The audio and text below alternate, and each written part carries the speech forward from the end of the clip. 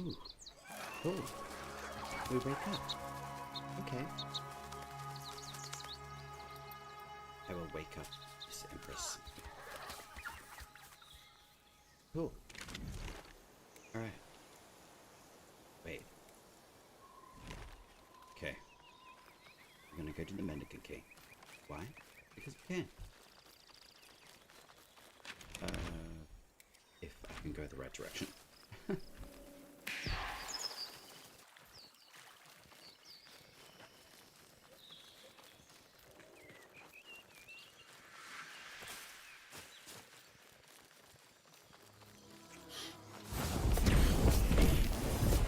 Can I have your soul? No? Can I have your soul? I want your soul. Thank you. I appreciate it. That was a bit rude. But okay. Let's have a look. Oh. Okay. I need more enemies. More enemies equals more fun.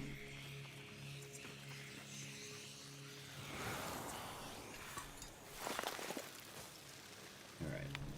Primrose. We got you. Cool. Meow.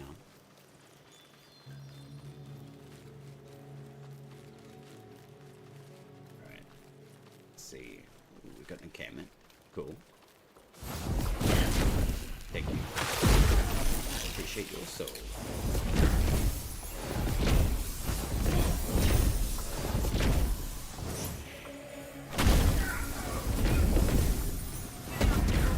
Alright. Got the sick lady. Come this way. All three of you. Come on. Down this way. We're gonna do a battle royale today.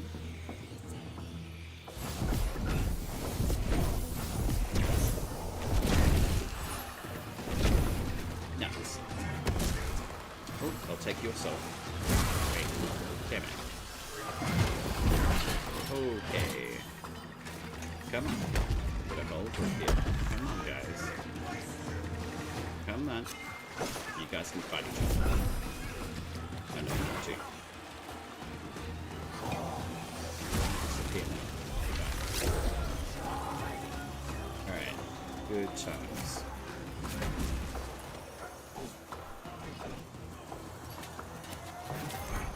I'm just a butterfly on a wall.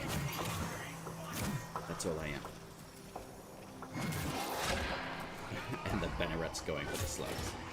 Okay, cool. Alright, you guys are getting spanked. This is great.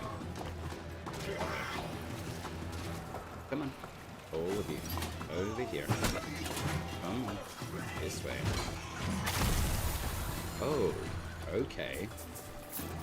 So, the Hollowing Rune primes and stays with anyone. That's amazing. Alright, have I done the king? He's active. So, here goes nothing.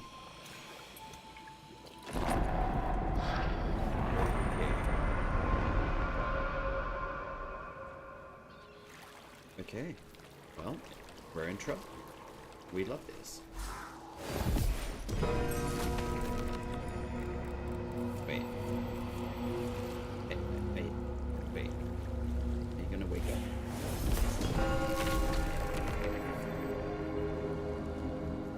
Are you gonna wake up?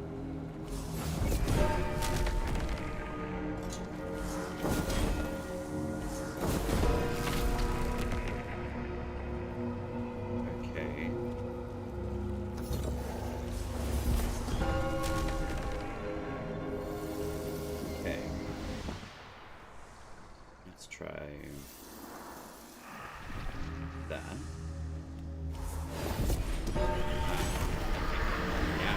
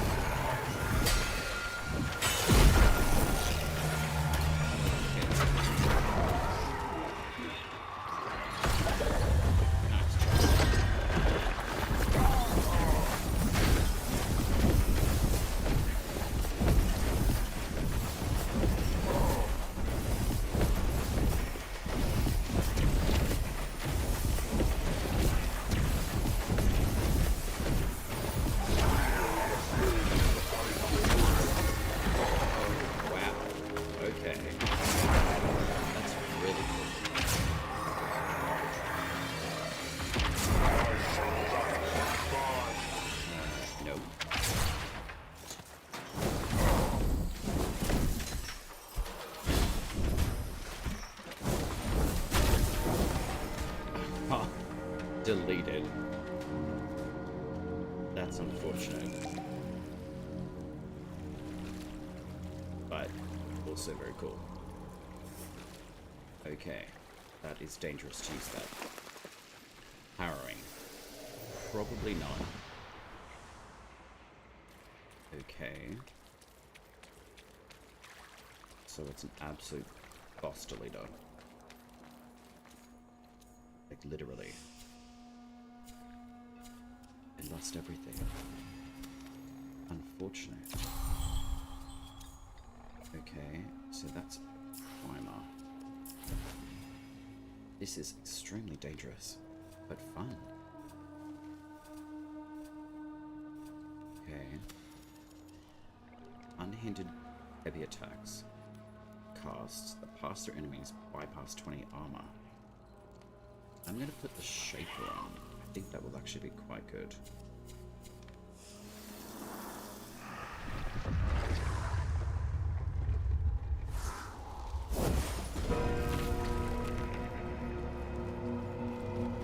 Alright.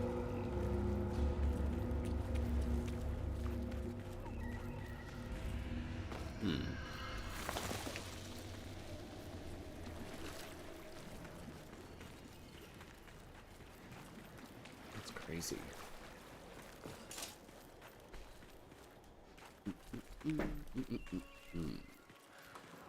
Okay.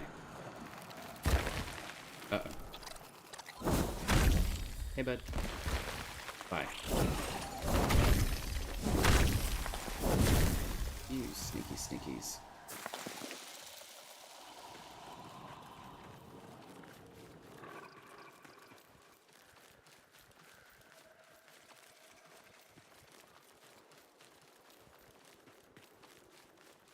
Very sneaky, sneaky.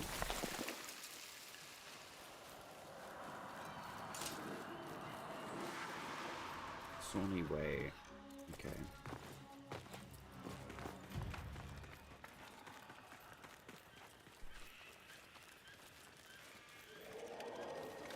Wait. Why am I getting action tabs? Interesting. Okay. Let's go see the wazard. Chirp chirp. Thanks, little bud.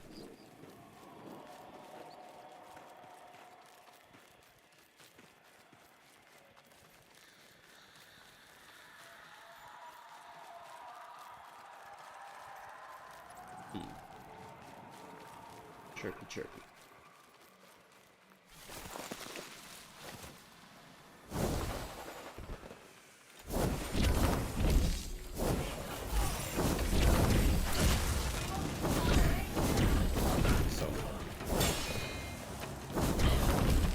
Soul, please. Anyone. There we go.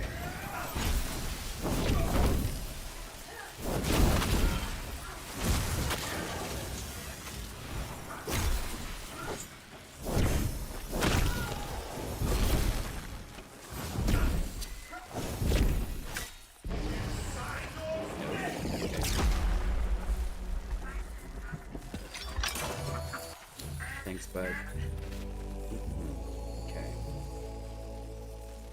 Let's take you out.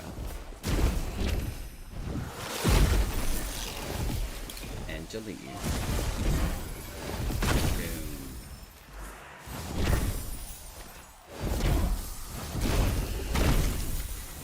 Oh, that's insanity. I still can't get over this. That's crazy. Bonkers. Oh, bunk lady.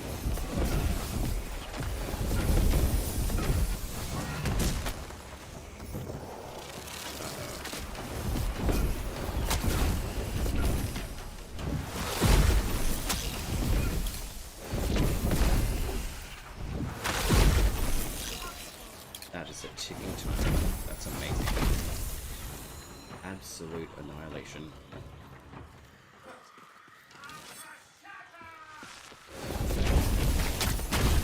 Goodbye.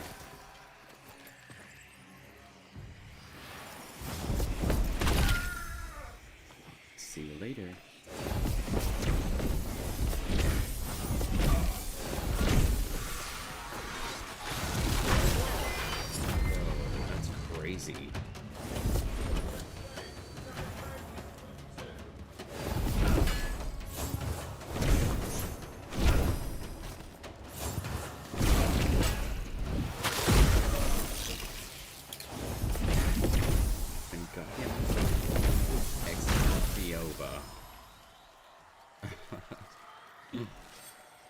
That's nuts.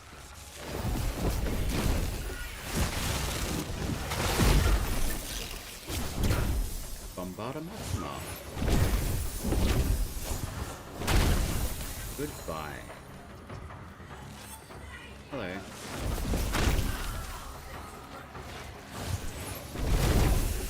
Yo, nuts crazy.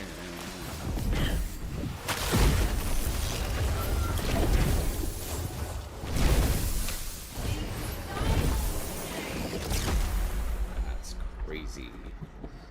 Okay. Super nuts. We like this.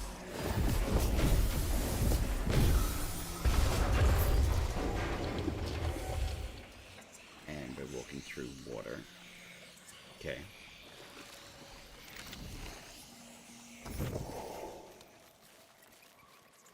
Absolutely nuts.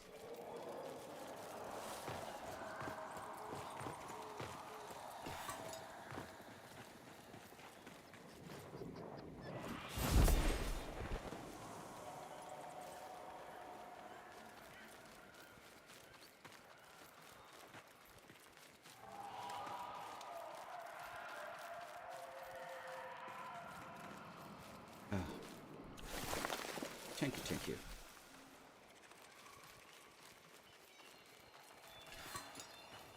Hello, friends.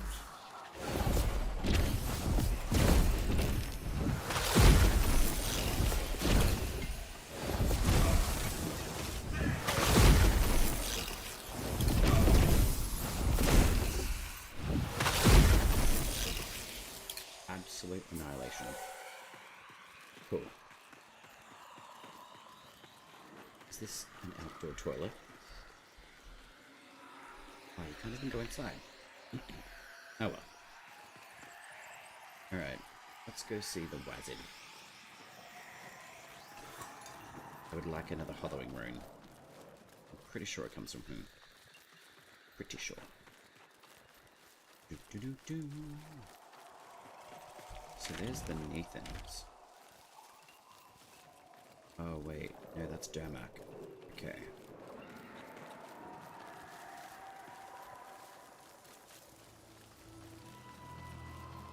I want to go see if there's a Vadagar stag first.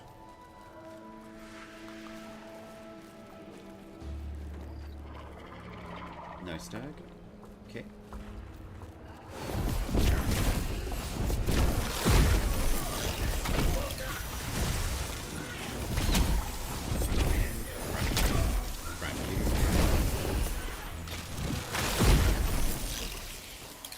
Absolute deletion.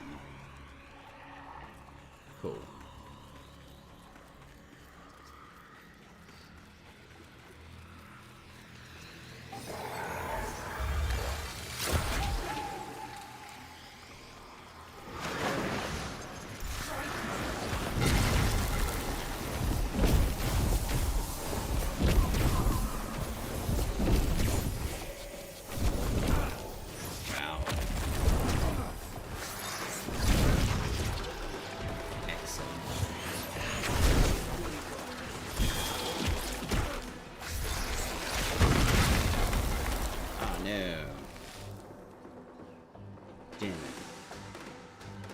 Okay, that's a good thing.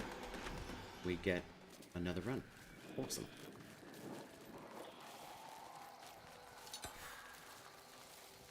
Awesome.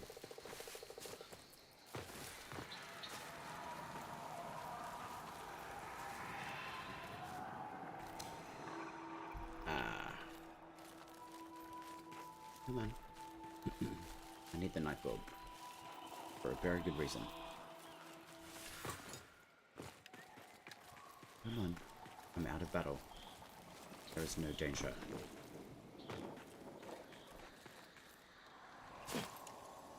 Alright. Try this again. Oh, he's still primed. Awesome.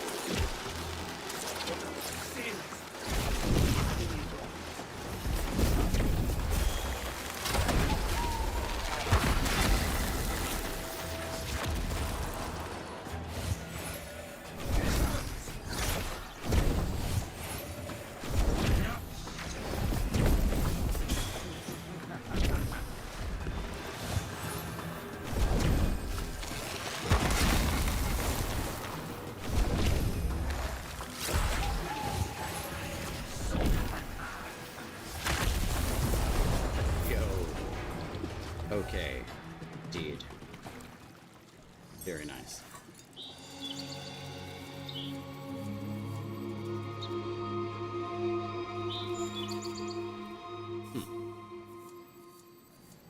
Any rune? No? Alright,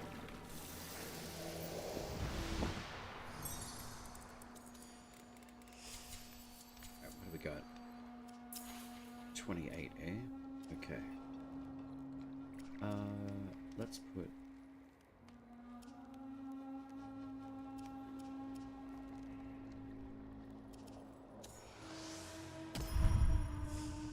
put health onto you, so 450 life. Damage up, what have we got? 85, and then 113. Okay. So 2 more levels for Serum. Let's go see Spider-Man, and then Nimrod.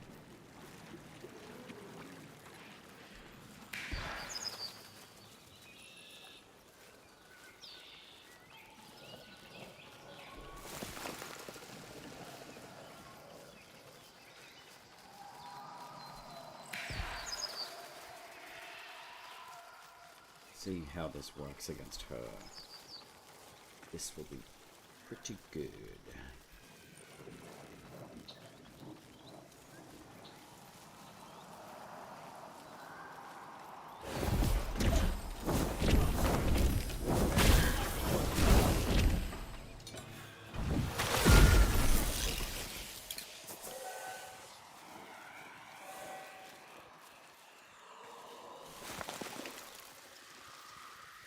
Alright, Cabbage Patch Kids, where you at?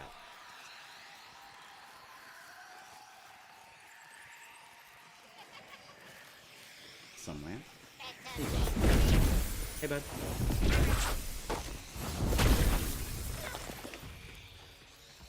Nice.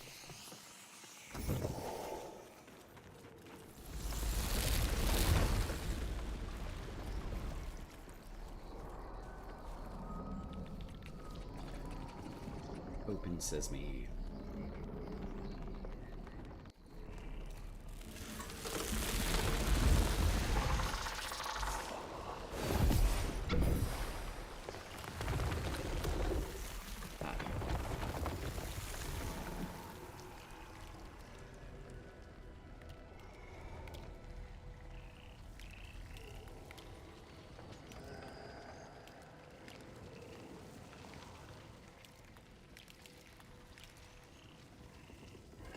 Okay.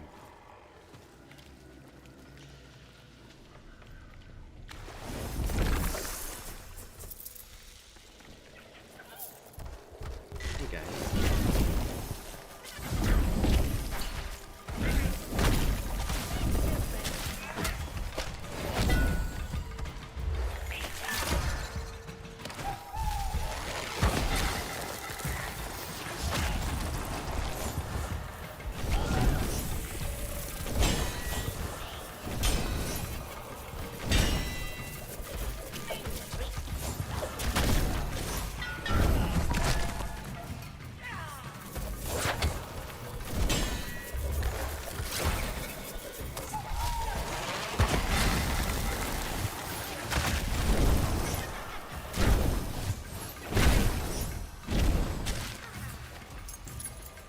Good.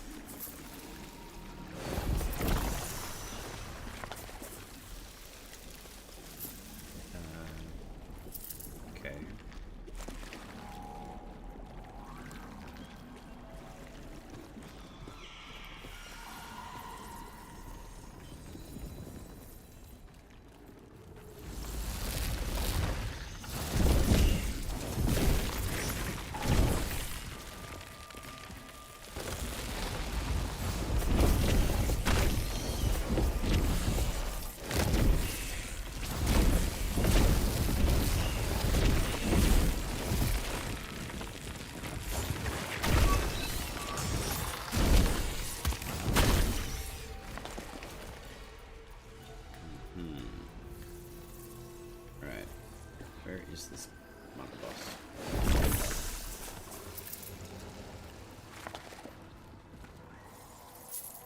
Need the big old spider.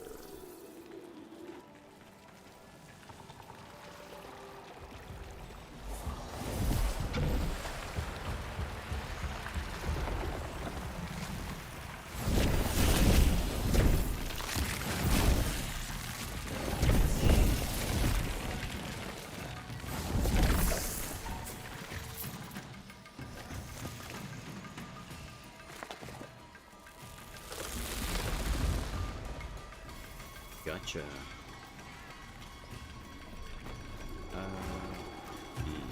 See how Siren goes. Oh, hey.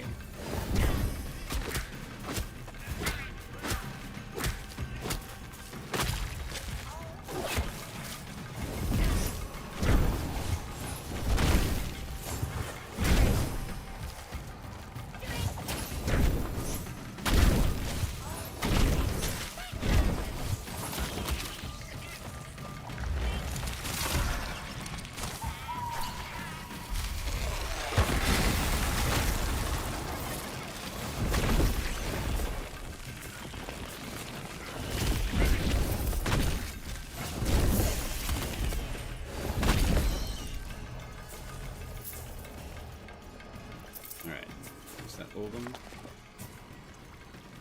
Yes, pretty much.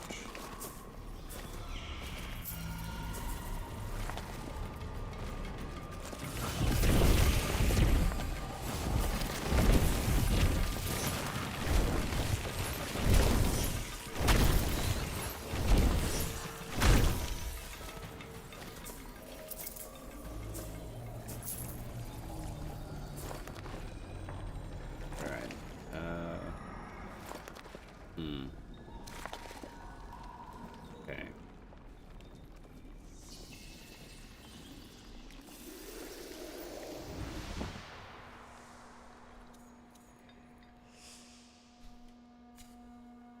So we've got Siren is 28. Cool. I'm gonna swap this out, I think. Go Tethering. Give this a try.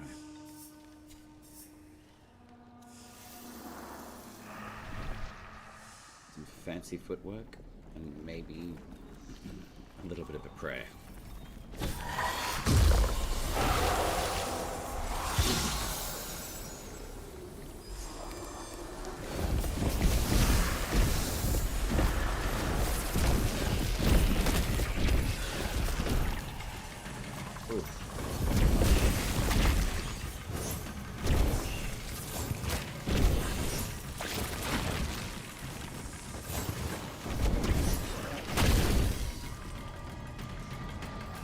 That's a big no. That was very close.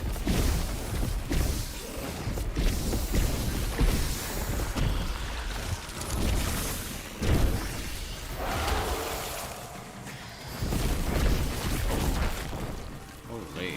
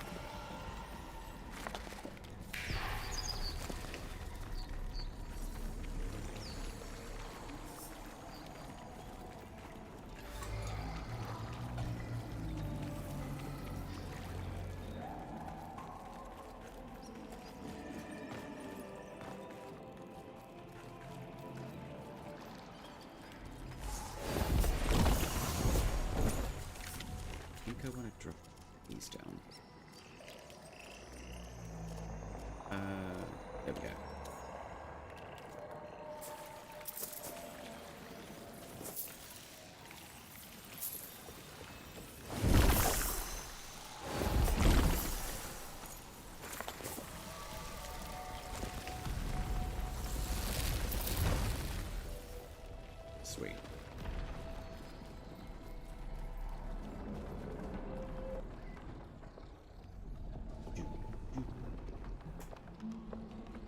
Do.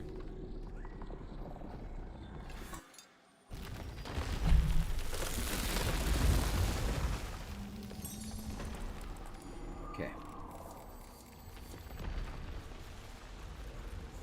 So we got 85k standing.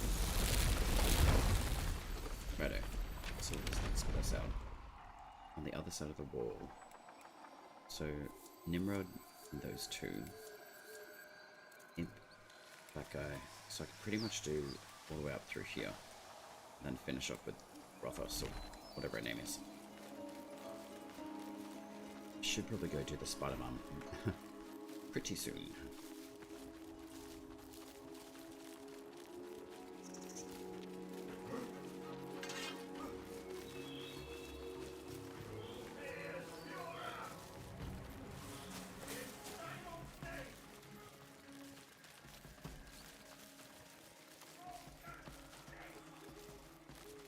Biddy doo dah, dippity day. My oh my, what a Soulframe day.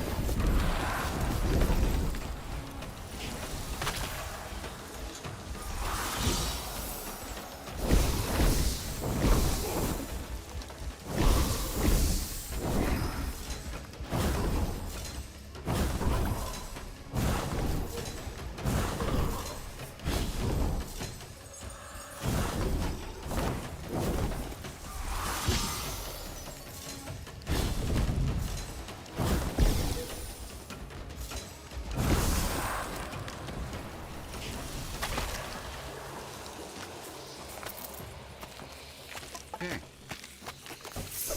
MPD done. Forburn, we love you. Thank you. Alright, so this Impity Doodah. Let's go do Kabacha.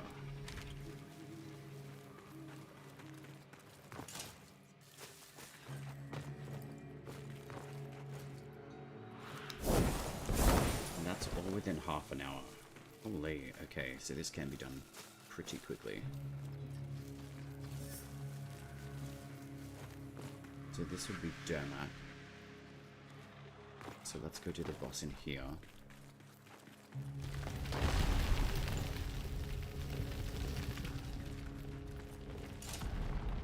And a fist bump.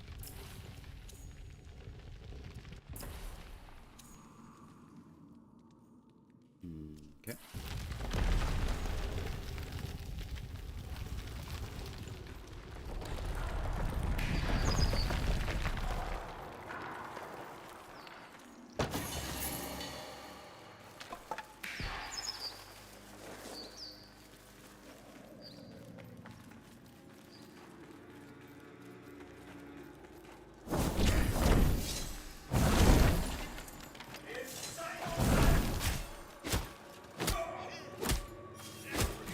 Just a bit of footsies. If you get in my way, I'm just gonna keep doing it with my feet.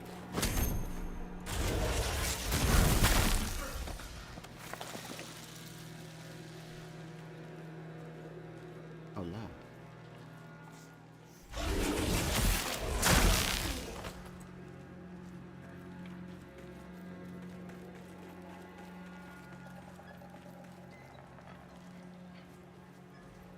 Just stay there. Don't stay.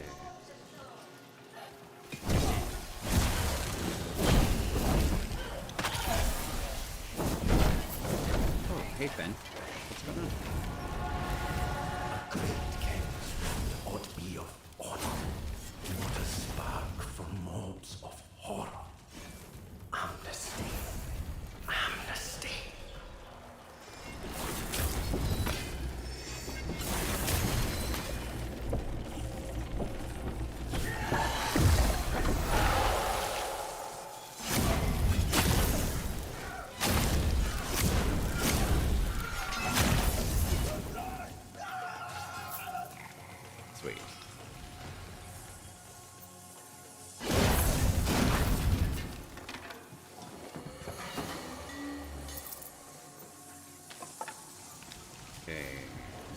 boss man. Where are you at? Thanks, Flappy. Show me the way. Pretty please.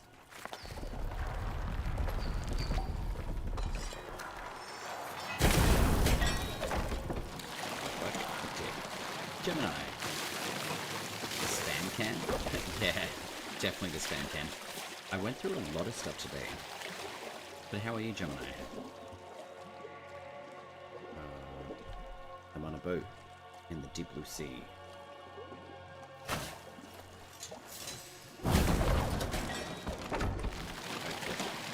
Sweet.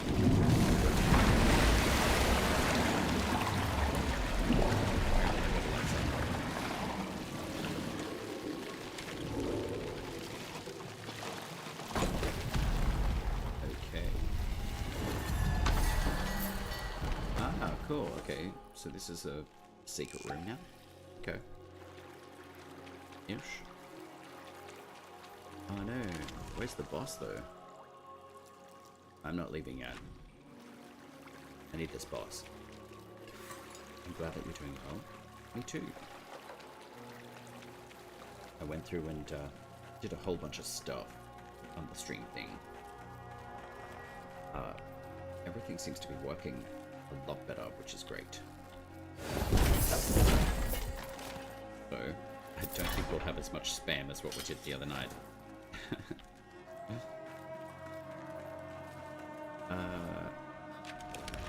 So we'll go down here and up there.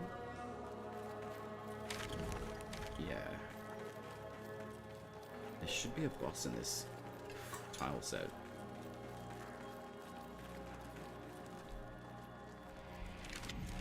Or maybe not. That's a shame. I would have liked a little boss solo on here.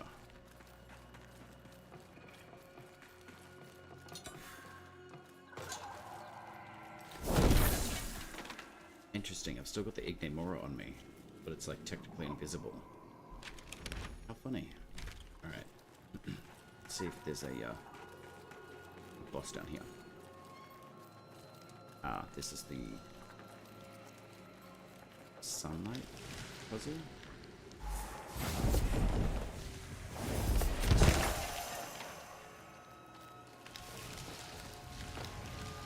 Alright, so there's that. Nope.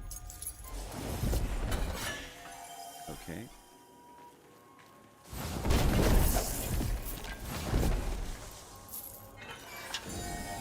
There we go.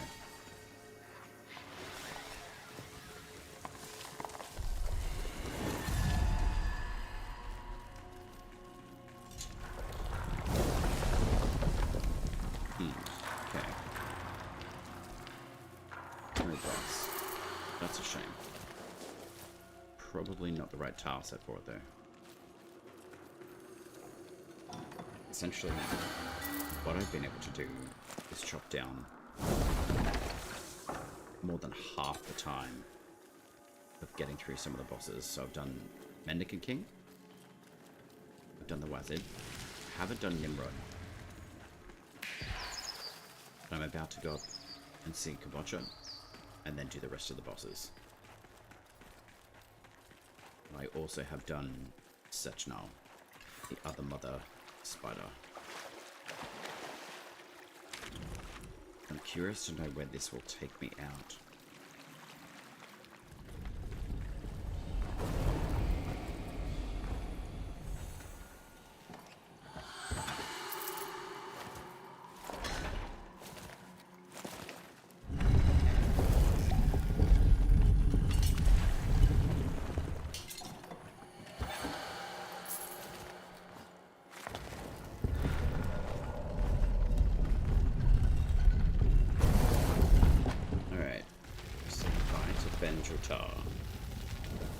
To feel the flames of Mora true, her arms entwined in saffron blue.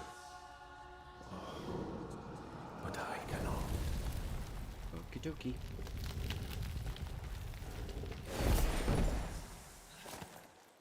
Hopefully it brings me out relatively close to where I need to be. That's a 41-minute run, so that's not too bad.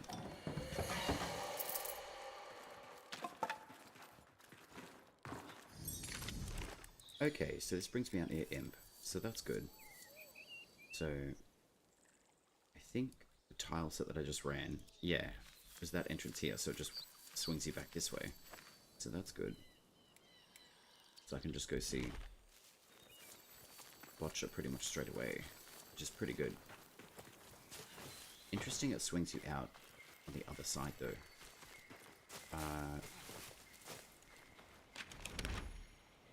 I'm thinking though, where is Tubalcane? She's there, and then there's a tile set where one of the other bosses is. So it's best to go from Imp down here, and then you can do Curlal. So Imp that way, and then you can carve up. So might as well just go here, and then I can go see the extra boss inside that tile set, because I know that one of the bosses that spawns there is either the Banneret or the well, actually it would be the Banneret because it's Dermak. Sweet. Let's go get me some siege stuff. Have you been playing around with a lot of the new runes, Gemini? The hollowing is extremely dangerous. I think, was it yesterday that you popped in chat too? I can't remember. There was all sorts of stuff going on yesterday. Oh my gosh. But luckily it's all been fixed up. It's much more stable, which is nice.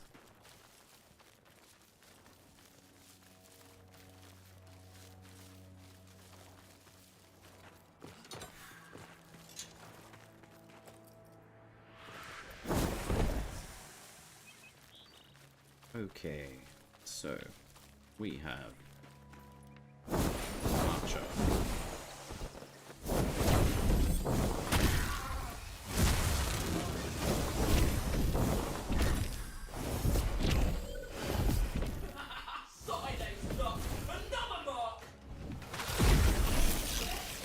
Alright, so the hollowing rune is extremely powerful. It deletes enemies completely. Them screwed.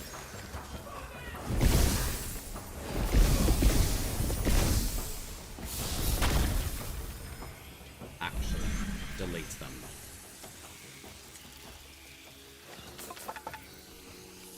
It's one of my favorites.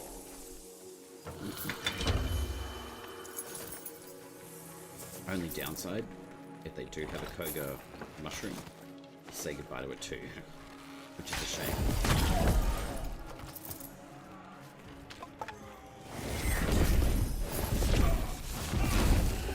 But the damage output with the finished priest is pretty nice.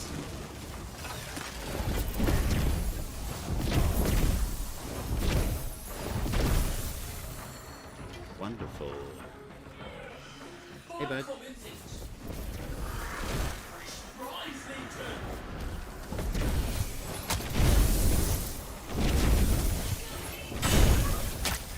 Look at that damage. Absolute devastation.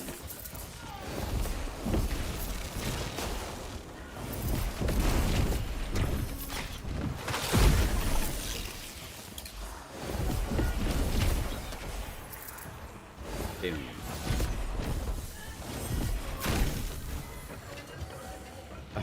I absolutely love this rune. It's crazy good. A little low. Fix it up in a second.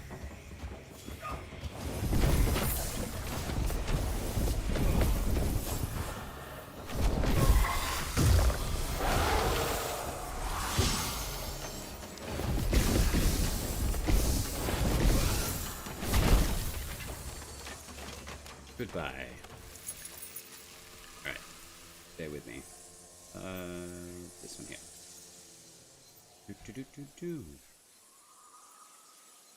Alright, I'll just pop that up about that.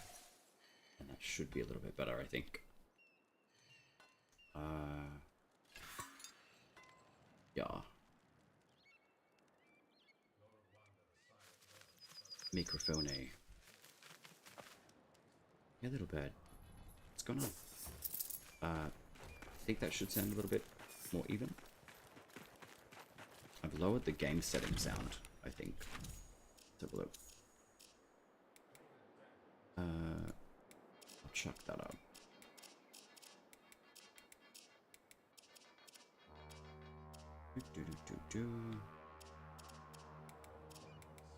I'll drop these down there. Alright. That should be better.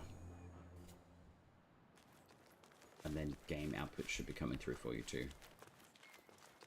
It wasn't coming through yesterday, I think. I'm not really sure why. But I went and just reset everything. Wiped everything. And started fresh. So hopefully it stays that way.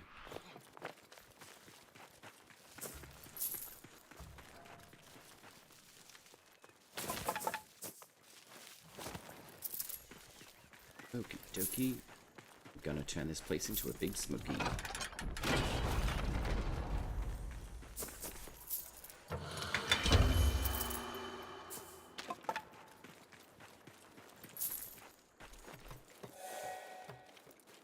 So we're at 48 minutes at the moment. We've done most of the bosses. So that's pretty good. So I've got Nell Knight, Banneret, Spider-Mum, Babotcha.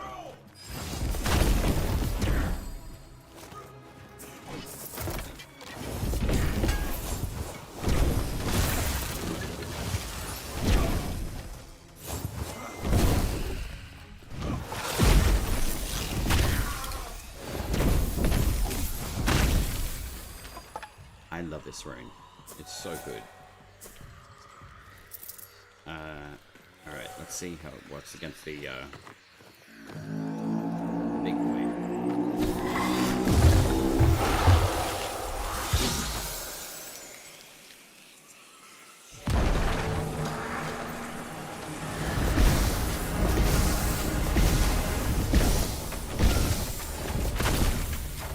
Yep, deletes them. And you get no mushrooms. But I don't think he actually drops mushrooms from memory.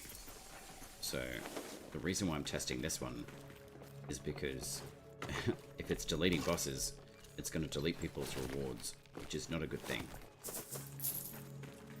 I'm happy to sacrifice them.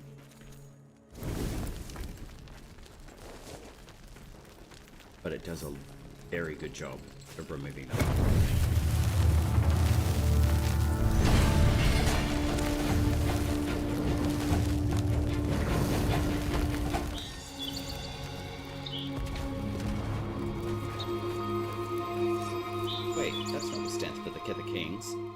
I'm supposed to be all, like, fancy and stuff. That's for a shoulder. So, Everflame rune. Okay. So, where's fragments? I'm assuming that we're getting an absolute truckload of these fragments. That's insane.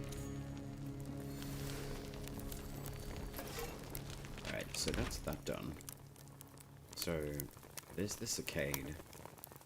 I know that there's another area that you can go to here, but I might as well go to Nimrod and then come through here.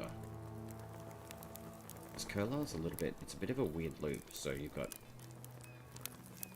the Mendicant King, and then you've got the Wazid, and then you've got Sechnal. And then essentially you can go through here to get to that Banneret, but also you can take this particular entry that should transport you up roughly around here, and then you can do all of the northern bosses. So in between are the two sieges, and then you've got Rathos, which is up here. So you've got a Dermak Tarset, which gives you the Banneret. You've got the Nethans, which gives you the Spider-Mum. So Nimrod, I don't really have to do. So I basically farmed everything that I need from him.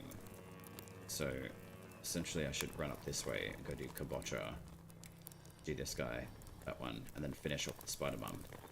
So, as far as the run has been, that's like 51 minutes. Oh god. I want the...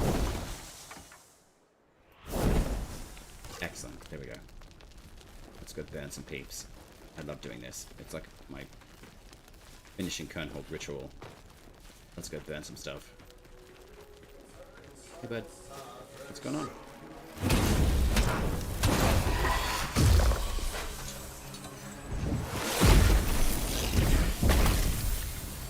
Deletion. I cannot believe this rune. It's absolutely crazy. Are there any synergies that you've been using with any of the other runes?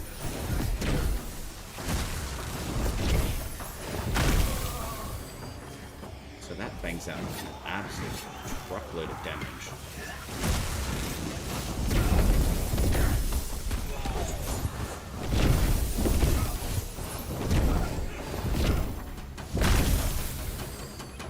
So it primes enemies, and it doesn't really have like a duration.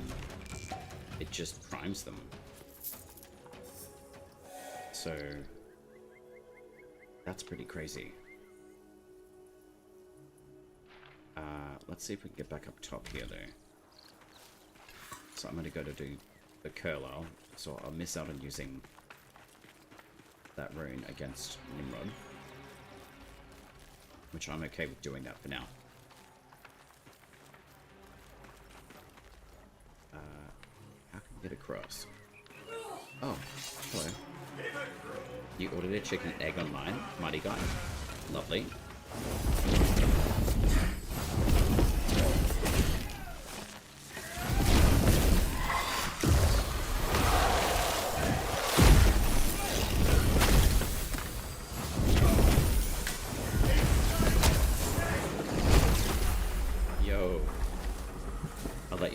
First. Please do. That's amazing. How are you?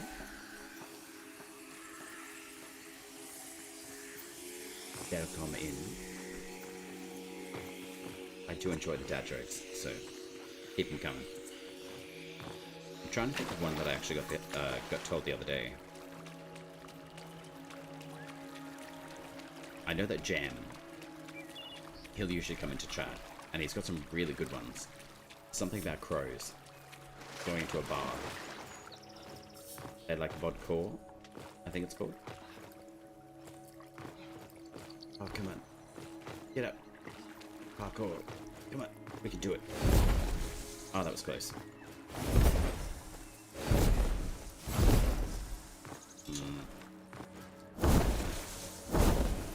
Okay.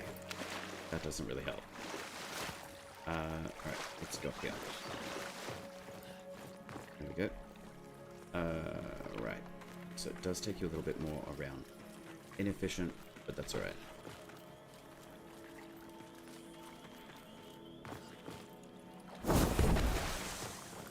Have you been playing Soulframe as well, mighty guy? Yeah, I'm doing pretty good. I've shaved down a 2.5 hour run down to about 55 minutes within this particular run. So I've already knocked out quite a few bosses. I've done Mendicant King, Azid. I've left Nimrod alone. I've gone and done the Spider-Man. I've done a tile set that brings you back up near, where is it? Impity Doodah. The Imp, which is roughly around there. Sorry, there. It brings you out, I think, roughly around here, and then you can swing back and do all of the top bosses. So, I'm going to go do the Curler run as well. I'm just stuck since I don't know where to go after getting the armory check. Very good question on that one. You need to go find Verminia, which is your next quest. So, depending on how much of the map you've opened, this is Curler, just here, and this is Fort Curler, and then just south of that is a glade entrance. If you go and... I'm actually bypassing that, so I'll show you what I'm talking about too. There's a little rat that's dancing up and down. He's squeaking at you. You've got to go up to it, and it has a report. And then you go down through the little tunnel underneath the the tree, the big oak tree that it's next to, and run that tile set. You can basically speedrun it if you want, and that should bring you out into near Seday's Stake, which is where the next part of the quest will start for you. I'm pretty sure I've got something on... I do. I've got something set up on the YouTube. So I'm just going to run that. Hopefully it doesn't spam you. But throughout the first link there are shorts in the shorts playlist for Soulframe. There is one that's named like Verminia's Quest or P12. So I do have some shorts on that.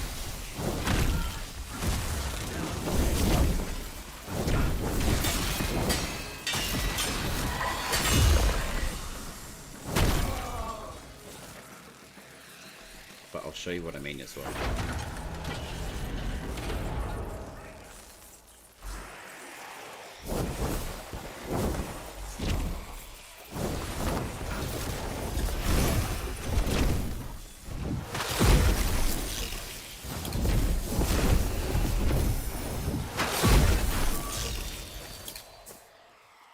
Sweet.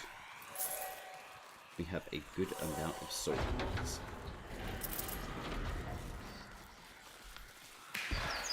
I'll take you to the area where you've got to go find the little rat, and that will start the quest for, or the fable rather, of the Brewer of Hues. It's a very good quest. Hello, Derek the Duck.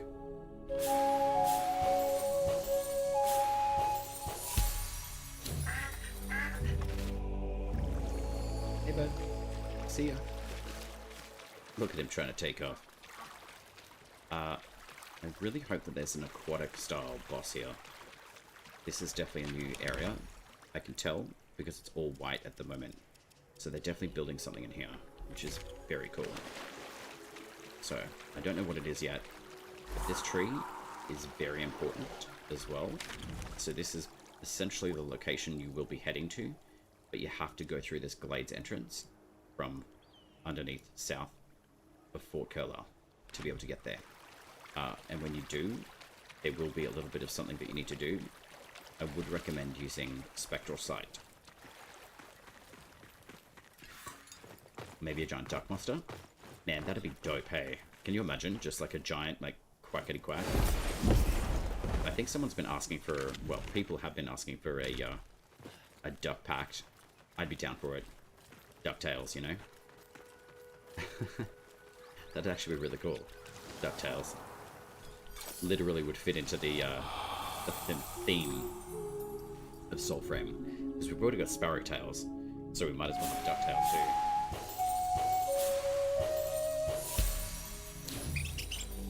Alright, I'm about to go take on these enemies, so safety first. Alright, let's go burn these guys.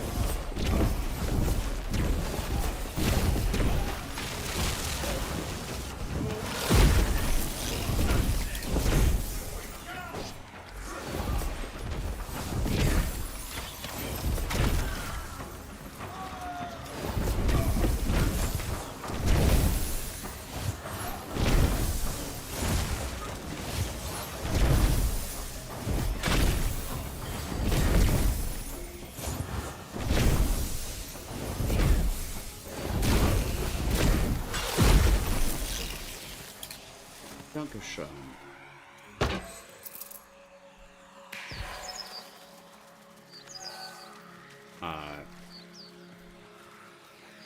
Let's go see. Okay, so there is a break in the wall, so that's good. If you see these big gold, like, effigy things on the big dark walls, you can generally sneak through them. There's a few of them around. Not every single wall has them. But this one just south of the Glades does, which is great. But then there's also like this break in the wall through the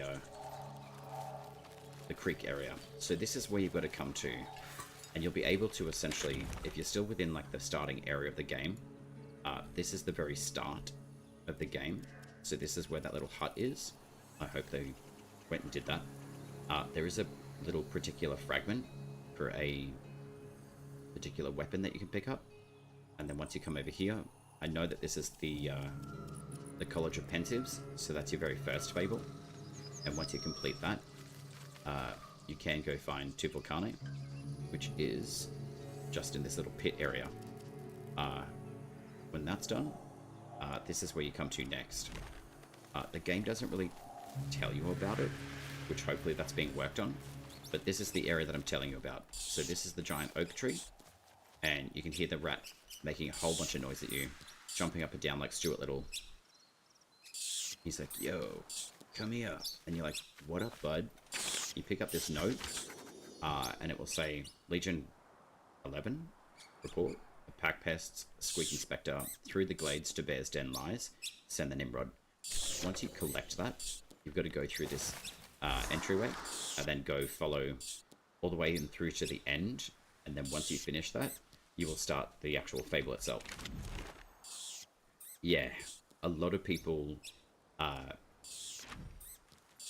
they don't really, like, you think, okay, there's a rat. It's very, like, not standing out, so it's actually a little bit bigger and makes a lot more noise than it used to. But hopefully there is something that gets added into the game that will direct you to say, hey, there's a little furry friend or something like that that you've got to go find, and then puts those, like, that cream circle around this area so you can come and find this particular thing, because eventually once you get through there, you come out through here, which is where the next quest will be, and then you've got to fight a particular boss around this area, and then you go into the cave and so forth. So I don't really want to spoil it for you, because it is a very good quest, and it does teach you quite a lot about the a particular potion that you get access to.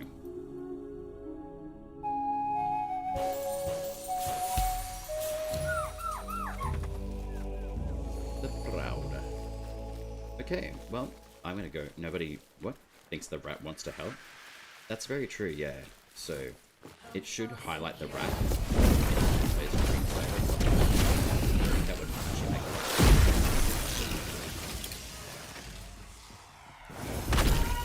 Because then you'll actually know where to go. Deleted. I love the disintegration of this room.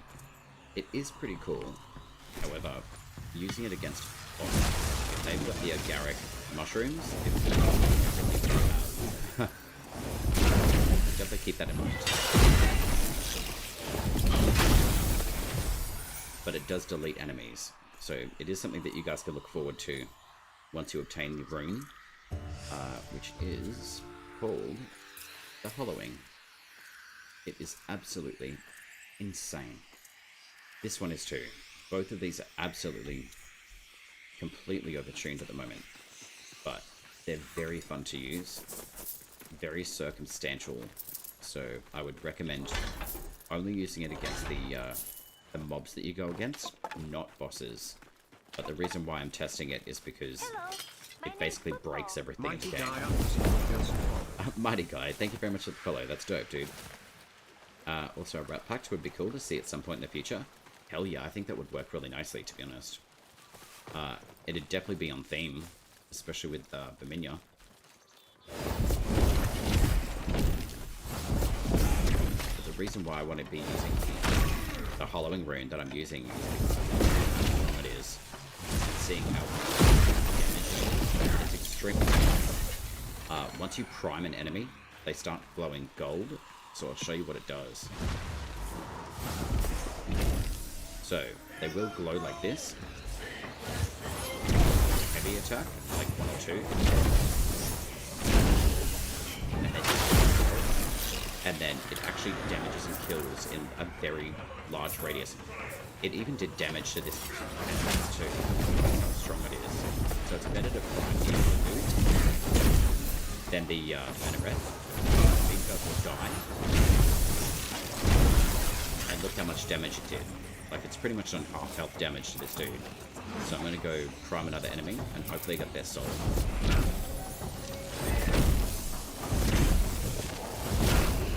And I did.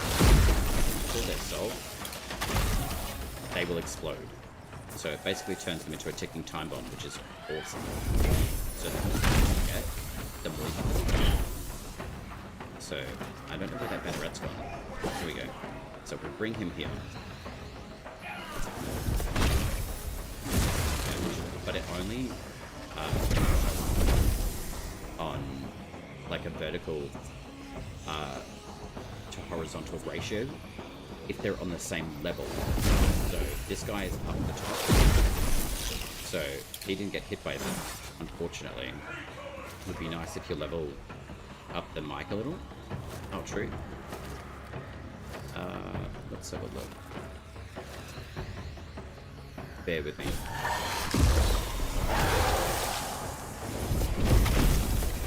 There we go. That'll do. Is the game sound alright for you guys? I'll just drop this down a bit. Then I will drop this one up.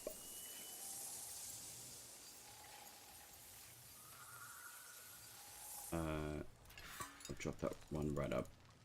Oop. I did not know that you could go over 100%. There you go. Alright. Hopefully the sound of the mic is better for you guys. And I've just lowered a little bit of the in-game sounds as well, so it doesn't super drown out. Click, click, boom. Yeah. The sound is very low.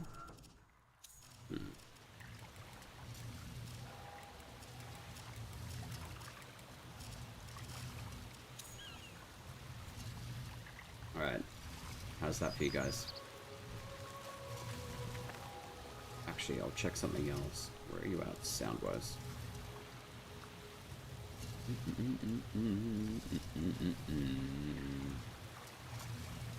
I have been playing around a lot with the setup. All day today.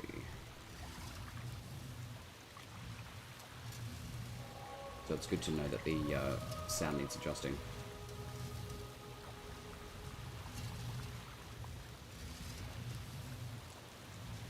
Attack a bit.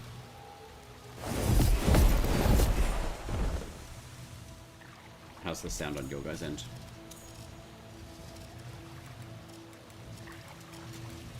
I'll bring these up a bit.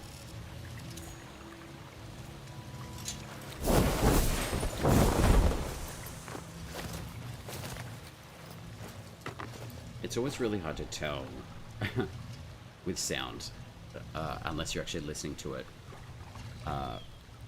Say like on mobile. I could probably do like a sound check on the mobile.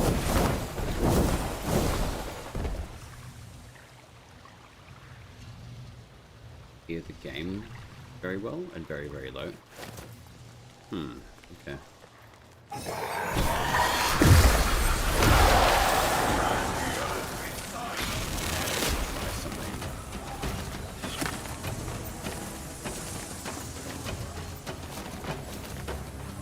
Just gonna drop all the way back here.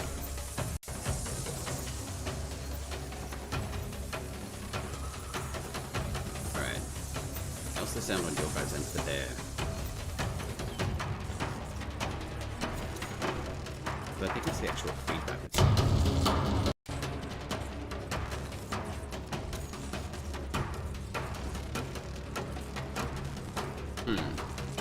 Okay.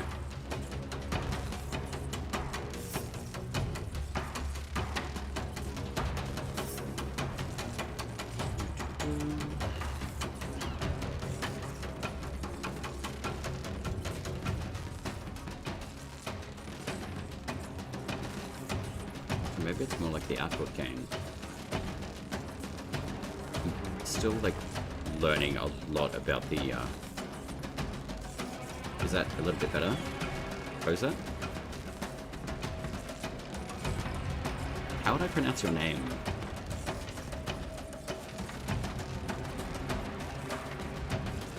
Francis296. Is the sound better output the way that I just shifted it to for you guys? That's better. Is the sound output pretty good for the game, but not over shadowing myself.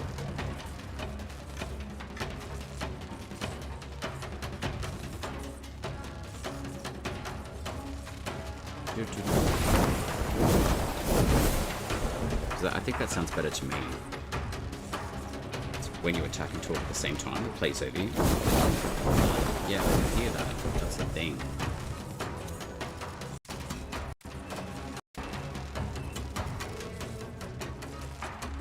So the actual sound effects will probably be a little bit louder, I think.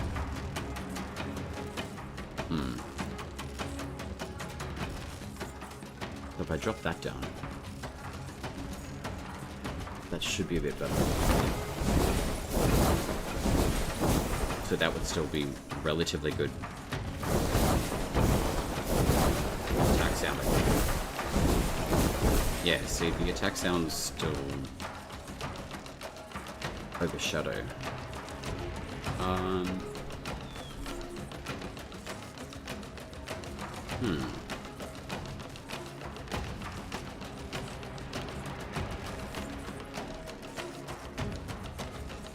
Alright, so I've just dropped those guys down. But yeah, it's just interesting trying to figure out the microphone. It's when you attack and talk at the same time.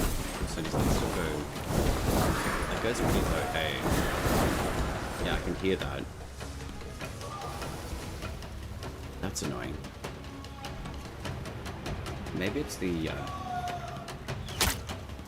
it's definitely a filter. I think it's the it's a newer filter I've downloaded, so it tends to do like a noise block, which is good, but it also overshadows stuff, so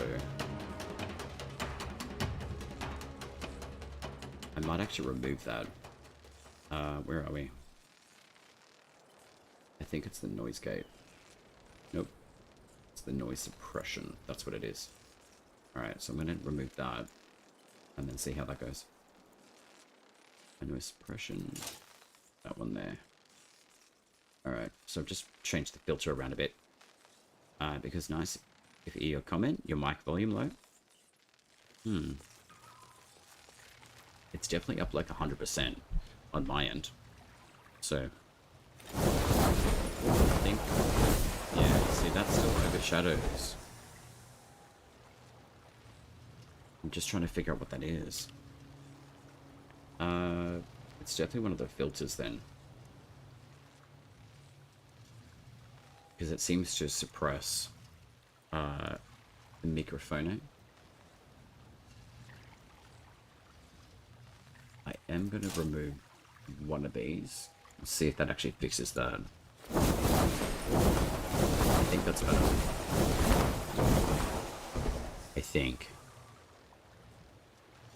I think it's the expander.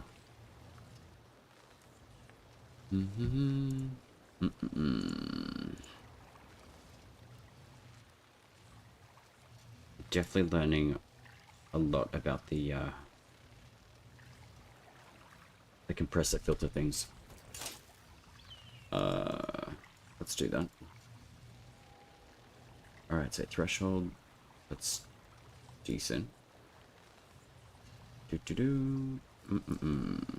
Alright, so we'll do 40. There's a lot that goes into like sound stuff, that's for sure.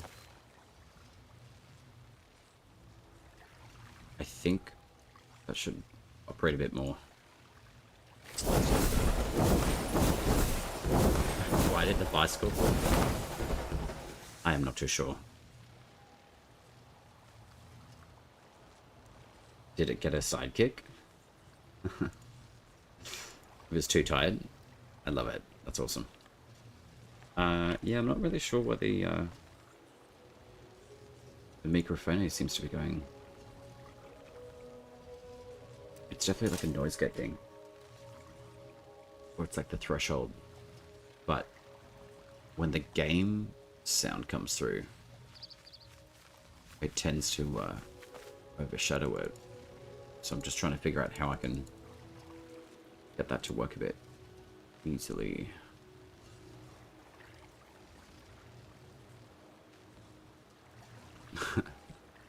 It's too tired. Alright, let's go see if we can take on... What's her face? Puthra, or whatever her name is. I do find, though, audio output. Alright, I'm going to change this, and just let me know what the sound likes for you guys. It's generally run through the feedback through the Barracuda. No Pro. Love the game. Indeed, it is a very good game. Like, exceptionally good game. Alright, so that is that. But it's an amazing game. Like, the, I think the hotfixes that have been happening have been really hot and fast, literally, which has been really nice. So, I mean, there's a few bits and pieces I play with, especially with the volumetric settings. I generally turn them off, but also volumetric wind. I would recommend turning that off. It tends to give you a little bit of visual, like, bug, especially when you use soul mode or spectral sight. So it is a bit interesting when that happens. But it does kind of play around a little bit with the windowless settings, borderless full screen. So I do play around with a bit of stuff that way. So let's see how we go with the sound on this guy.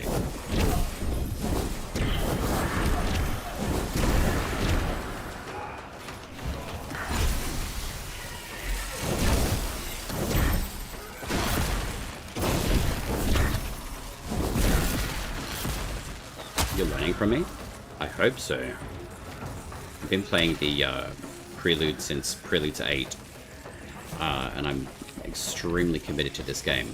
It's very fun. I'm gonna drop that down, I think. And then just give that a whirl. I did waste that rune though. That's alright. We'll go get another soul.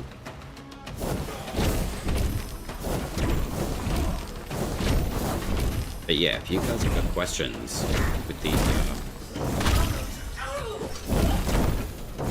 the fables, what sort of weapons you need, leveling, the way that packs are being used, I'm more than happy to share the information I've got. It's been a very good journey being able to pick up how the packs work. I basically try to keep a lot of the synergy of language to Soulframe, but at least correlating that with, say, like Warframe in a way too, because I played Warframe since I think 2015, 2016. So I'm really looking forward to their update in, I think next week, basically, December 10th. So this is nice. All right, let's go see if we can take on Puthra and Tethrin.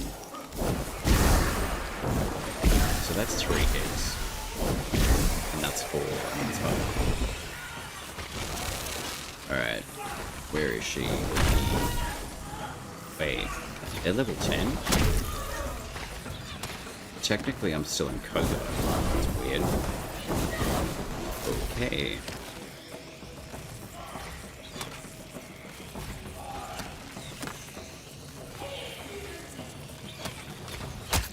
I'm just waiting for them to fix some of the armor, since some are very odd looking on male bodies. Indeed, yeah, that seems to be something that people have been talking about, but that will be coming through. They're just going to do like a whole bunch of hot fixing, I'm sure. Which is something that you'd expect, especially with a new update. There's going to be a few bugs here and there.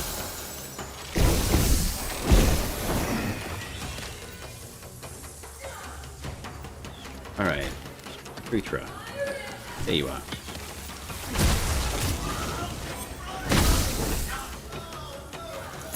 Excuse me, what?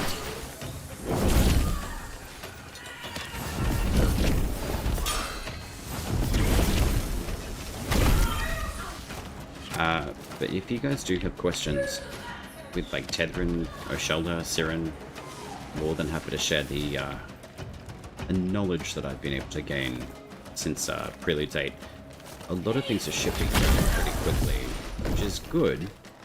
But I would definitely say, with patch notes especially, I would highly recommend, if you haven't done so, jumping into their Discord.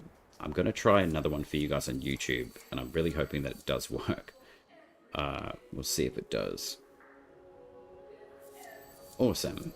So you guys on YouTube should have the links for Soulframe website, the Discord.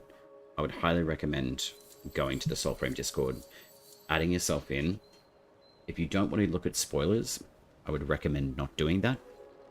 I went into the game blind, and for most part, most of the hotfix stuff that has come through, I've picked up bits and pieces, and I actually did put a video up with the patch notes.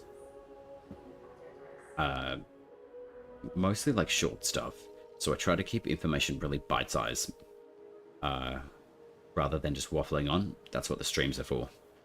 So besides that, I love the game, and it's super optimized. I'm running high graphics, 100 FPS on i5 7500, 32 gig of RAM, NVIDIA 1660 Super. Yeah, man, like the game can run like really well.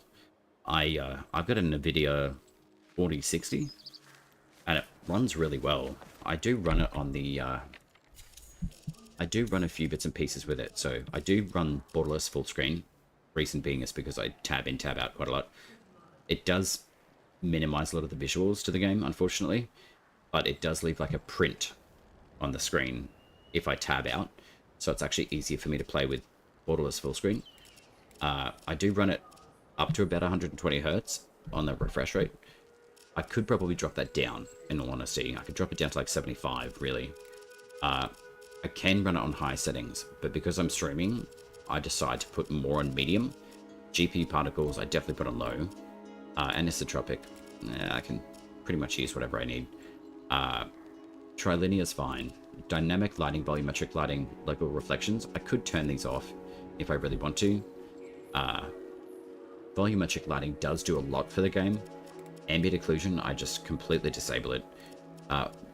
Volumetric wind, I turn right off. Volumetric fog, depends on where I'm at in the game. Sometimes I put it on, sometimes I put it off. It does remove a lot of the particle systems in the game, and the game does tend to run a lot smoother without them. It does make the sky look a little bit funky, but you can see like a huge amount away from you, which is nice. So there are like bits and pieces I look at and think, okay, should I run that? Can I run that? I can, yes. But because I'm also streaming, it definitely gives me a different opportunity to play around with different graphical settings as well, which is nice. And the game does run really, really well.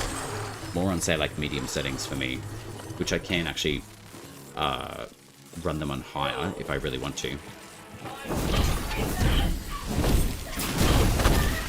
Hello.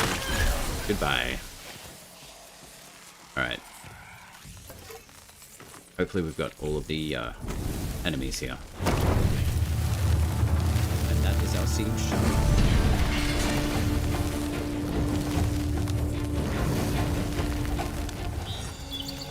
And playing already, just started leveling. Nice. Leveling is pretty good to do. I would honestly... Oh, blessed by Iridis, nice. And an unidentified item. We do like those. It's probably a rune. I'm expecting. If it drops into the... maybe. I don't know which one it would be, but that's alright. So there's our second siege done. So, what I'm thinking... I'm going to go into this glade. I could have done that before, but I wanted to go do the siege anyway. So I'm going to go see if I can spawn... I think it's the Reaper or the Imp boss through the Koga mode. There's a visual bug at the moment. I technically am still in Koga, because of the debuffs that I've got above my health bar. And it is a bit broken at the moment, where sometimes it will respawn you back into Koga and not push you out of it, which is actually not a bad thing. So, where are you up into the Fable area of the game? Can I call you Ramen? You do have Ramen in your name. Or would you prefer Francis?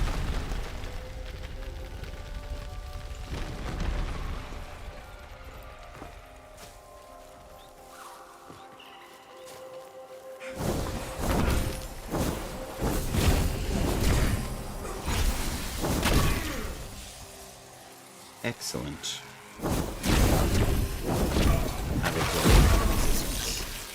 Ah, thank you.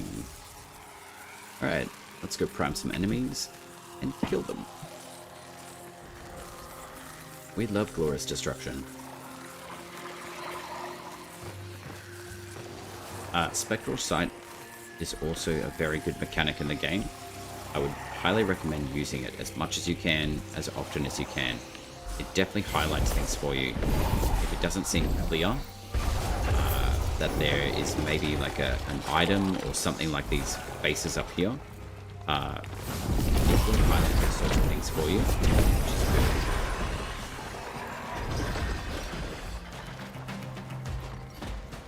Oh wow, okay, so you're brand new, nice. I would still just level all the weapons that you have. Keep creating with Triple Carne. Run your dungeons. Do your faction tales. And open up the entire map. Meaning, if you collect all the world trees, you will get a blueprint for a particular section of the game.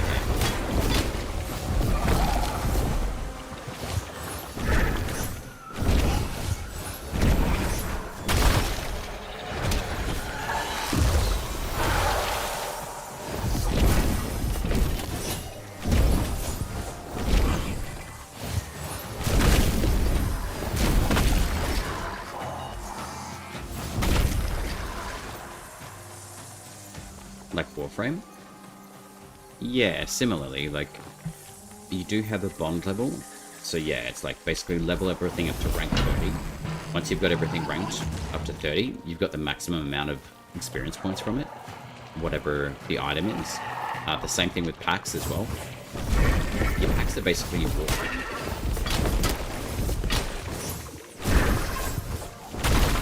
Alright, Sluggo. 1 or 2.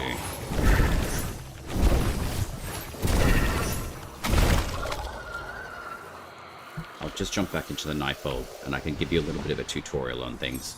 So this is your arsenal. What pack did you start with? Mine will look variably different from yours for a couple of reasons. I did buy the Paragon Founders Pack, and the Wild Tethering will add extra points from the base pact. So Tethrin, the original pact, once I ranked it up and got it to Bond 30, this is essentially what it will look like, but with a little bit less points in certain areas. The difference with the wild packs is that basically they're like a prime Warframe or prime version of your base pact. So whatever pact that you chose to start with, the wild packs basically layer on top of that old pact with its like node abilities or pact art tree, which is what you see here. So you've got 2 passives to every single pact, and it will give you points as you grow in levels. So when you rank 1 to 10, you have all access to all 3 abilities for the pact, and then every, I think, 3 or 4 levels after level 10, you basically will get more points to spend within the tree in the pact art. I would recommend building straight away into a kin, because it gives you more chance and opportunity for your cooldowns to operate quicker, so you can use your abilities more effectively, more all the time. I would secondarily go through and build out this particular node as soon as you can, because when you pull smite, or you attack an enemy, and when they start glowing, red, green, or blue, that means you can pull smite. So you can pull that soul out of that enemy, and this will heal you completely. And then this one here will deal damage at the same time. So you heal yourself completely, and you're also damaging the enemy. There are still balances happening within the game on how much damage these output to an enemy, but they are very good to get. I would honestly recommend on every single pact. As far as defensive things within the packs, Rooted is quite a good option for defense against stagger, so you can take more hits from enemies. The passives in some of the packs don't necessarily work too well, so do keep that in mind. So what you can do, I might actually just reset this one. You can reset. It's basically like putting a former in your pact, but you can do it for free, which is great. So currently anyway. So if I just started Soulframe and I've got Tethrin, which is the same as the regular Tethrin, it's just a prime version, I would probably build this node first, go through here, just put another point in there, and then put another couple of points in here. So you've got that fully maxed out. And then what I would do is put one in here, and then start building out this tree, and then come down to this node here, which gives you maximum life increase. So every point that you put in, you will get more pact boosting your overall health. So if I just do this by itself and just leave my pact as it is, say like, let's pretend I don't have any more points to spend at the moment. If I come back over here to my virtues, I can see that I've got 490 health now, plus 200 has been added from my pact itself. And then there's a calculated health value pool that comes specifically from your envoy themselves. But you can't really see those points because they're built into this number of plus 200. So when you're applying a pact to your envoy, I would look at the +7, +1, and the +1 underneath the big yellow numbers. The big yellow numbers is what you can adjust. These little white numbers with the plus next to them basically says the pact that I have equipped will give me +7 in courage points. It will give me 1+ in spirit for duration, and that's the overarching class for spirit, is the duration of your abilities and how long they last. And then grace, which is your range of your attack abilities of your packs. So taking into account Tethrin is more of like a melee focused pact, you can apply Fellist to every single weapon in the game, meaning everything. You can apply it to bows, you can blow it, get it on greatswords, you can do it on the polearms, sword and shields, short swords, and long blades. Not only that, it will also apply its damage. It's kind of like a weapon coating, like poison. It will last for 5 hits.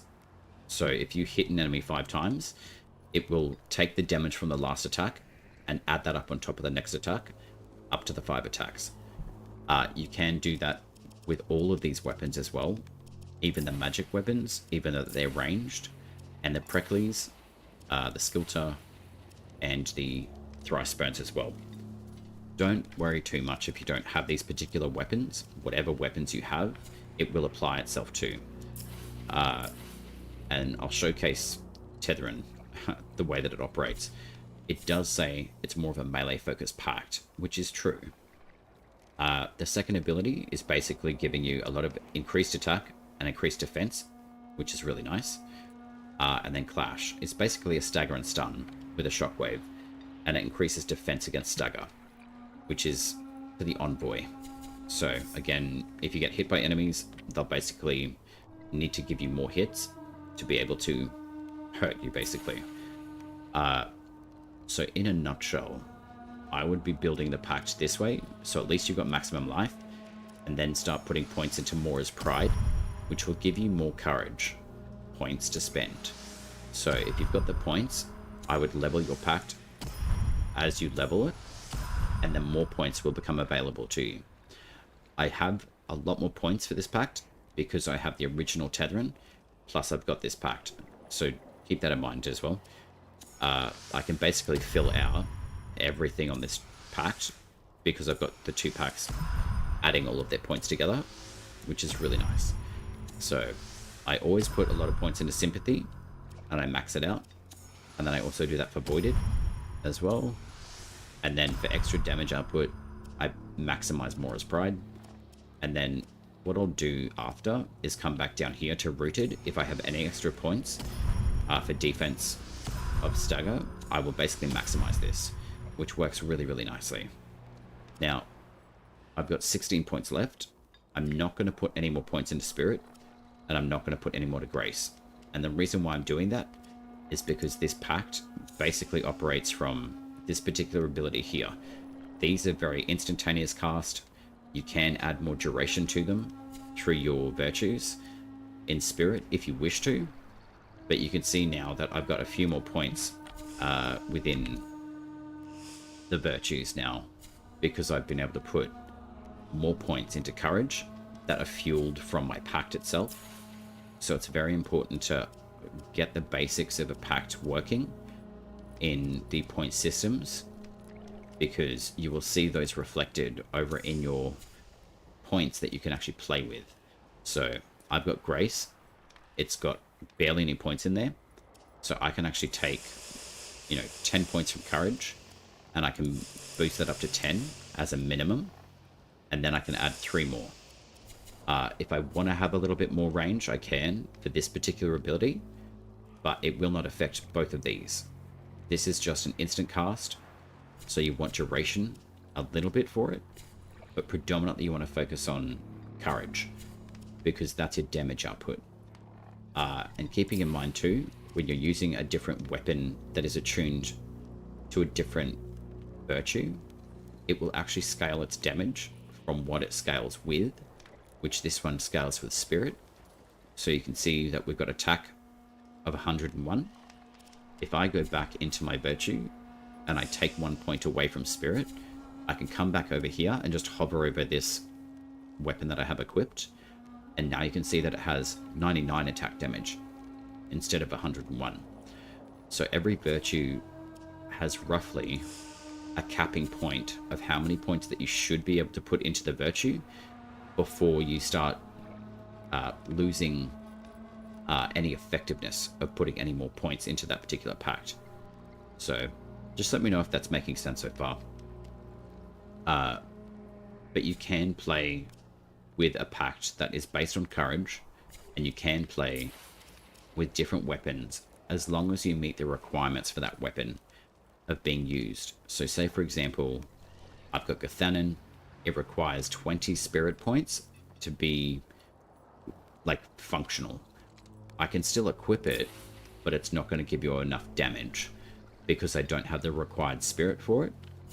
But because I'm using Tethrin, it bases itself off Courage. So there's no point really me utilizing, say, like Grace, for example. So I can go put 20 points into Spirit, and then once I've done that, I would recommend exiting out and then coming back here and then having a look at the numbers that are showing.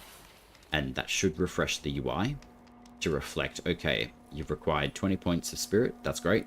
We now do 174 damage attack. Sweet, no worries. You're very welcome. So that's how I would work with Tethrin to start with. So I could put, say, like a Courage-based weapon. So if it's got those 2 little red suns, that means it's Courage-based. This particular one here, it is bugged a bit, but it is required Courage. It's just not showing the right symbols because of the UI bug, but it is an actual Courage-based weapon. But originally, it is a 2-star spirit weapon, but I've been able to attune it with a joinery, which is an item that you can apply to a weapon, and you can reforge the weapon, and you can switch it over to a different attunement, to a different virtue. And that's what I've decided to do with this one, and quite a few more. But for now, I'm going to stick with this particular weapon, because I am leveling it. But if, say, for example, I have Blitzel Bow, that's one of the earlier bows that you can get in the game. you can see that it's courage. Its required courage is 10 points, which we already have. So I've got an attack damage output of 114 damage points per hit, which is great. I can come down here. I can look at the Either Sword. It requires no points of courage. There's no requirement, but in certain weapons, it will say required. So if it says required courage, required spirit, or required grace, that means it requires a certain level of amount of points for that particular weapon to operate properly. So I'm just going to reset this because I don't really need a huge amount of spirit, in all honesty. So I could probably even take 10 points to there, and then I could put like 15 grace or even 18, and then I've got a good floating amount of courage. And then I can have a look at how many points I've got left in here. So say, for example, I've got 16 points. I can put another 2 points in there, 2 points in here, and then I can just keep filling these ones out. And then what that will help me do is give me more damage output at low life, but also it will give me a little bit of lifesteal back from every enemy that I kill. So it basically says to me, I need a little bit more health. This is what this is going to do. And then lastly, I'll just put a little bit of grace in to there, and then I will exit out of there, and then come back in here to the virtues, and it should reflect that I've got +3 extra points into grace, and now I've got 20 points in grace. So it is beneficial to get those basics of these 3 virtues and in alignment with whatever pact that you're using. So this one will scale and utilize a lot more courage, which is great. So the damage output that I do with any courage-based weapon, as an example, say I've got Purity, it does 150 attack now, which is crazy. Crazy good. I can also do that with the Oran Umber. It does 138 damage. I've got the Longsword of Mara's Bane. It does 170 damage per hit. So it is really good to see a lot of different weapons of how they are tuned to a different virtue. It's very good to keep that in mind. This one is another one of the weapons I've been able to attune to courage, and it does a lot of damage too. Very, very cool. It does show the different Grey Suns. It just is a bit of a visual bug at the moment, but I know that it is scaling with courage because of how I built it. But for the basics, Spirit is your duration of abilities. Courage, that's your damage output. Grace will affect the range of abilities. So you can utilize different items, like the talismans. So say, for example, if I want more courage, I can put on this medallion. It will give me 1 more point in courage. This one here is a special item that's come through in a different hard mode, basically, that I'm going through. It gives me +5 attack damage and +2 courage. So that gives me even more damage output. I could even say put the Paragon Parapart on, because this is one of the items that comes from the Paragon Pact, from the Founders Packs, which encompasses all of the really cool stuff in the game, basically. So I really wanted to become a founder of Soulframe. So I could put this on, and it would give me 3 stats in Courage, Grace, and Spirit. So if I put that on, it will boost up some of my my virtue stats, and then I just exit out and come back in, and then it should give me more points in all of these. But it does look like it's a little bit janky at the moment. So 3, 1. So where are we? So it should give me 3 points in Courage, 3 in Grace, and 3 in Spirit. So the UI is a little bit bugged still. So it's not necessarily reflecting the actual points that I should have showing up. So do keep that in mind when you're playing around with your equipment. But I'll just chuck this one back on anyway. And you will see that you get attack and courage, and I do get a little physical stat boost of +2 in physical damage defense, magic is your second one down, and then your last one is stability. So I have a very low stability statistic at the moment, unfortunately, overall. But the good thing is when we put a whole bunch of points into rooted, that should give me a lot more stagger. So defense, basically. So it should be operable, but at the moment there would be quite a few things that are a little bit more a little bit funky at the moment, basically.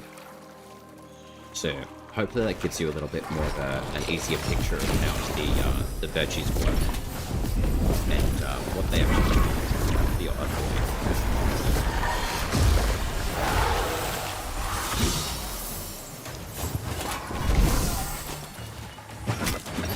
So I've just used all 3 abilities.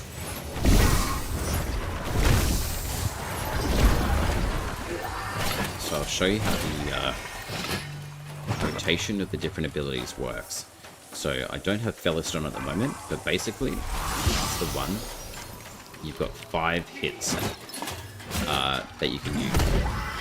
So it will stay on your weapon as long as it needs to, and it basically will not disappear until you've used 5 attacks. So there's 1. There's 2. So it's compounded and collected all of that damage output and added those 2 together. 3, there's 4. And then I've got 1 more hit. Maybe I've got another one. So it must be 6 hits now. So now you can see that it's left the weapon and it's recharging again. So the best way that I would find to use Tetherin being used, I would either go 2 ways about it, but casting the abilities, I will go find another enemy and I'll show you what I do. I basically cast the 3rd ability first, the second, and then I cast the 1st ability last. So I go blue, green, red. And the reason why I do that is because Clash basically pushes enemies away from you. It staggers them. The 2nd ability gives you more increased defense.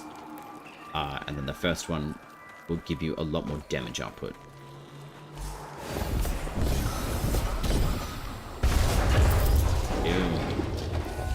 Alright, let's go find an enemy to play with. So, we've got a couple of enemies here. So, I let them run up to me. I cast my 3. I cast my 2. And then I cast my 1. Now we've got a huge amount of damage output, which is great. So there we go. There's 2 hits on those. 1 hit on that guy. He's gone. Another one on there. And there we go.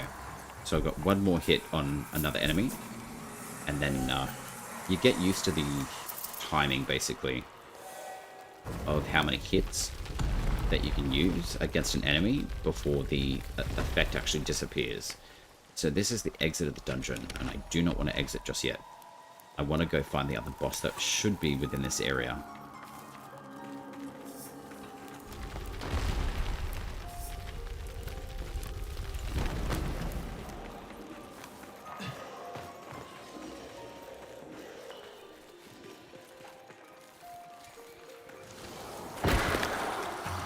And there's 1 more.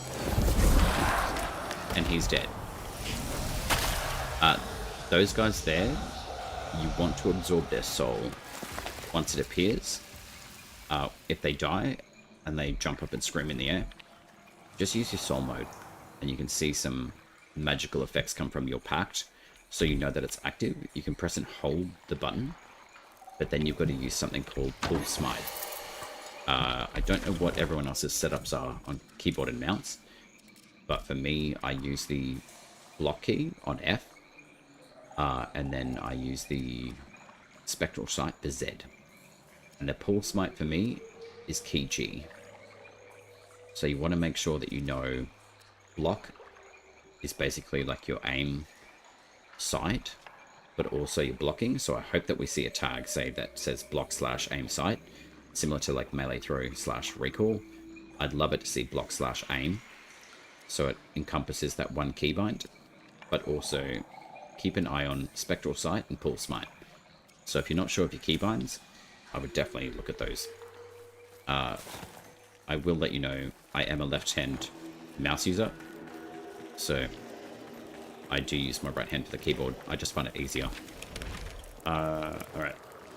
Let's see if we go find more enemies. I basically run through this tile set pretty quickly.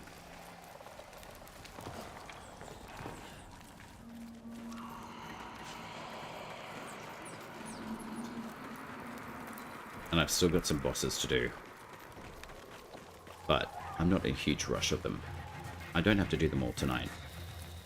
I prefer to, like, teach people and stuff in how everything kind of meshes together in Soulframe. It's quite an interesting system, and it's quite flexible too.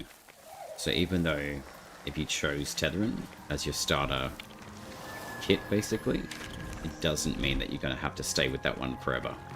You just get some bonus points in Courage, which is actually quite a good choice, in all honesty, because Courage is basically the fuel of damage for most things in the game,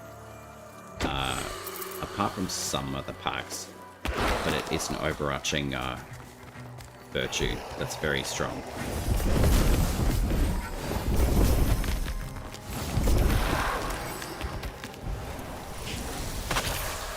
And you definitely want to pick up anything that these guys drop.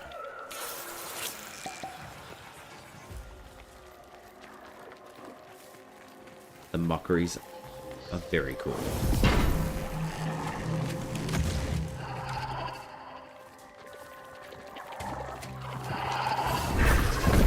Hey, bud.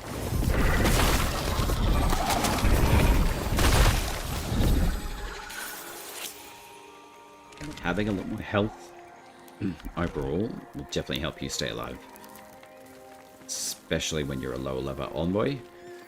A lot of enemies can do a lot of damage very quickly. So that's a cool smite.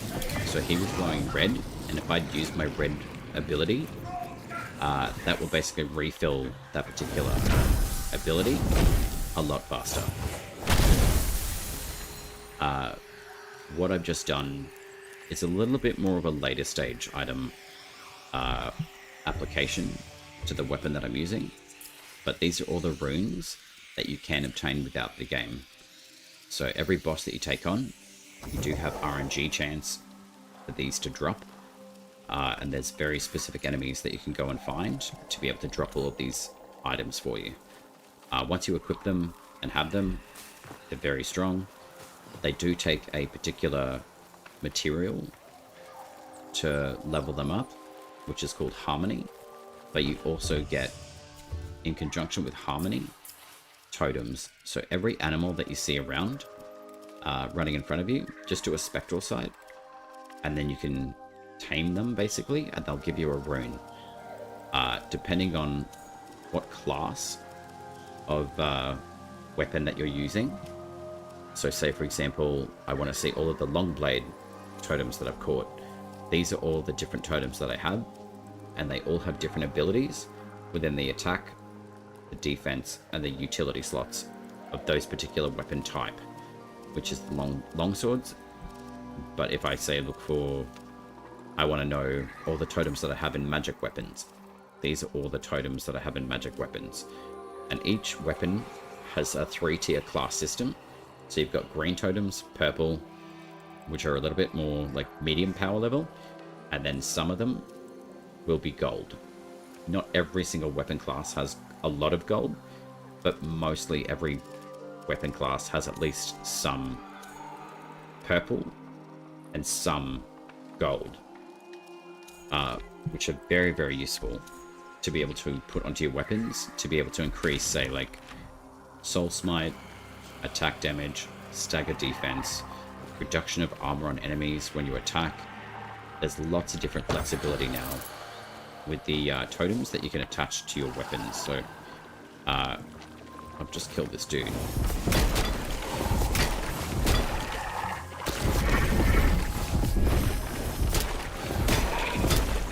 Excuse me, sir.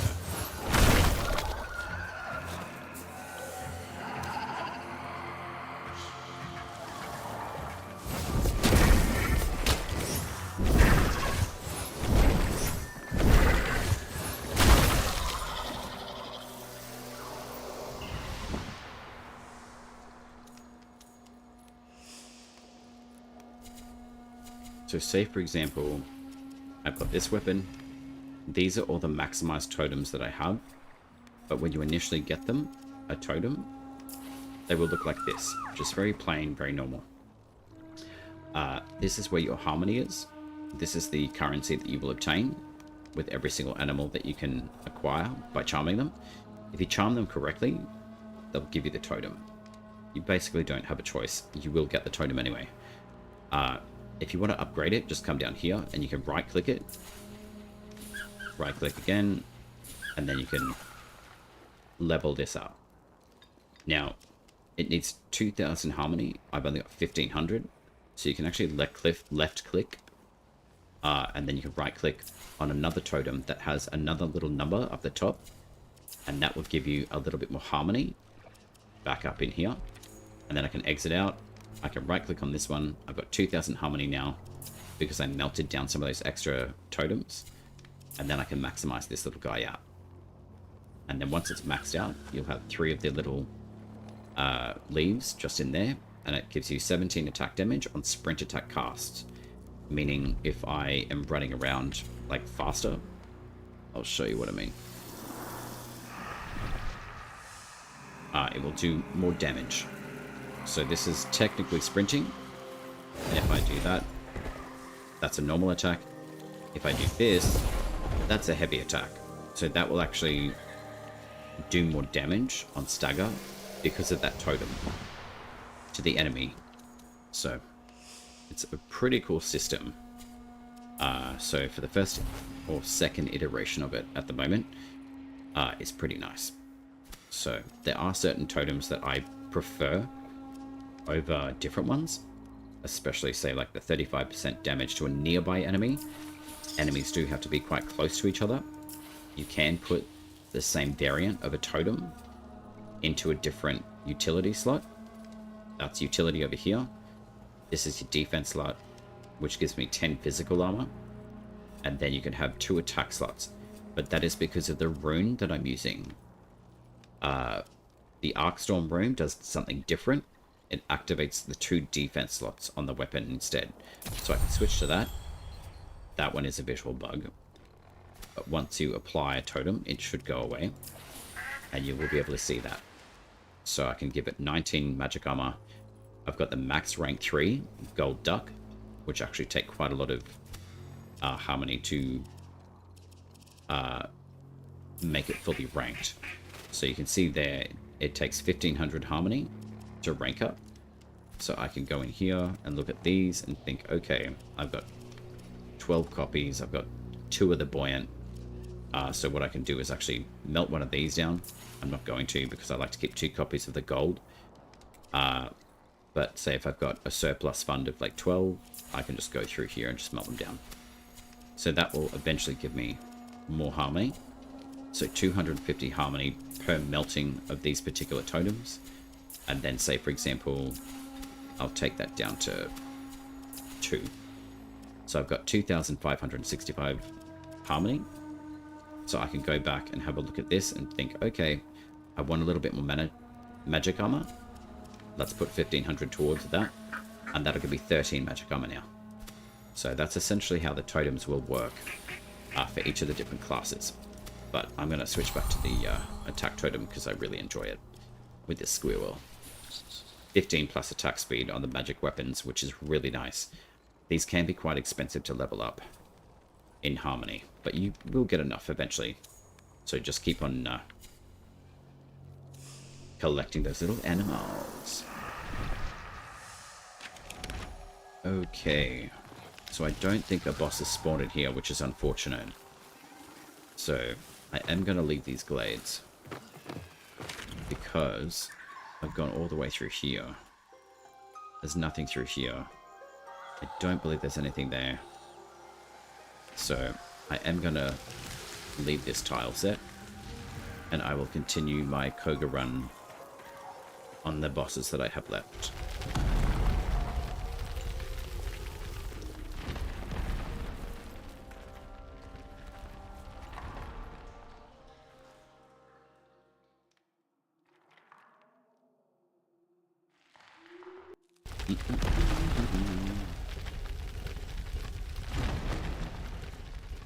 gosh. Hydrated water is great.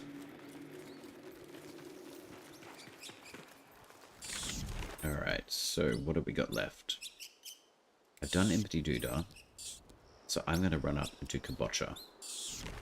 And to do that a little bit faster, I'm going to switch my pact to Orangor, because she's fun. And she's technically fast transport, because we can't do the teleportation in Koga just yet. So we're going to go for a little run.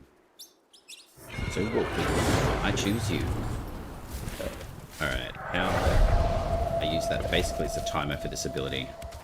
And I don't have a lot of duration on this ability, so I've got to be careful about how long I stay in the wolf form before it teleports me back to my body.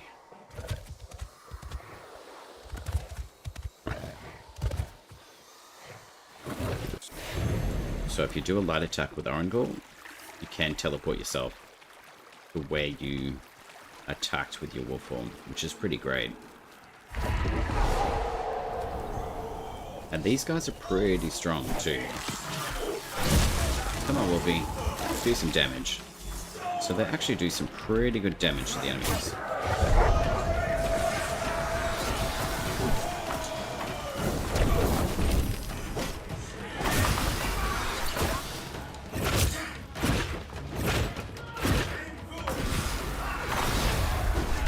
Oh no, I died.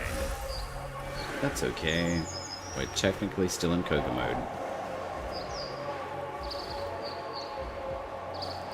Murky24. Hello, how are you? Is it possible to get an invitation code for this game right now? I'm very interested. There is a way to get them. Bear with me. I'm just going to jump into safety. Do you have your whispers open on Twitch, by the way?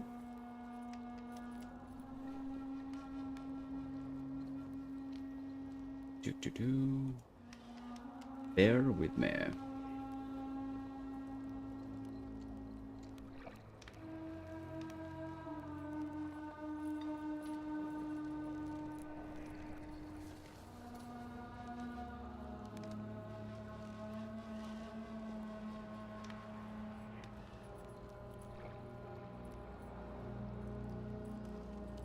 I'm just gonna do a little thing over here.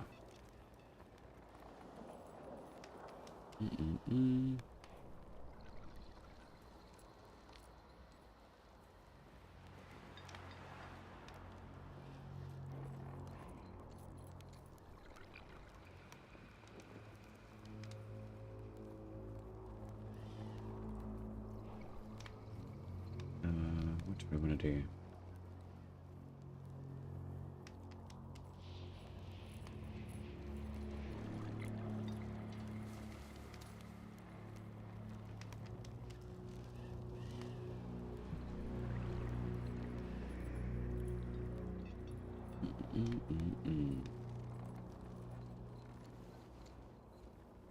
What's the date today? The 3rd. I can't believe how quickly this year's gone. Is there? I'm just gonna swing a code your way, dude. Because you asked nicely.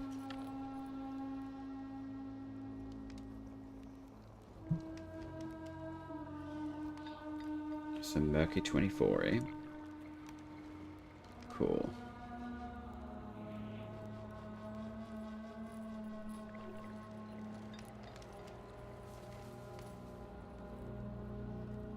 Sweet.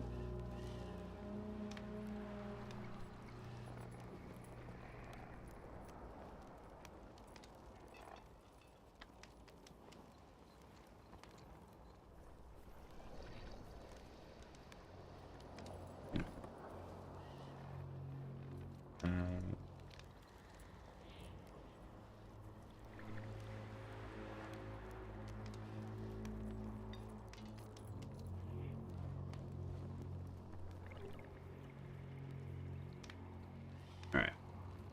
I'm just gonna see if I can whisper you a code.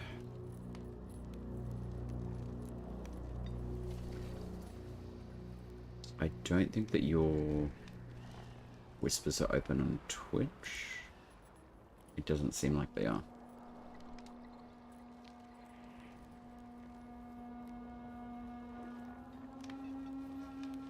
Murky24 on Twitch. If you would like a code, I can send you one through your whispers in Twitch.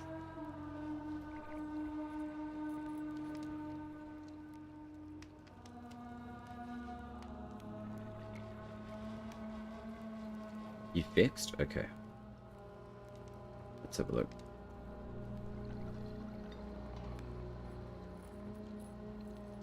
Alright. Sweet. There you go, my guy. Let me know when you've used that one, and then I will be able to register that one off my list. Thank you very much. Peace to all. I'm very happy that I'll be able to try this game. You're very welcome.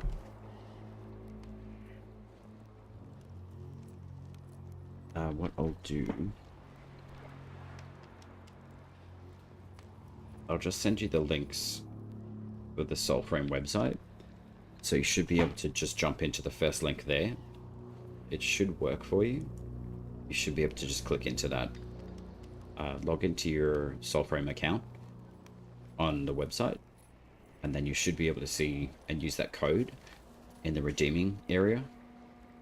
And then you should be able to download the client and access Soulframe. Belamonte, thank you very much for the follow. How are you?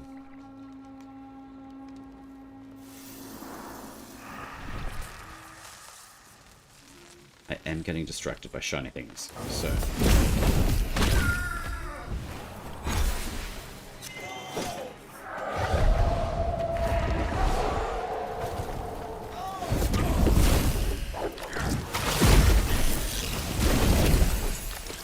Thank you. So...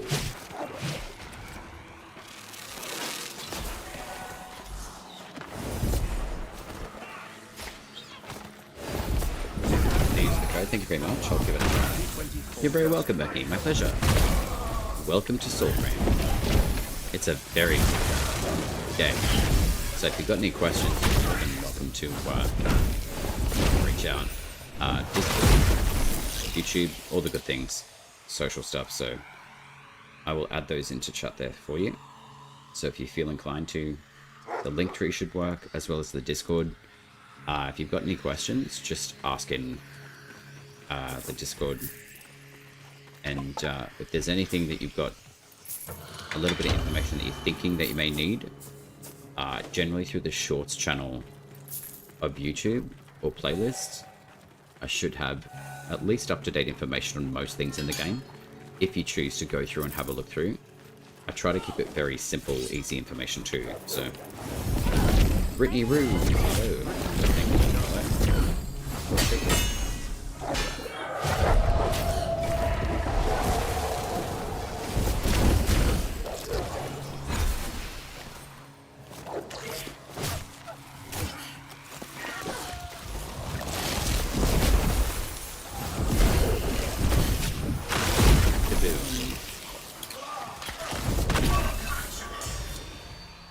Okay. Let's go seek a botcher. Should be able to go up through here.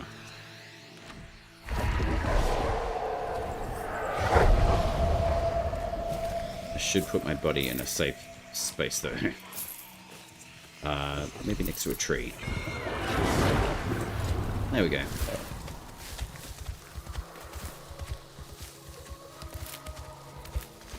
Brittany, are you playing Soulframe as well? Murky, I will definitely ask if I have any questions. I will visit the stream again. It'd be nice to see you again, yeah. Go. Oh man. Everyone generally in Soulframe and Warframe are quite helpful, so... The reason why I like being able to do the streams too is... If people ask nicely, yeah, if I've got a code, I'll share one to you. Definitely, manners definitely help. So you've definitely got good ones. So you're very welcome. But I also like to see more people into the game. It's a really, really good one. It's still pre-alpha, but it's very well done. I played Warframe for over a decade, but I didn't really start streaming until I'd found Soulframe. And I got a code just like you did from someone who was just streaming Soulframe. We had a nice chat about it. They taught me a little bit, and eventually they said, yo, do you want a code? I said, sure. And here we are today. It's roughly 6 months later, and I'm still streaming the game, and I'm obsessed with it still. So if there's things I can help teach and just give good information about the game, then I'm more than happy to share that. So yeah, it's always nice to see more players helping players, I think. Healthy communities, I feel. And we need more sap tap stuff. So I gotta go find some sappy sap. So there's one here. Nom nom nom. There's another one up here. Nom nom nom. I play Warframe and have great respect for the developers because of the quality of the content. Oh, hell yeah. I've got no reservations on Soulframe just getting better and better over time. Warframe, being as old as it is such a good game. And I mean, the updates that we've seen come through, the amount of different changes that Warframe's gone through, it's still a fantastic game for a free-to-play. So I have no doubt in my mind that Soulframe is going to follow suit in that way of having more content over time, more story-based content, cinematic fables, expansion of lore, weapons, the way that the abilities work in packs, armor. It's just the beginning, really. So seeing Warframe last as long as it has and continue to grow the way that it has, with such a huge following, I have no doubt that Soulframe will have the same in time. Like, it's a very good game. People who like it, like myself, are quite fanatical about it anyway. There's so much to learn and grow with this game, so literally. So yeah, I've got no doubt that it's just going to keep growing. Belomonto, or Belomonte, was waiting for the game and did not test, was already on. How do you mean? So you're waiting for the game and did not test? Do you mean like you're playing it now? I hope you are. It is a very good game. Alright, we've got Mr. Big Man. And the Cabbage Patch Kids.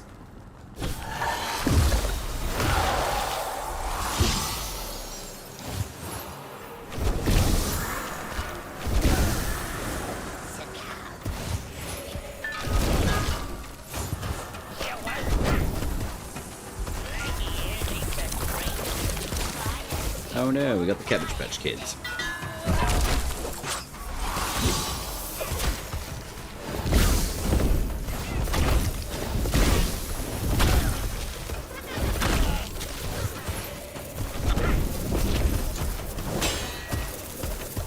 Okay. Hey, bud.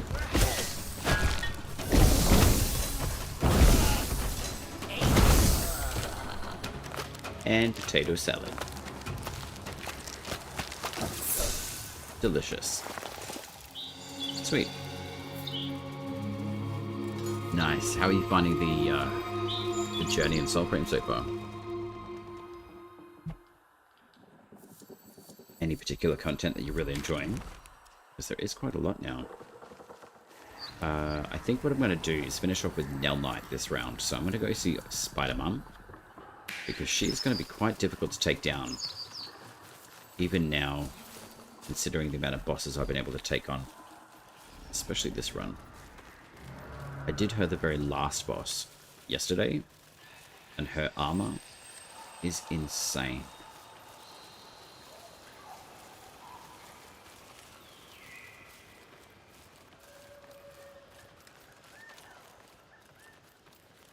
Awesome.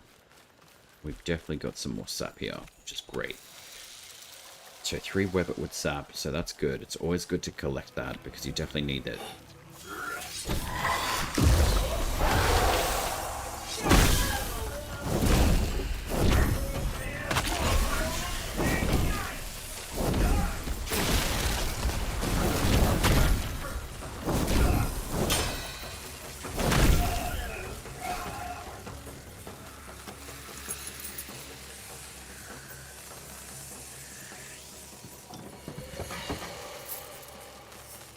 Alrighty, let's go see.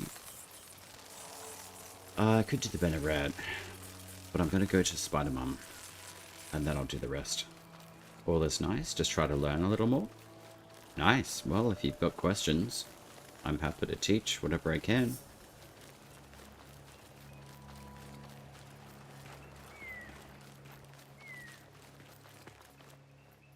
Alright, so we got Spider-Mum. Awesome.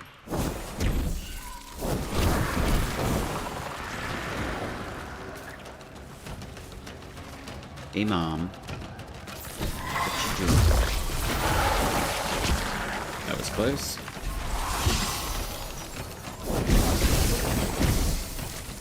Ah, damn it. Oh, man.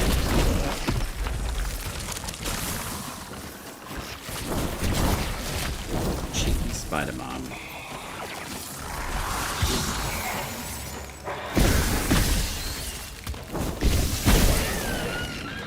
There we go. So Tethrin, in a nutshell, can do a lot of damage with the right setup.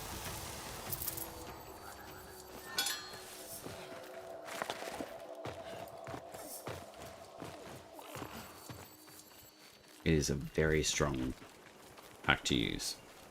But if you guys have got questions about any of the other packs and how virtues interact, anything really, I'm more than happy to help you. I do just want to play with one little thing. Okay. Alright. Banneret time.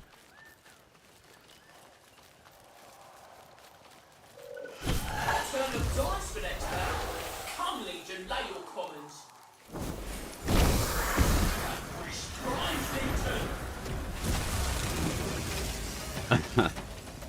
That's Tethrin in a nutshell. She's already dead. Very, very strong.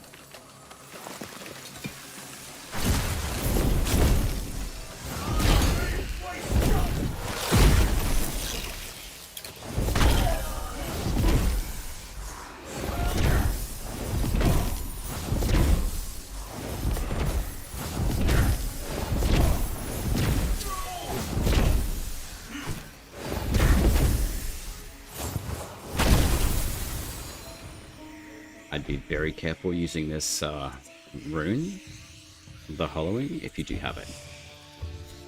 It will delete everything that an enemy has. So, this one is very strong at the moment. It's really fun, but it's very dangerous. In a good way, of killing enemies. Especially mobs. But against bosses, I wouldn't recommend it. Not at the moment. It will destroy them.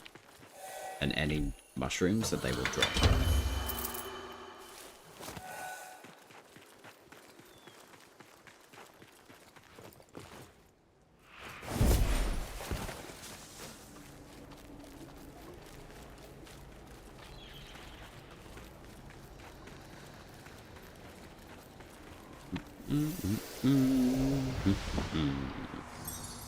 Alright.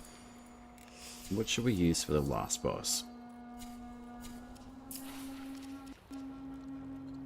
I haven't really used the Paragon.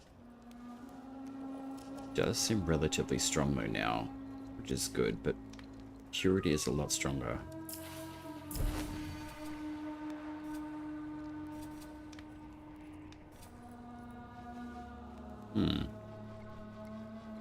Alright.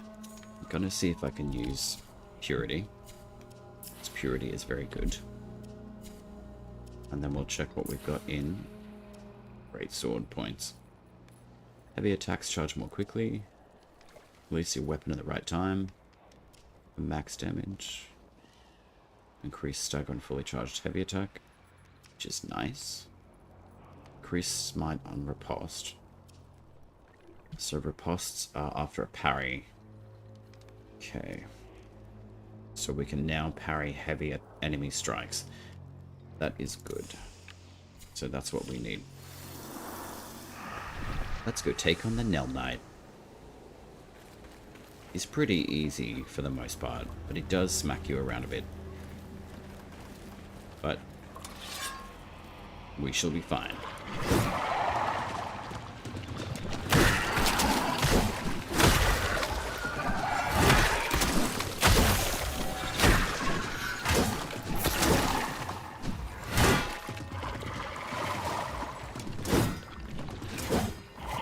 And I'm stuck.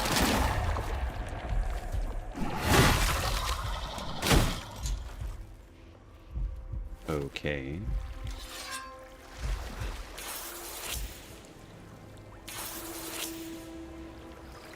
Alright. There is our target. I'm gonna see if I can bring one of these guys up. I need your soul, friend.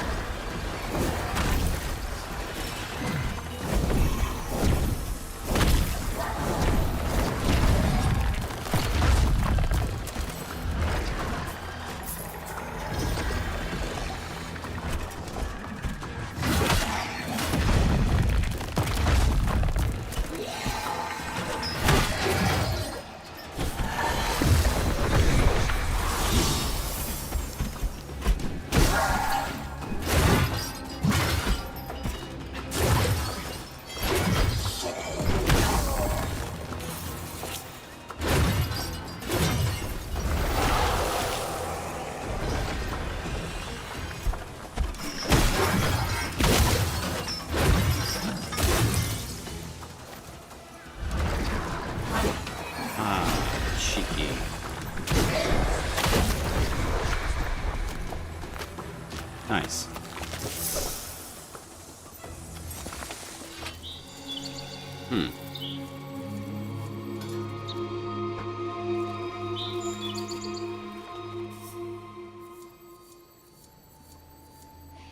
Alright. Don't think that we got a rune from him, unfortunately. And I'm pretty sure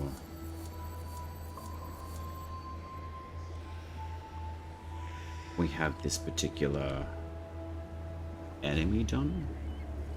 I'm pretty sure. So we've done the Mendicant King, we've done the Wazid, we had the Dun Nimrod, we did do the Siege, we've done the other Spider-Mum, we've done the other Siege at Kurla, we've done Impety Doodah, we've done Webbitwood, Spider-Mum, Banneret, and Nell Knight. I'm pretty confident I've done this particular enemy. So what I'm going to do is find... I'm pretty sure that is the tile set that I'm looking for. So I'm going to go check that one out. And that will be basically every single boss that we've run in the entire run. So that's about 2 hours and 26 minutes. Granted, I probably talked for about half an hour, which is good. And that's what I enjoy doing.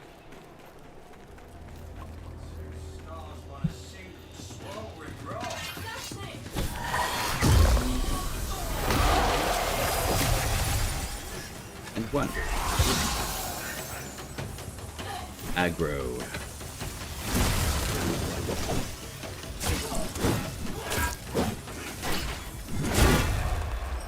And dead. Lucky we can respawn right here.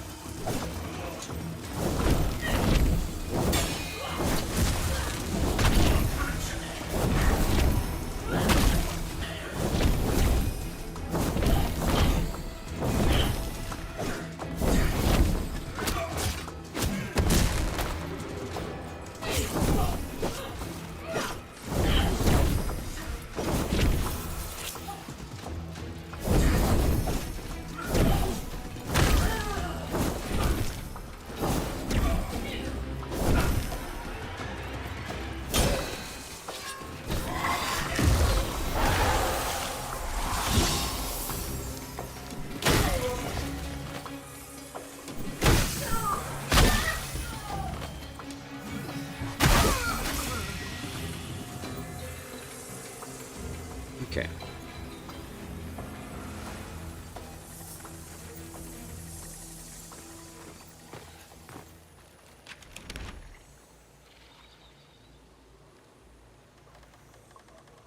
That may be a Nathan's entrance.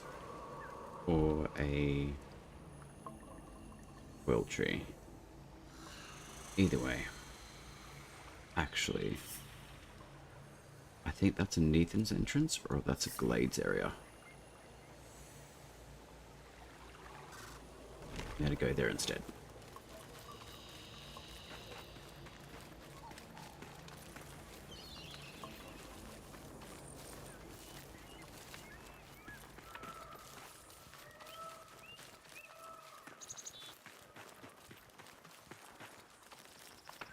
Hopefully it spawns what we need. I need another little boss.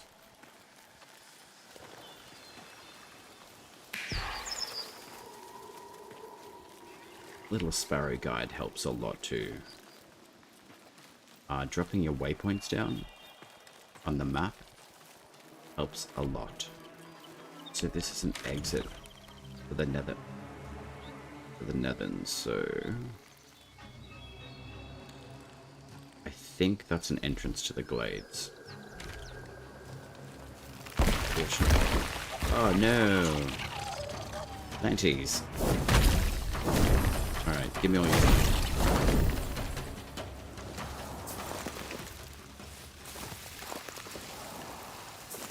So that's just all willow fronds. Okay. You can steal something from the big one in the middle.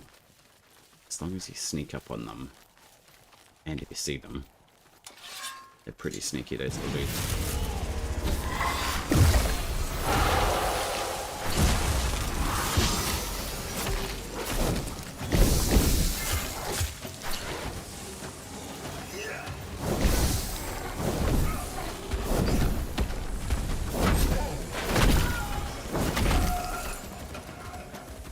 Okay.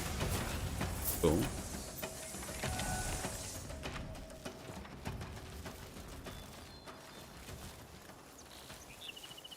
If you guys do have questions though, feel free to ask. There's no like wrong questions or anything like that. It's definitely how you learn. Like I say, more than happy to share what I know.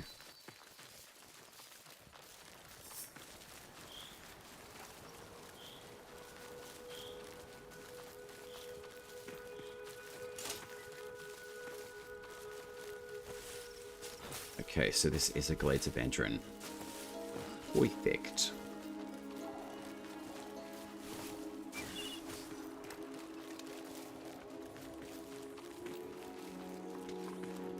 Hey friends.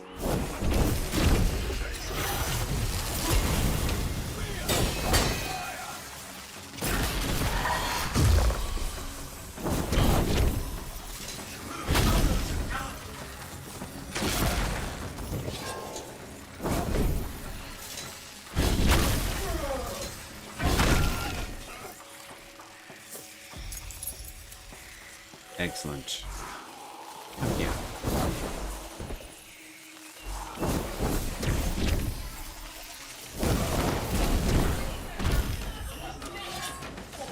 Ooh, can I have your soul? I don't have enough time. Damn it. Rude. I'll take yours though.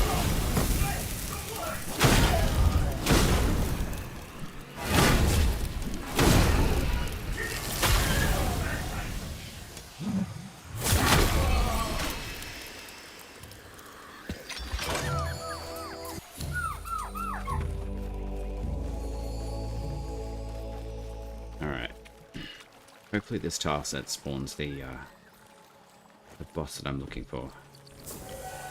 I'm pretty sure it does. So this is Glades of Andrin. And that's right here. Up from the Impedy guy. Just there. Cool.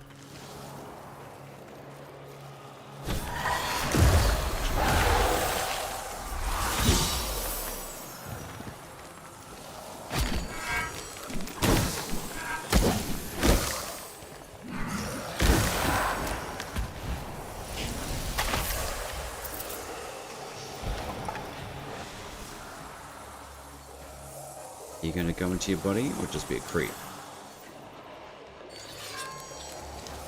You're just gonna be a creep. Okay.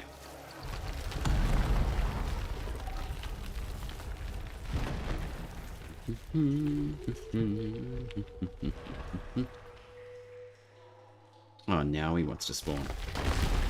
Oh well.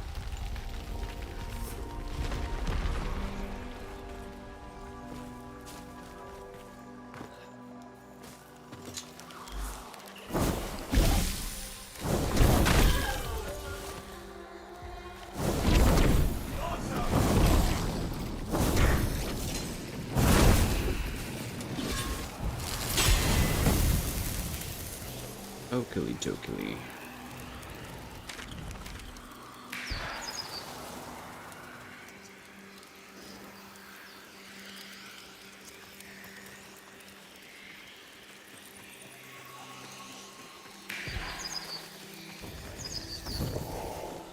Where's my boss guy at?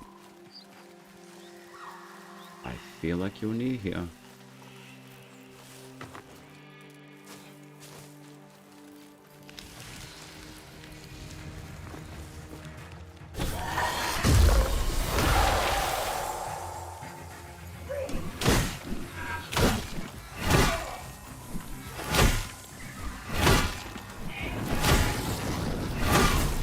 Jesus.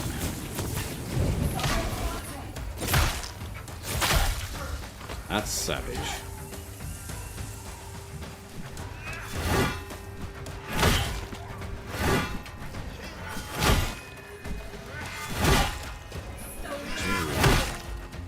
This heavy attack is great. That is not.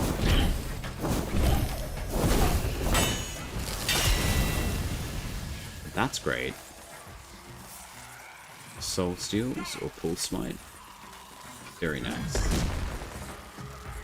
Thyak, what's going on? How are you?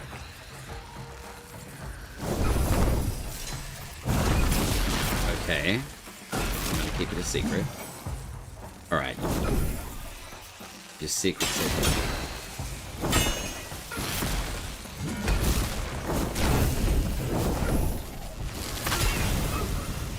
What's been happening?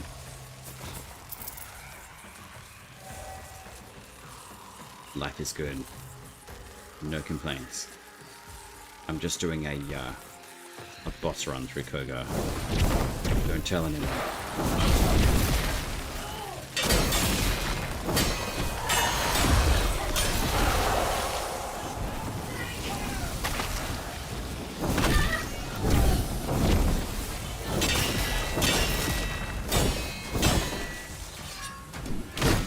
Mostly just testing out most of the new equipment.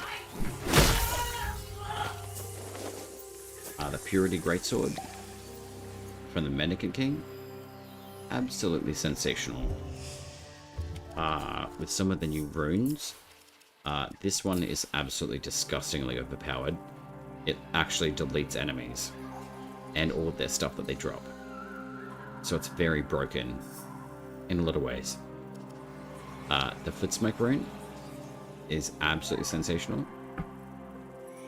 I would actually like to see that particular rune converted over into the Siren Pact. I'll show you what I mean. Where is it? I'll show you the short sword rune, but basically this glamour should be, in my understanding, this rune's ability. Full Smite, cloaking you in shadow. Each stealth kill increases the shadow duration by 25 seconds. That's insane. You can basically stay invisible forever, which is awesome. Not forever, but if you keep on killing enemies, it will just keep on refreshing it. It's crazy good. So what do we got? We got courage. Yeah, okay, we'll do that. So we'll drop all that down.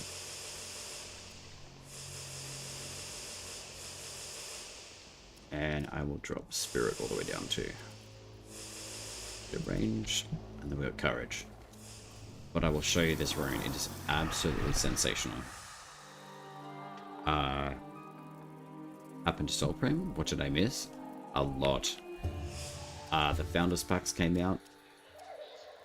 There's been a whole lot of hot fixes. I've just been leveling up the wild packs that I have. Quite a few of the different totems that have been added into the game. Footsmoke is one of them. Absolutely incredible. Miscale for your longswords. Basically just kind of does projectiles, dealing damage, which is great. Torch Eternal is just flames. Hellwind is essentially just the Flyblades rune of the Arcstorm rune. For magic weapons, the Arcanic Alka's Breath, damage type, magical, very good. Everflame. The longswords, Emberwrought for 20 seconds, 100% flame again. There's a lot of flame damage in the game. There's a shield and sword, a couple of weapons too, so for totems, so they basically gave them all fire, pretty much.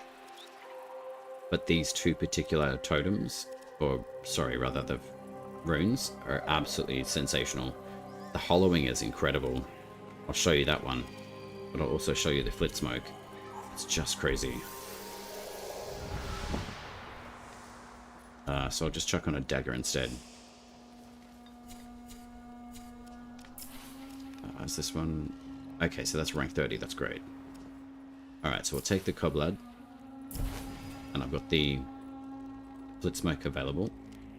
It is max rank, which is great. And I've actually obtained a different copy as well, which is great. So I'm keeping that. I'm putting the Rat Totem on for 35% damage to nearby enemies, which is awesome. Additional Smite chance. Full Smite, reducing enemy armor. Not that I need to. And then 9 physical armor. I could probably put something else in, like defense against dagger, as an example. So I'll show you how this particular weapon works. It's absolutely crazy good. And you can put it on, say, like your short swords all the way through, but I am going to show you the hollowing as well. It's literally the hollowing. It deletes enemies. It's crazy. I'm now interested in the runes that packs now. Oh yeah, everyone's way more invested in the runes. The packs are cool, but holy crap, some of these runes just, they dish out a lot of damage. Especially the dagger or short blade runes, so I'll show you this one.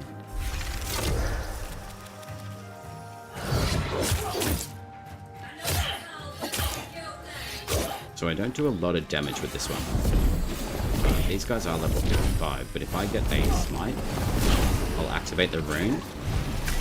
I go invisible. And basically just stab the crap out of everyone. And it refreshes the timer. And the totem that I've got on there also does damage to the nearby enemies too. Oh, but the mockeries can actually touch you with a struggle hug still. That's rude.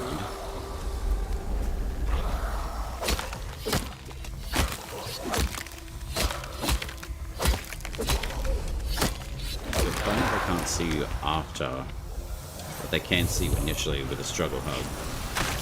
That's funny. Alright. I am trying to find a boss in here too. Till now I haven't succeeded. True. Don't give up on that though. Like honestly, I actually just got fired from a contract. Reason being is because I was probably pointing out all the things that they weren't doing properly. But I also need to learn to keep my mouth shut, which I don't. I've always been very outspoken that way. Which weapon was the Flintstone? Any new weapons? The Flintstone... Oh, the Flintstone. That's funny. The Flit Smoke rune. That one applies to short blades.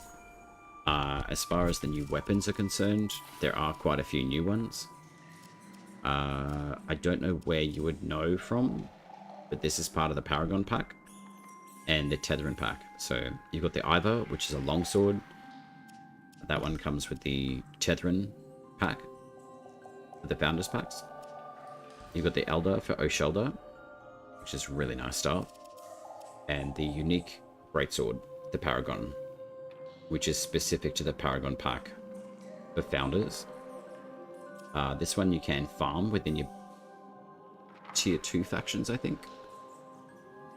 And your tails. Your tier 2 faction runs. You can get fragments of this one. It's a greatsword, that's new.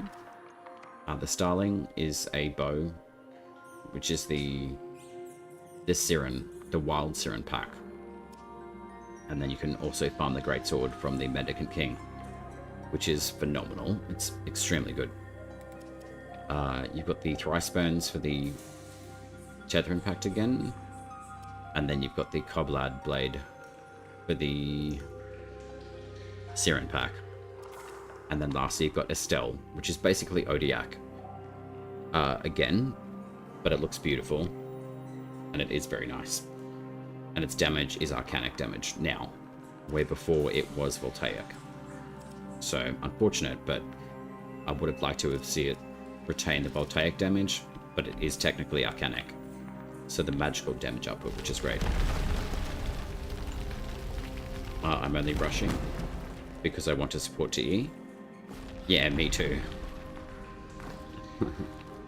So, I basically wanted to get the Founders pack, like, ASAP. And I'm really glad that I did, because I do want to support the devs too, so... I do want to just play with one thing. On the... microphone.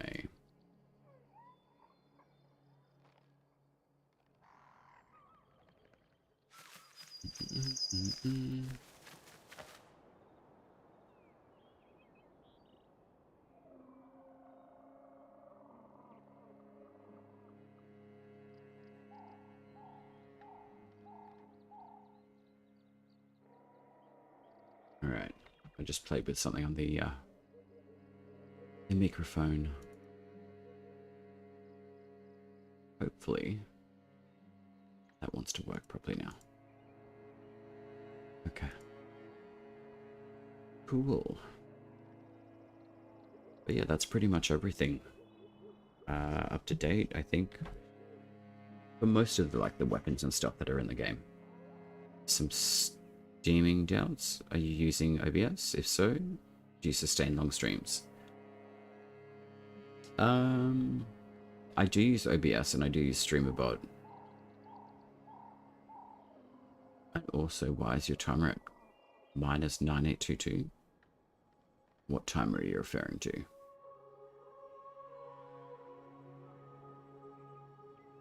What timer? I didn't know that I had a timer. What? Let me have a look. I never look at my own streams like through my phone, so I don't really know what you guys are talking about until I actually have a look. A Twitch stream timer? What? What do you mean?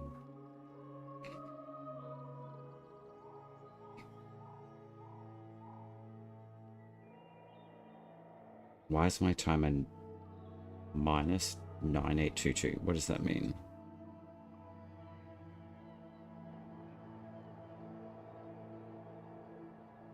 No. From what I can see, I've got 2 hours and 47.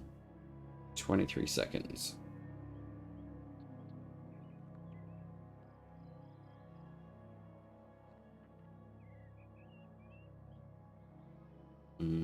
I don't know.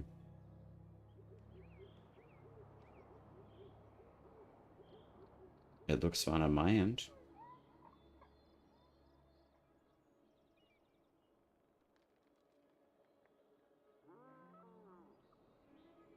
Maybe just do a refresh, maybe?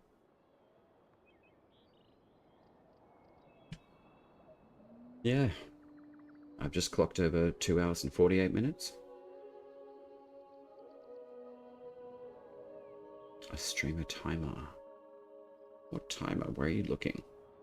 I want to know. What have I set up?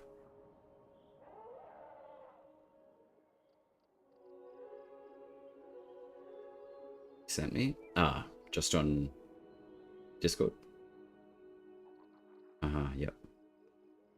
Thanks, dude.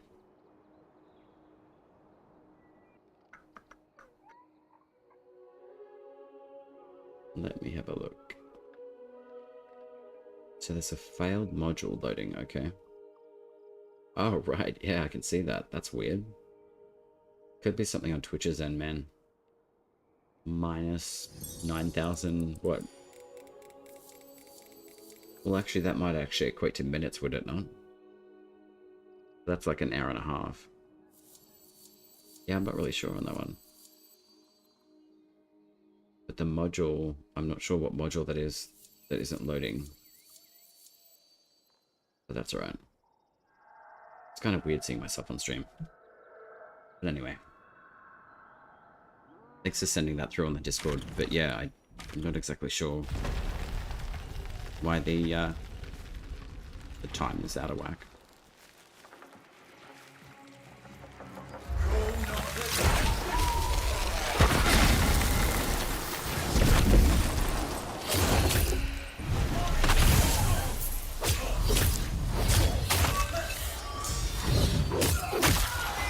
I'm gonna stab you in the butt. And that's what this rune does. Absolute annihilation. I think that's pretty much all the bosses that I need to do. I lie. I'm gonna go finish up with Nimrod.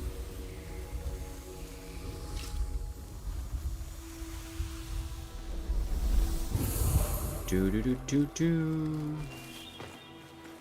Alright. Let's see if we can get another soul out.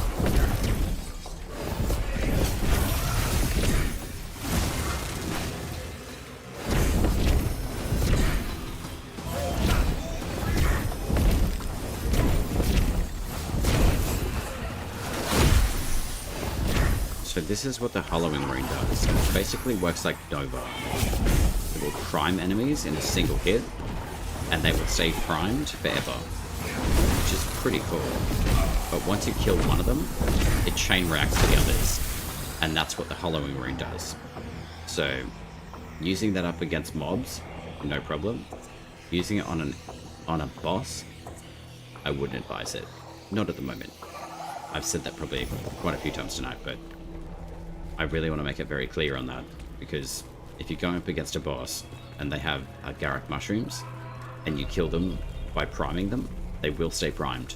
So when they die, they will give you nothing, unless it's like a key that they have. But yeah, I would not be using this on any bosses, not at the moment. But for these guys, no problem. Prime away. Oh sweet, there's a stag. Alright, you guys can come with me. Come on. Down here. You guys can be my ticking time bombs. Come on. Down here. Come. Yeah. Huck, I knew you'd like this rune. It's very, like, insane. So you can prime them. It's really fun. Hang on. Damn it. I'm gonna see if I can try to keep these guys alive. So he's primed. Come on. And you're level 56 too. So the good thing is, with leveled enemies, around 50 plus, the damage output from them dying would be, like, insane. Alright. Mr. Stag. Where you at, bud? I found you. I found you. Alright, so I'll bring these guys over.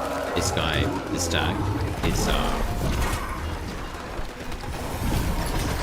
armored at the moment. So I'm going to wait until he comes back. And then I'm going to blast these guys. Or just die. I don't really have a lot of armor at the moment either.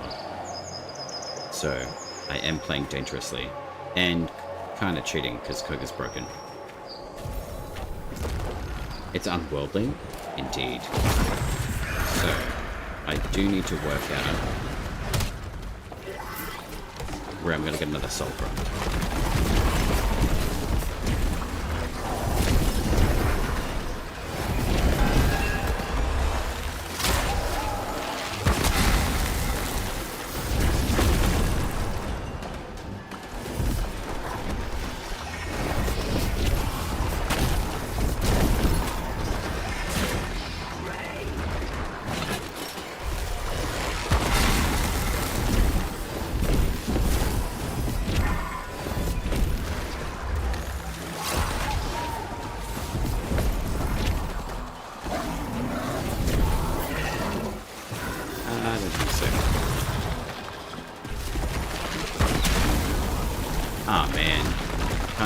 The ability directly at the Stag, unfortunately. The Siren Pact, it is good, but the dagger, the rune that I showed you before, I really wish you could alternate between this form and the shadow form that I showed you with the hollowing, sorry, the Flitzmike rune with the dagger.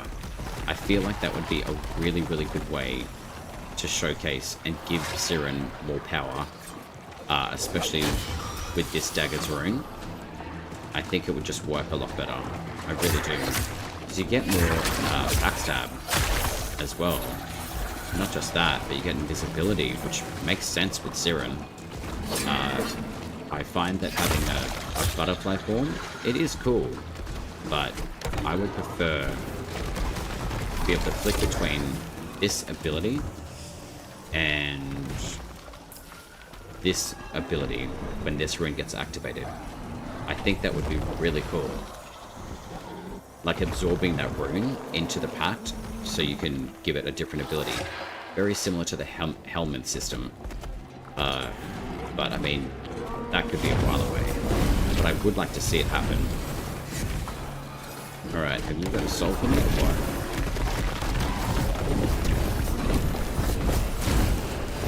Yes, you do, my friend. Oof, you are in trouble.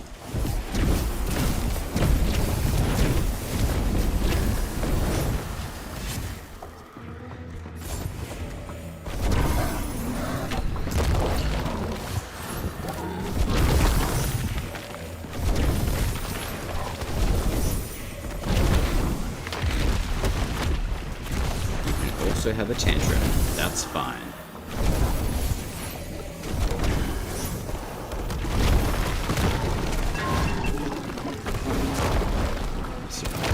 More damage though.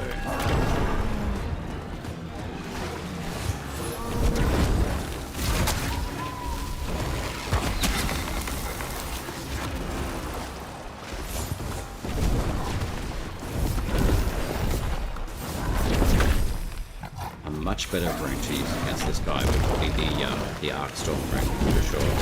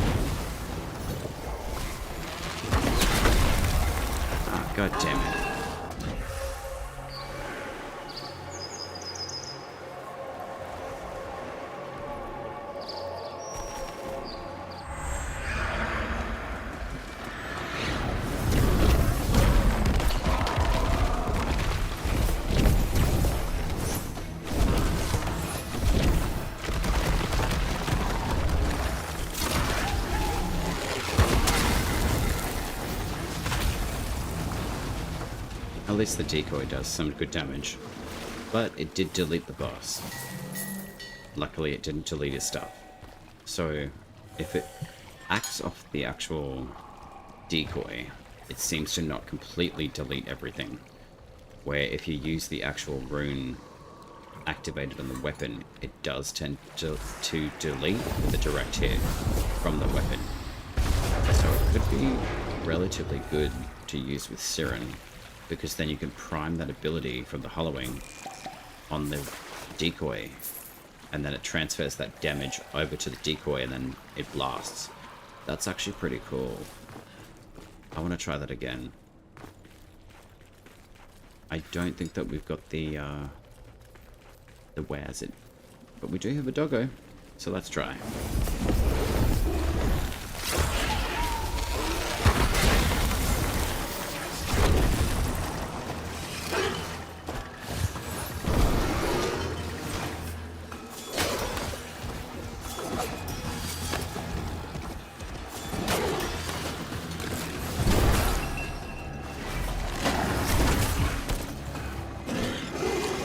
This dog is very reminiscent of that dog or fox that attacks you in the castle in Elden Ring, just before the Renala fight.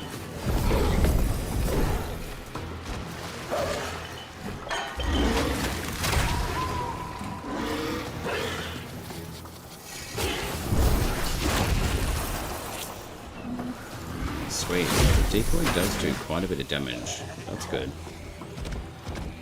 Cool. But yeah, the Siren Pact is very good. But against Nimrod, I'm probably going to switch back to the Tetherin though. And that'll probably be the wrap-up boss for this evening's stream. But as far as your question previously though, Bayark, with the OBS, is there anything that works with Mora's Pact? Sorry, I didn't see that. Yes. I actually, thank you for mentioning that, because I will go showcase the Mora Pact now. Mora's Pact, or Hand, works a lot better. The casting is a lot faster for both Ember and Inferno. The actual passives actually work, which is phenomenal. So the Hungry Flame now applies to the Envoy. So when you cast your second ability now, technically it classes you as being on fire, which is great. So I'll take you through and show you guys this one. I do Sympathy, Voided, Akin, always. There's no doubt about it. I will always use them. Rooted, I can put more into. Smolder, I do boost into just because of the increased fire damage when they burst into flame. So it generally will kind of probably like increase the timer, like countdown basically. So when you activate it, or when it does activate, it takes less time. So, roundabout way of saying that. But the pact itself, awesome. It works really, really well with greatswords too. So, you're a super rare. Hello.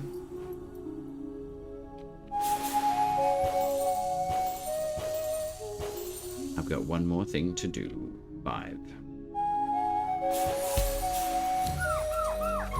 A noble for a bow. Interesting. Wonder what you do, little bird. But yeah, all of these animals, if they're super rare, they will be pure white, which is really cool. Okay. Finally, my favorite pact got justice. I agree. Yeah.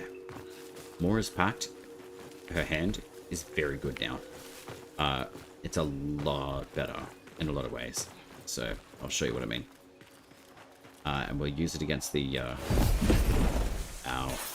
Nimrod.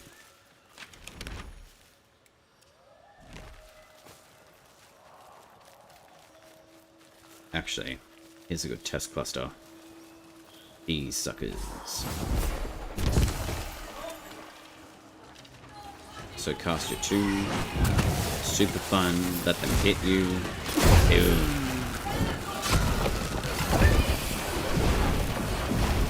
And I want your soul, but I can't have it, unfortunately. But yeah, it's so much better. And the passive keeps on going off too, so it just keeps these guys in permanent basic like flame, which is great. And then also with the passive, when they do hit you, it will give you the flame AoE, and there's the passive again, and that is the hollowing in a nutshell as a follow-up. It's really good. Is there any rune that works well with it? Most of them probably would.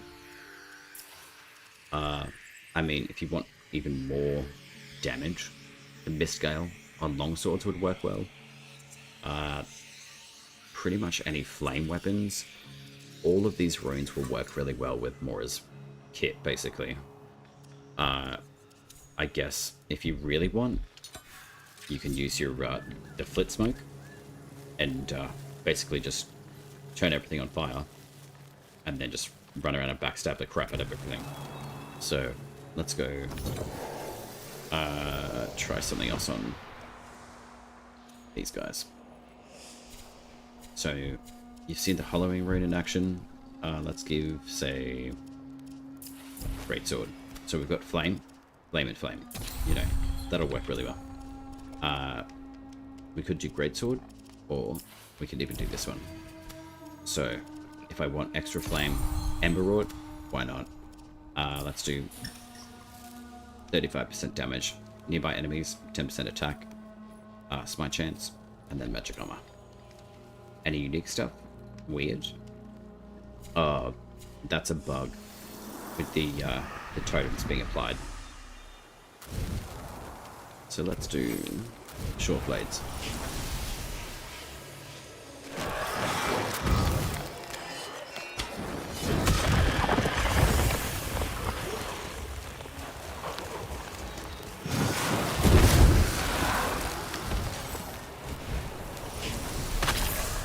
So that's basically Mora's hand. Oh no shit. We got the Dorito ship? Hell yeah, we got Marta. Go. So she's just down here. Excellent. Let's go do Dimrod 1 and then Dimrod 2. This is awesome. Alright, I'm gonna have to be very careful with my health though. So she is roughly in front of me there. Very nice. But overall, Mora's hand, very good. So we've done short blades. I will take on... Actually, I'll keep these on, but I'm going to switch out the blade for Estelle. And then I'm going to put the Arcstorm rune on. Instead of the hollowing. It's extremely dangerous.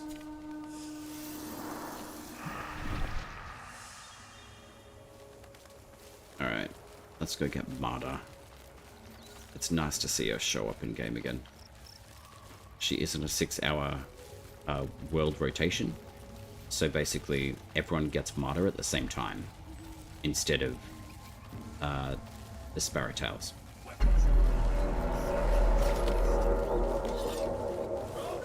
Lo cometh the collector nigh. So Holy shit. Okay. I do have to be careful. Roll down by the smell of it. Shit. Give me that soul. Fuck.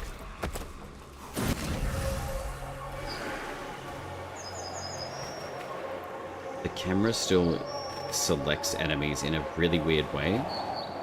So it doesn't actually focus on Some sand in the gears, Soul Smite Legion. enemy. Which is a bit annoying.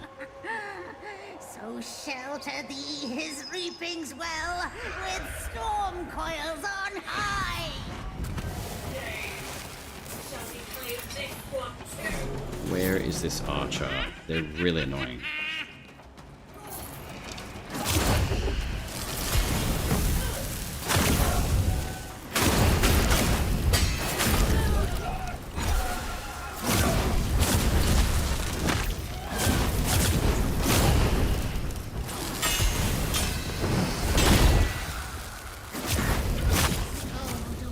Twin Times can certainly dish out an absolute shite ton of damage. Do we levy? Levy! To stars with it! Levy it all, you squints! like flame damage is so much better.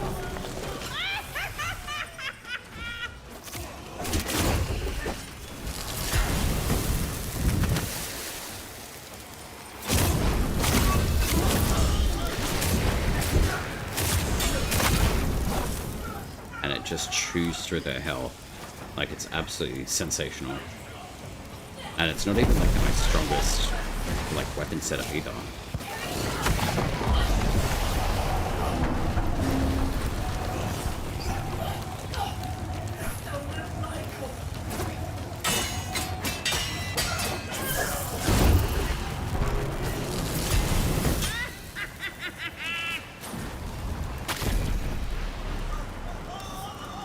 So this guy should just pop off in a couple of seconds.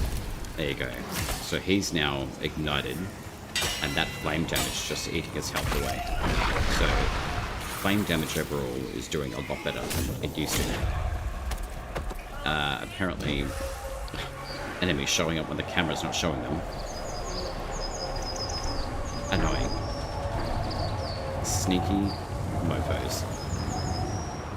I will burn you.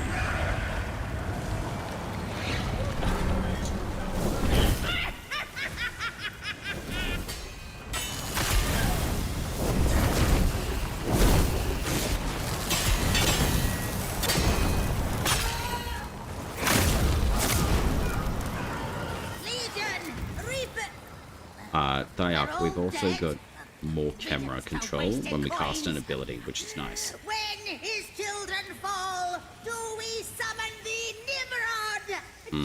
I'm going to save the Cloud Well. But I'm going to increase my courage too. Hey, bud. But yeah, overall, this pact has gotten a lot better.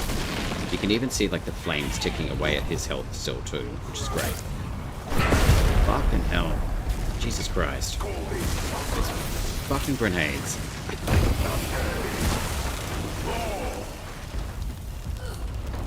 Come on. Give me a goddamn soul. You're really annoying me.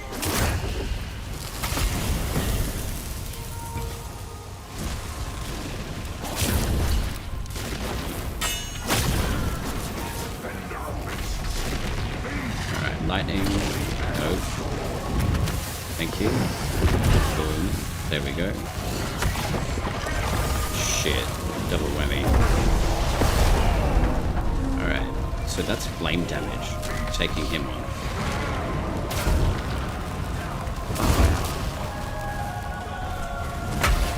Oh, for fuck's sake. Alright. Now I'm getting annoyed. I am getting tired though. Motherfucker. It was a big update, 1 gig. Oh, you mean with the update for this one? I can double check.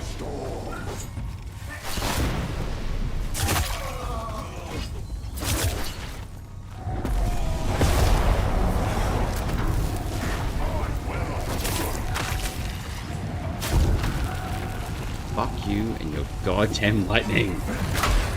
Oh my god. I did leave these bosses till last though, so their damage output is stupidly strong. And I am getting slightly cocky, so it kind of serves me right.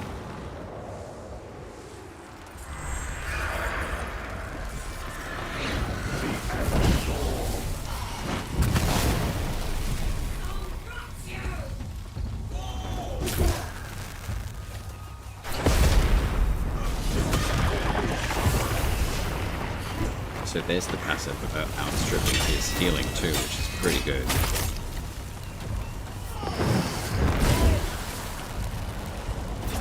But we still take damage from this second ability. But there you go, like, Mora's Hand actually is a lot more useful. Very good. So...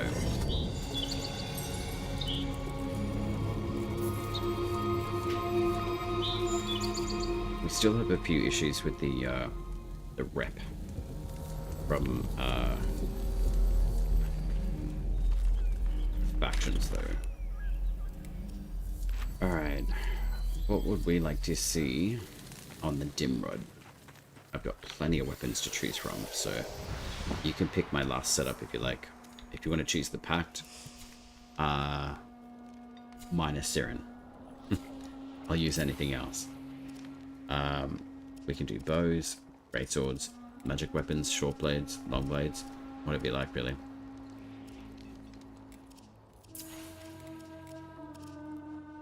I don't have Solace 1, and I don't have Bast 4. Okay.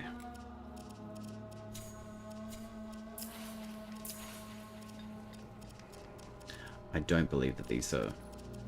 I think these probably possibly be placeholders, but who knows. I've still got that to level.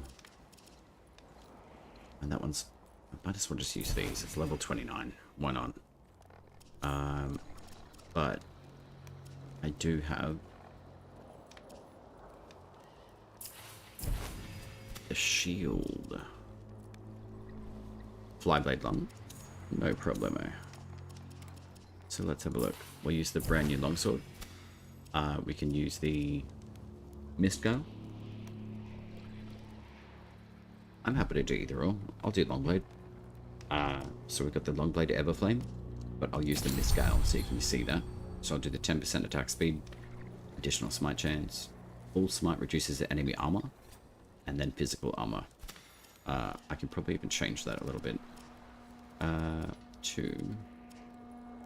It's pretty much all magic, defense and stuff. We do have defense against stagger though. That could be useful, but I'll still keep the magic armor, or physical armor rather. Full smite reduces enemy armor by 45. Interesting. Perfect throws have an additional smite chance.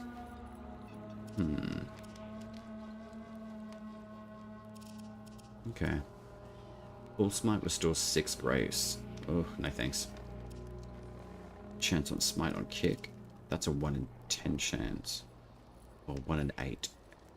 Let's try that. And then maybe what we can do, instead of attack speed, we can do reduction of armor instead. So there's that. Long blade. And then we'll do fly blades. So I'll use thrice bones. This one's with the Hurlwind. It's basically like Arcstorm, but for fly blades. It's basically the same thing. It's just got a different rune name. We'll do the orbiting fly blades, reducing enemy armor, additional smite chance, 15 attack, magic armor, and then physical armor as well. Kill 2 birds with 1 stone, boss done, and all trees except 1 found. Yeah, right, nice. Dude, mighty guy, you've done an absolute ton of work, my friend. I am just going to double check my armor.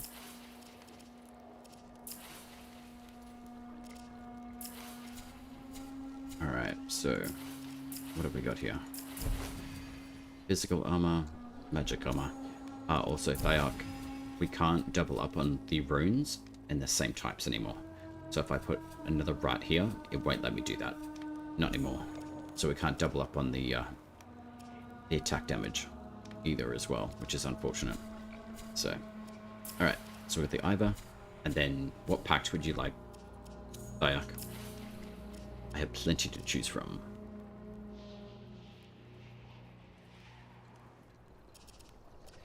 That one's almost ranked, but I'm not going to use Siren. Not against Nimrod. How to get the runes? The runes that I've gotten, you can get them from 5 new bosses within the game. So there's Siechnal, the Orb Mother Spider. She's just a second Mother Spider. But a couple of the newer runes is where they come from, the newer bosses in the game, or from like the bosses in general. So these will come from the Orb Mum, the Spider Mums, Blitzsmoke. It's exceptional. This one comes from the Wazid. It's crazy. I can't remember where the Durglint comes from. I think it comes from one of the Castellians. The Great Sword Everflame, you won't really have much of an issue getting that. Warburn, you won't have an issue. Hurlwind, I've got like tons of copies, so I think there was a glitch happening in the game before the update, I was farming all of the bosses consistently. Basically, it just gave me a surplus of all the other runes. So, you want me to use Iron Gore? God damn it, I knew that you would. I don't like using Iron Gore, but anyway. She's useful for transport for me, but I'll use her. Also, there has been a shift in her abilities. Werewalker still works very well, as is. The Pack Hunter, you can still have 2 of the wolves, but this will still increase your smite chance and your damage output, but it also heals the spectral wolves too. I like the channel points, the placeholder currency logo. Yeah. Yeah. I thought it was pretty cool. A little bit like reminiscent of the old days, mighty guy. There is something I have been doing this too. I made it like a full theme, but I decided to put this together for like just chatting and stuff. So it's still like a little bit of a work in progress, but it's got all the screenshots from like the earlier times of Soulframe. So I'm kind of just doing like a digital kind of workbook, basically, of the all the different screenshots that I've been able to take. So I'm just adding that to that over time. And then say like be right back is basically just very chill on just an easy scroll like looking backdrop.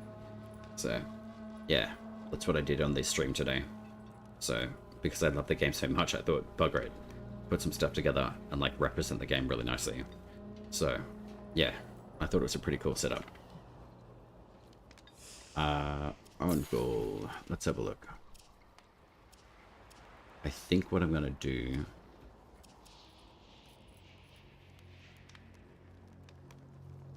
because I don't have a whole bunch of damage output yet,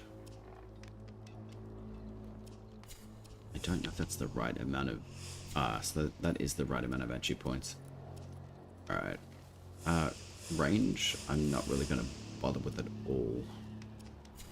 So what do we got here? 101, 102, 109. Okay, so it looks like 25 is roughly the cap for that. So I'll use Oracle, Fly Blades, and hope for the best.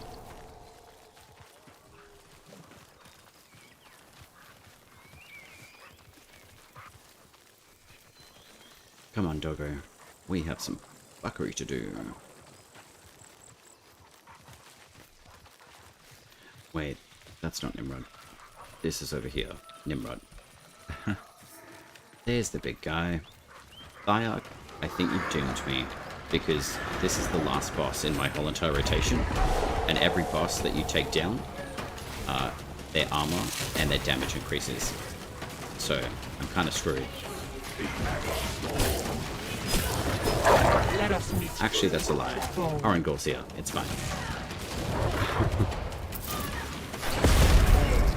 And that will happen too. He will one-shot you. Alright, Flappy Bird, if you don't take me to where my body is, I'm not going to be pleased. Okay, he is. That's good. They also give you the longest way to get back to this boss. It's crazy. Alright, so I guess I've got to actually put some effort in now. Stand aside, human. Or Oracle can.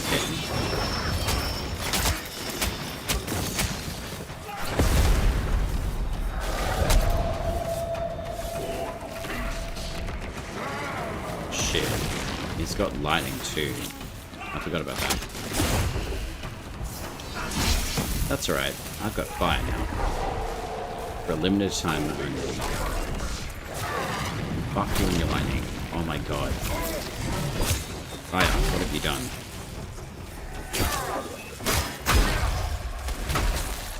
Yeah. He really fucks you. Like, really hard.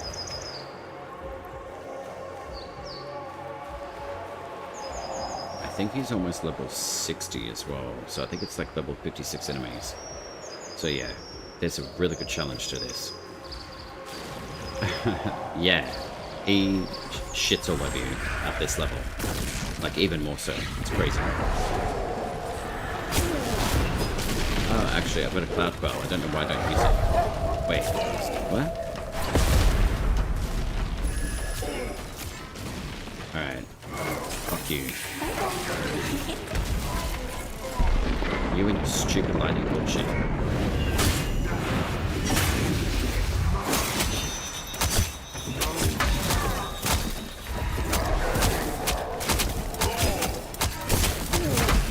Oh no. Yeah, your wolves don't last as much either, unfortunately.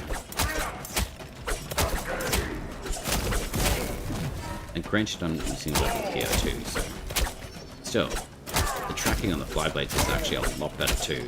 Like, it actually locks onto them properly. And I'm only doing like 1 damage per tick, which is great. Nope. Give me a soul, asshole.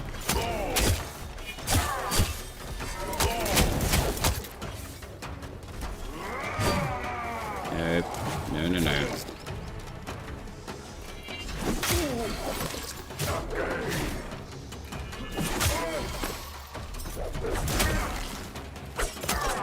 Maybe I shouldn't have left Nimrod to the last boss, but anyway.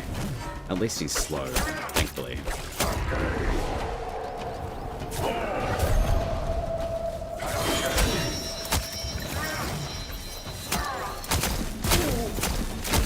Come on, strip the armor.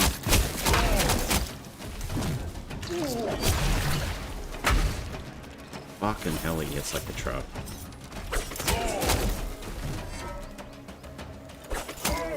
This is gonna be a very long fight.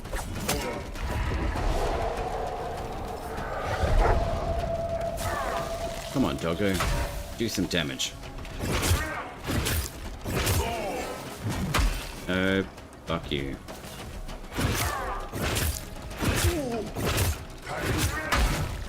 Oh, damn it. I wonder if my one works on him.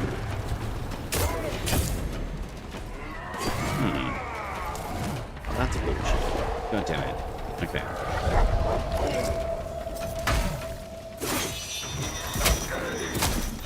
Strip the armor. That's what it's supposed to do. I am not doing anywhere near enough damage to him though. But we're committed.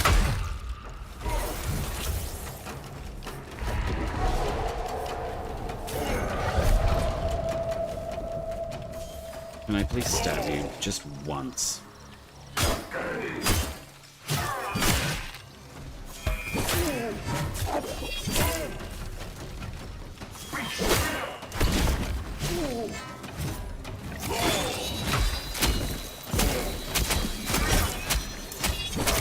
There we go.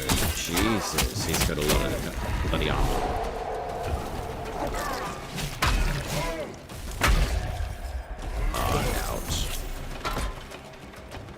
Come on, Wolfie. Do your job.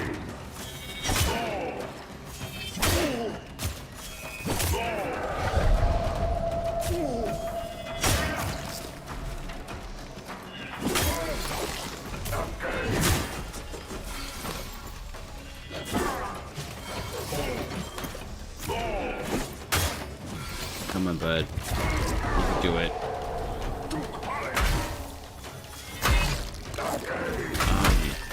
Fucker.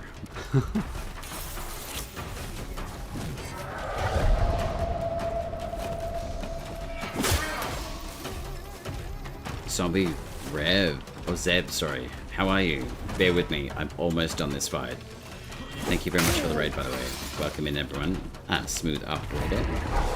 Sweaty Goblin TV, I love the name. Welcome. I'm just taking on the very last boss of the Burger run that I've done. The lovely Thyark has given me Orangor to play with, unleveled longsword, and some flyblades. So we'll see how we go. He's almost dead, thank Christ. Not as bad as I thought, though. Come on, bud. Lose your ankles.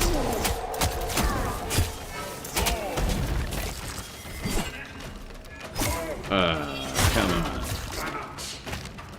There we go. Diarch. I will never take your suggestions again. Oh well. All done, though. Good job, doggos. Wait, I'm part of the Kings. That is not the right stance for that. Anyway. Welcome in, everyone. Discharge Nimrod? Yeah, it was. It was extremely laborious fight. Only because I had the new Ivor sword, the longsword, but I haven't leveled it, so I'm not really doing that much damage with it. And also, he was the last boss of the entire run, basically. I think the only other bosses I have not done this run, that is all incorrect. I've still got all of the bosses. Actually, I lie, I've been streaming for 3 hours, so in about half an hour, I think most of the bosses will, wait. It's a 3-hour timer, so yeah, they won't be available for a couple more hours. The Sun Potion? Yeah, I did use it. I certainly need it against him. He's an absolute pain in the ass. Oh look, there's the mushroom. And he basically drops Hurlwind every single time. So, but welcome in anyway. Nice to meet you as well, Zombie and Sweaty, and everyone else who joined. Thank you very much for the raid. I'm SmoothOpurrator. I had been streaming Soulframe for roughly around 6 months. Before then, I've actually learned nothing about streaming. Yeah, the sword is very cool. There's a lot of different weapons in the game at the moment, especially with the update of P12. I've been playing Soulframe since Preludes 8. So there's been a few iterations of the Prelude so far, but the cosmetics in the game have gotten fundamentally a lot better very quickly as well. So this set of weapons is from the Tetherin set of the Paragon pack and the Tetherin Wilds pack from Capitalist Camel. So I'll show you guys that as well. Yeah, it's very cool. So this is our Capitalist Camel. He is our shop vendor, and he also spits just like a camel.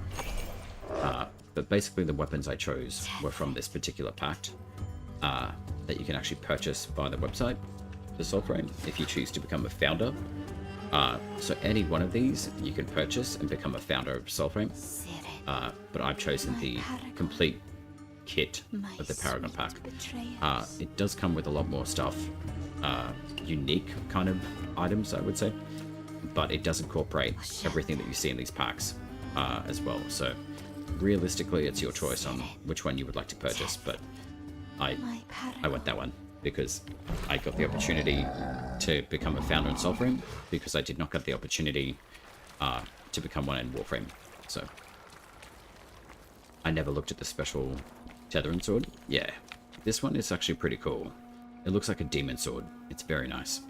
I do have the Siren Wilds armor on at the moment, but I've just done the coloration differently. And you can also open your helmet. So I'm just going to give the dog a belly rub, because I have to. It's like an obligatory thing. You have to.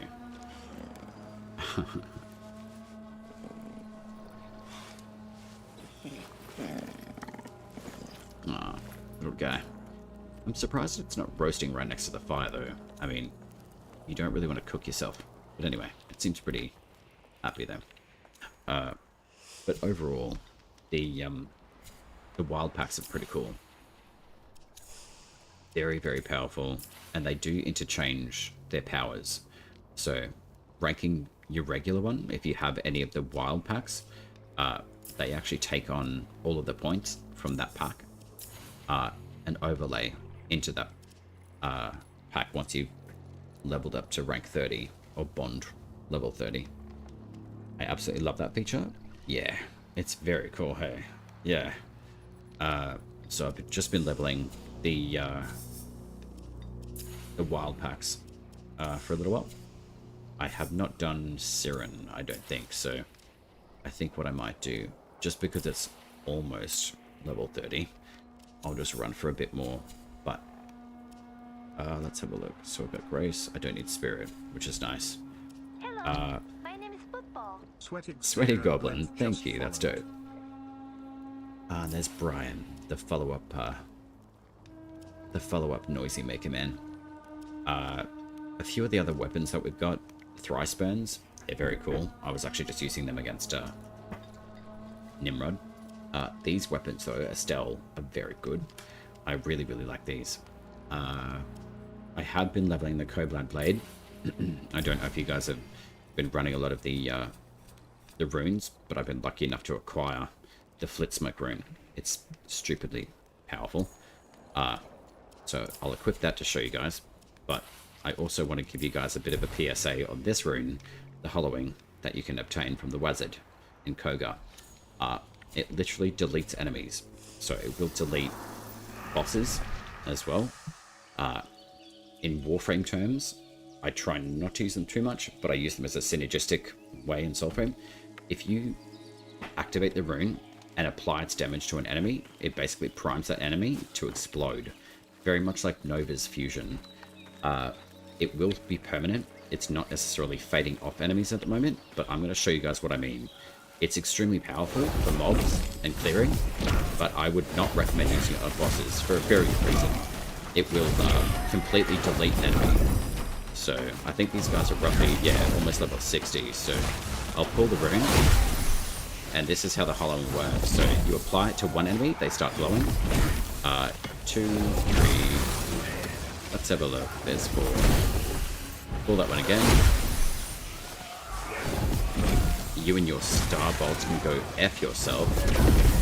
And then this is what the rune will do. Kill them, and it literally deletes enemies. Great for mobs, like I say, but it will basically delete anything. So it's a very cool run. It's very fun. But yeah, be very mindful of using it against bosses, because it will delete their Argaric mushrooms that they drop, and any runes potentially. So do keep that in mind. So that is my PSA. You've seen it here first on Smooth GV. The Hollowing. It's phenomenal, but it can screw you. So Flitsmoke is crazy. I don't know if you guys have had the opportunity to use it, but I'll showcase that for you too. So basically I'm still in Koga, so there's a graphical glitch, unfortunately. Well, actually, fortunately. I have died in Koga a few times tonight, but you can see all the debuffs on top of my health bar. Down the bottom left, it's actually kind of beneficial, because I've been able to farm everything that I really want to without the benefit or the non-benefit of being able to drink another Koga potion. So it saves me potions, thankfully. So let's have a play with the Flitsmoke rune, and I think it's a very good showcase of what Siren could be as a fact, especially with the third ability. Don't get me wrong, before I jump into what I'm talking about with Siren. So this is Flitsmoke in action. It makes you go invisible, firstly. Second of all, they can't see you. Thirdly, you can continuously backstabbing enemies, like, again and again and again, until they're dead. It also refreshes the timer of this rune when it's active. I will stipulate too, it's a 3-star rune, so I've spent like 30k of harmony being able to power it up. But this is Flitsmoke. It's insane. I feel like this could be a very healthy use of this rune instead of Siren's 3, or giving you the option to switch between the two, because Butterfly is super cute and pretty, but in all honesty, being a Warframer to Soulframer, being a caster, I really enjoy, but I really feel like Siren needs a little bit of a glow up in certain areas. It is a good pact, don't get me wrong, but I still feel like the casting times should hopefully go back to the original form, the state that they were in before they got changed. So the casting times seem to be a little bit faster. But the decoy, however, also applies hollowing, funny enough. So the cool thing about Siren is that the decoy has just gotten better because it applies the same effect of hollowing, or it's because I've actually applied the hollowing rune damage to this enemy, but it does glow like the hollowing too. So once it explodes, it wipes enemies. So pretty good. But I still feel like this third ability, I still feel like Flit Smoke should be the activated ability, not the butterfly. We haven't used any? Oh, you haven't used which zombie? The Koga potions? Or... I keep getting the Everflame runes. Yeah, man. Sweaty Goblin. You're going to have like a billion of those, hey? I mean, this is all the runes I've had. But even prior to the update dropping P12, once it did, all of these runes appeared in my inventory. Not this one, not this one, not the Hollowing. I'd farm these. This one actually came from the second Spider-Mum, not specifically from Etheldred. Etheldred does drop it though, but both of the Spider-Mums do. But yeah, I pretty much got every single rune apart from the, I think it's called the Torrent, which is for bows. So that'll be a nice alternative to the Alka's Breath, even though Alka's Breath is stupendously powerful. So I thought we were getting ahead in the game, but boy, I was wrong. I mean, I've been farming quite a bit as well, and I have been helping like other envoys. I just really enjoy Soulframe. I really do. It's pretty amazing. Jen, how are you? I always thought Siren is an amazing farming pact for early game, but after, I don't know how good it is. It's still pretty good. Like, don't get me wrong. I don't think it's a bad pact. I just feel its building toolkit more so within... Oh, look. I get to use a new scene. Hang on. Hell yeah. Sweet. I'll show you guys what I mean. So, I've just been taking a digital screenshot thing. So, what you guys see on the screen is like pretty much all the screenshots that I've been taking since Preludes 8. So, I've got a lot more to add, but I hope you guys like the setup as well. Both Kogan runes. Oh, true. Yeah. Thank you for the PSC on the Hollowing rune. I wonder why my Agoric mushrooms. Yeah, that's exactly why it wasn't showing up, zombie. The Hollowing will absolutely delete everything. Which is, yeah. Sweaty. Oh, thanks, dude. Yeah. I've done like a little bit of work on the stream stuff today. I've just learned a lot more about OBS, StreamBot. I'm also working out how microphones work, output, all that sort of stuff. A lot of it's like YouTubed and self-taught. So I'm a bit slow at stuff, but I've actually really enjoyed the process. But I really enjoy Soulframe, so I'll show you what I mean on Siren.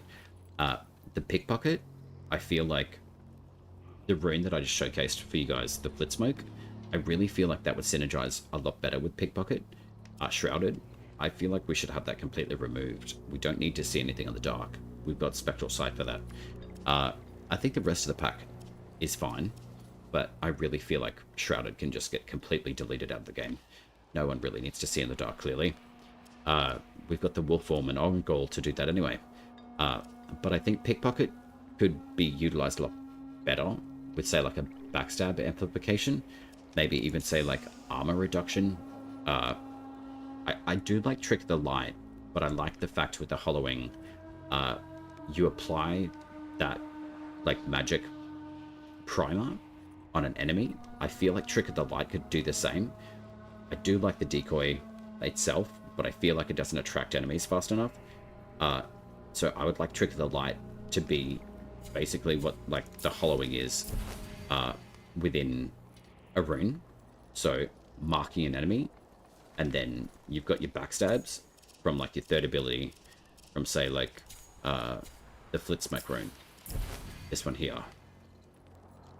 Like to cloak you, but in like the third ability slot. So instead of turning into like a pretty butterfly, you turn into like you've even got the hood there. I really feel like Glamour. I feel like that can just stay cast a Veil of Magics to hide you from your foes, float like a night moth and attack from behind. That's literally what the Flit Smoke Rune does. So either that, or maybe like diversify like Flit Smoke Rune and the Butterfly Form into like a 2-slot thing. I don't know. But yeah, I think that's how I would go about it. So I'll just switch it back to gameplay. But yeah, I've been working on quite a bit of stuff on the stream stuff. So hopefully it's oh look, my little Flappy Bird's back. I am going to see if I can just do a dungeon run though. But yeah, if you guys have got like anything that you want to share on talk about the Soulframe, I'm more than open to doing that as well. What's my favorite playstyle? Good question. I started off as an Oshelda user, so I do like the Bestone. Oshelda itself, the Pact, is perfection. I think it works really well. It's the most diversified of all the packs, I would say. Like, Bestone just does what it does. Stoning enemies, it's great. It works really well with your duration, like Spirit. Elder Bloom, best healing in the game, like, no doubt. Phantom Flock is just really fun. I'd probably say, for the most part, I really enjoy Bromius. Even though that this pact is basically just Rump Thump and that's it. Weavert Roots, I feel I could get an improvement, like, so it's not just like a straight line of casting. You can like maybe have it track a couple of enemies maybe. Song of Growth, I really wish it would synergize with duration from Spirit. I really do, because I really like casting the ability. But I think playstyle, overall, I would probably say casting. Bows are a very strong placement for me as well. I am growing on greatswords. Purity is fucking gorgeous. I don't like swearing a lot, but it really is. It's amazing. Its damage output is sexy. Like 158 at like a level 19 weapon. Like it's a 3-star. Who wouldn't want to use that weapon? I do like short swords. The Royal Tines are sensational. They were a 3-star achievement too, so I'm not really sure. Oh, I see what it would have been. It's because of the Gathanan, the polearm. I haven't really used the Paragon, to be honest. I feel like it's slightly lackluster in the way that Purity works. But overall, yeah, I think casting is probably my favorite playstyle. Are there any favorites that you got, Jen? Or what do you like? Sword and Board's pretty fun. I pretty much have all weapons in the game. So I think the Mockery weapons were a bit of a pain in the ass. This one here, though, Narash, is quite good. I actually might just take this for a spin, literally. So I'll just do like a little cloak and dagger style. I think Oshelda is still one of my favorite packs. I love the fact that we've got a surplus of points for this pack as well. That's funny. I have put a lot of courage into it, which is probably counterintuitive. But I am kind of hoping that the Phantom Flock benefits from it. But the passive, at least I know, works. It does actually work on enemies like the assassins with the flyblades. If they hit you with their dagger, you can actually see the tendrils freeze them sometimes. It's actually quite funny. I can't wait until we get a 3-star caster weapon. In all honesty, I'm actually kind of shocked that this is not a 3-star because it came from a Paragon pack. So it could be something like the wild weapons will get upgraded to a 3-star.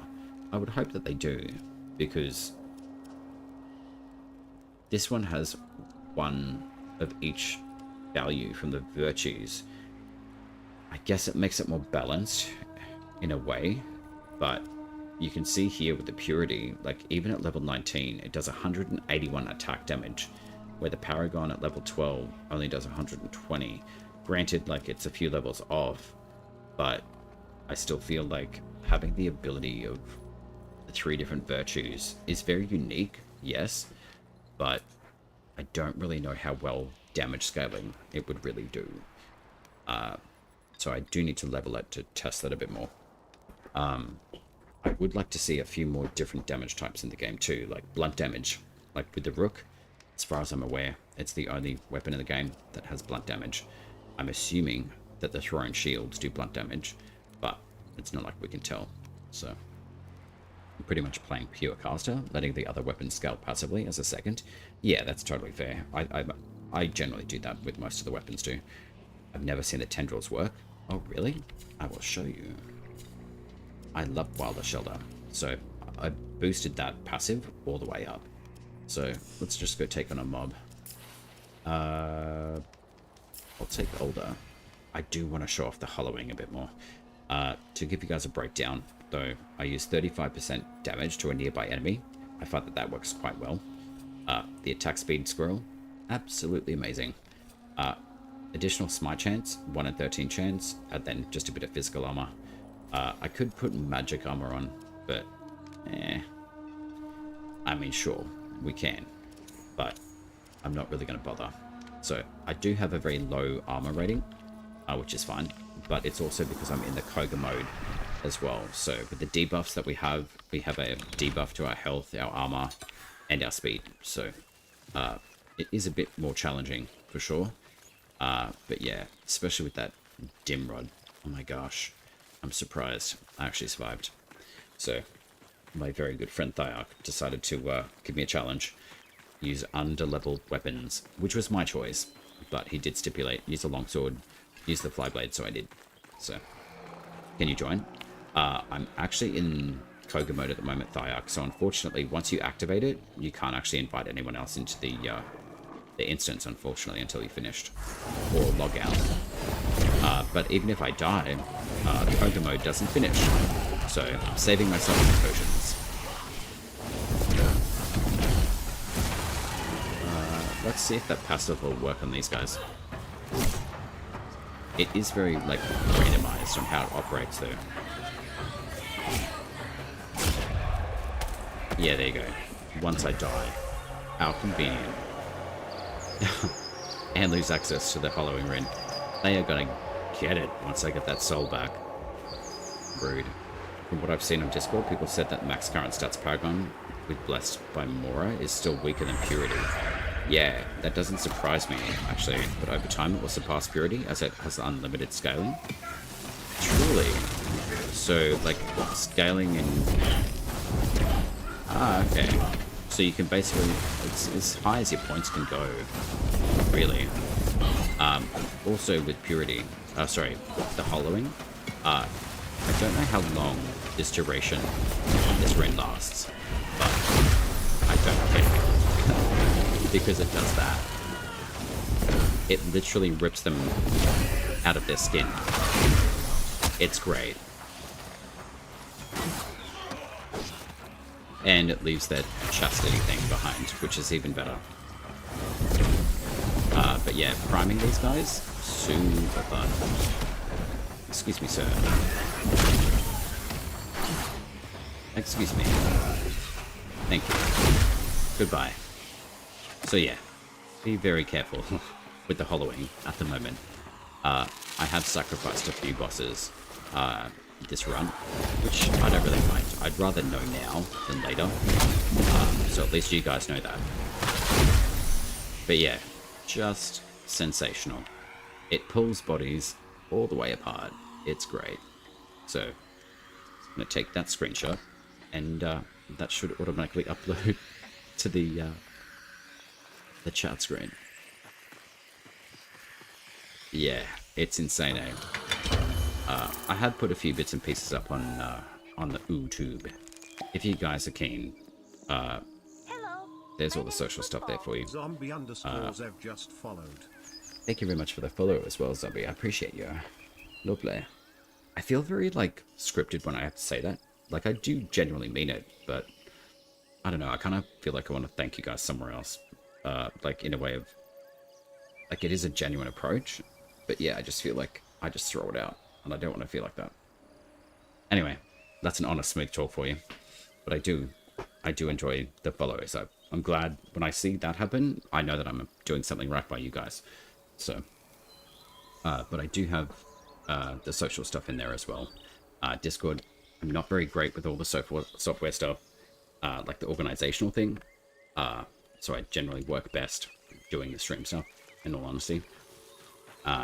Information's my thing, so if I can find something out, if I can make something better, if I can share knowledge, if it works, just kind of like being an informational gateway, I guess, I'm happy to help, because I really do like this game. Like, it's pretty incredible. And the fact that we share, you know, the family of Warframe and Soulframe, I think is really dope. So, oh, the Discord links expired? See, that's the funny thing. Every time that you do set it to be unlimited, or when you do an update for Discord, it will make it expire within like 7 days. I don't really get that.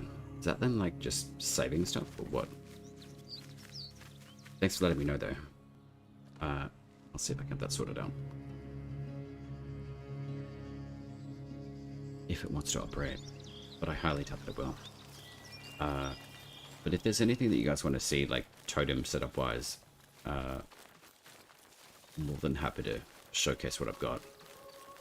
The only rune that I don't have, I think, as I say, was the Torrent rune, which is from the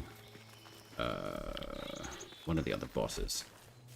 I'm pretty sure it's like a Gruul Seeker boss, but I don't think I've found them. But I found all of the other ones, so I didn't know.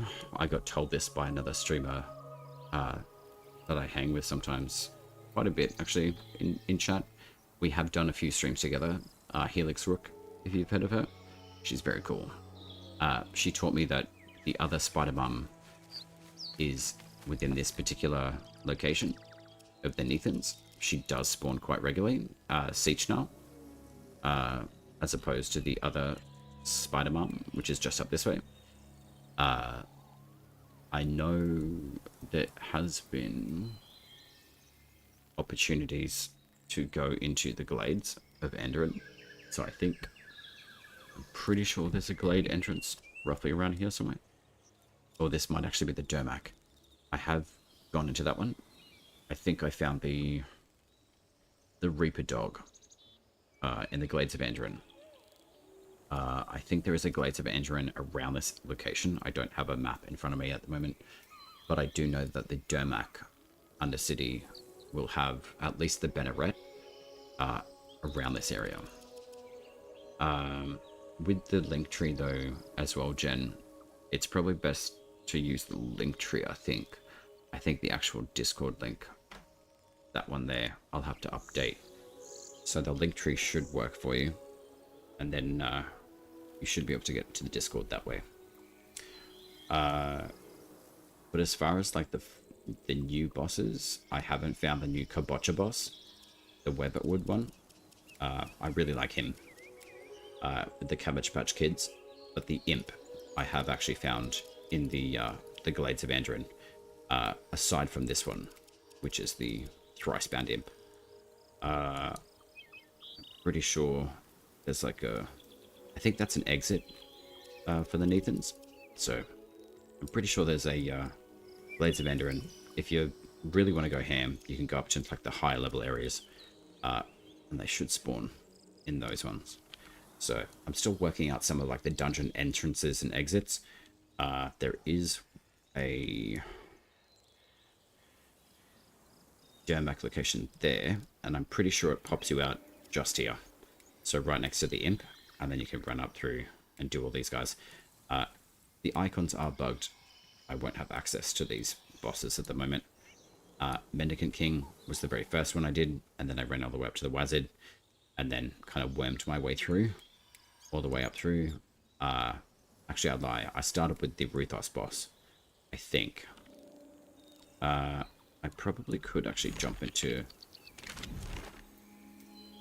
a dungeon and go for a run and see if the Ruthos is up, maybe. Because I think that is the last rune that I need. So we'll go through the Dermac tile set, but I'll pretty much speedrun it. So, but yeah, how have you guys been finding the Preludes update?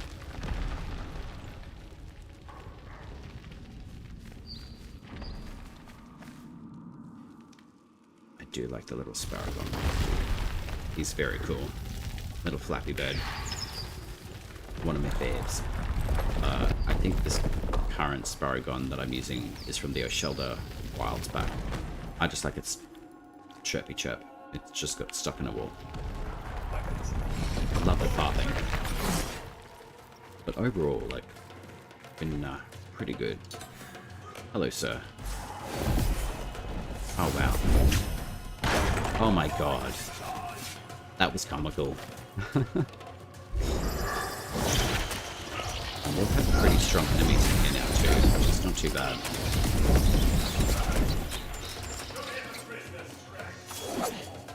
Oh wow. Okay, then dodgy hunters. Thank you very much. See ya. I really like these dudes' armor as well. Like, I wish I hadn't primed him. You could see it better.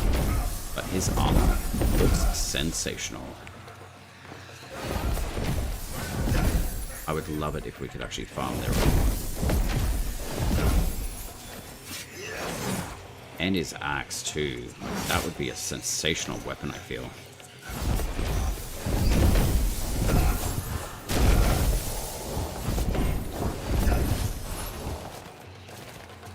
Alright. I'm not doing enough damage output to him now. Or have I ever? Nope. Don't think so.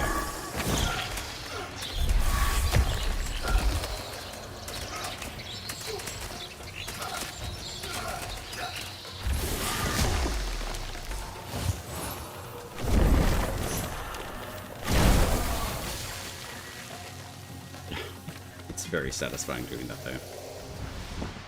I will switch over to Tethering though. Tethering works extremely well against everything. I do actually want to show something with the Ode Tempest though, if you guys are open to it. If you're not, that's okay. I'm going to showcase it anyway. It works extremely well with short blades and the Rune. Also, visual bug. It will go away once you actually put something in that slot. So let's have a look at Pulse Smite reduces enemy armor. Great. Attack speed. I can probably do physical reduction. Oh, sorry, physical armor. And then we do have a full ranked Rune. So I'm going to use these dual blades. Let's have a look. I do want to level this guy, so I'll have this one too.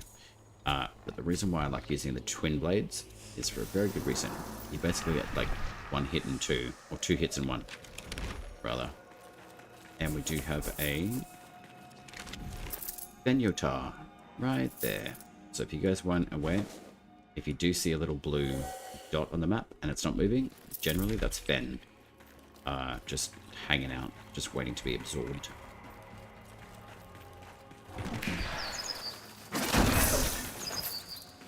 Alright, Flappy. Where are you taking me, bud? Oh, sweet.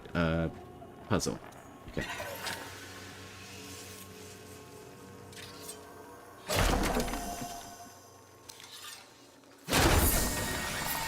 Open Sesame. Ode Tempest has changed immeasurably. But I think a good positive from it, though, is that we still have like the ripline effect with the shielding ability. So I don't think I need to do this puzzle, but anyway, I do like puzzles. So there's the lever. 1, 2, 3, and there's nothing here. Lovely. I feel so loved by the game sometimes. There's probably no chest down there. Jesus. Okay, I'm getting ripped off with gear today. I'm not really. I have a lot of gear in this game so far. But I wanted to show off the Ode Tempest and its differences since the patch and the changes of it.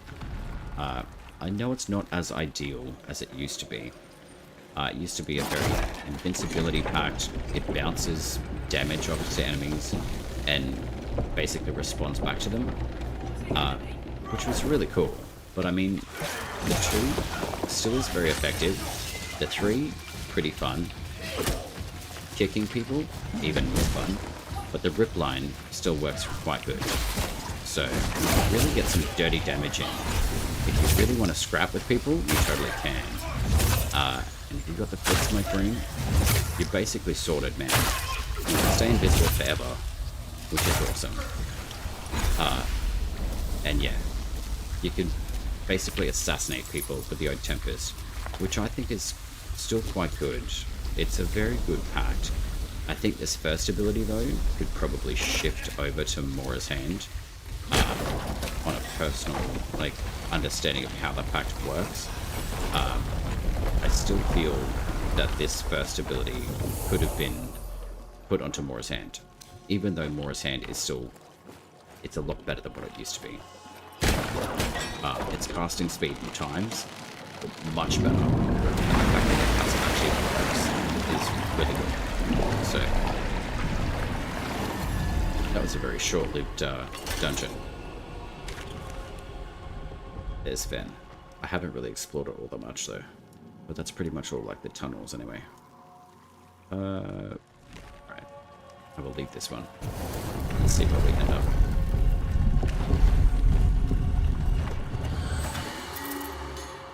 $125 Guild polished. I swear. If we can all petition to get Tubal-Cain a hug to make her slightly happier, or at least a bond rank 4, where she's a little bit more positive, that would be great. But also give her smelting so she can actually melt down all of our excess materials that we don't need. I think that would be phenomenal, because we have so many joineries that we don't know what to shake a stick out. Do I get a chest? Oh, okay. Alright, where'd we go? Alright, so we're up in the north area. I think that's Moon's Watch. From memory. I can't wait to see place markers up here. I know that there is... I think that's an entrance to the Nathans. I think. Let's go check. I could be wrong. Or I could just pull up a map. But that's alright. But yeah, I still think the Old Tempest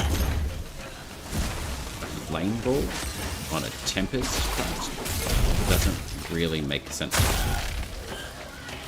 It's not a bad move by any means. I just think thematically, I hope it does kind of get a different ability put onto the first ability instead of a rolling ball of fire. I still feel like it could have been much more effective on the Hand of Mortal, because it's a flame-based ability.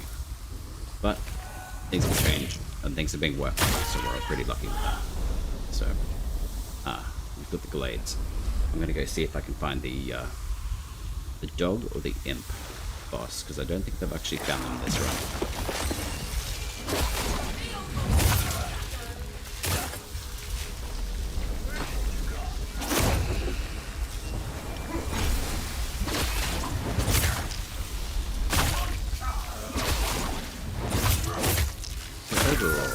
I think this pack still is viable.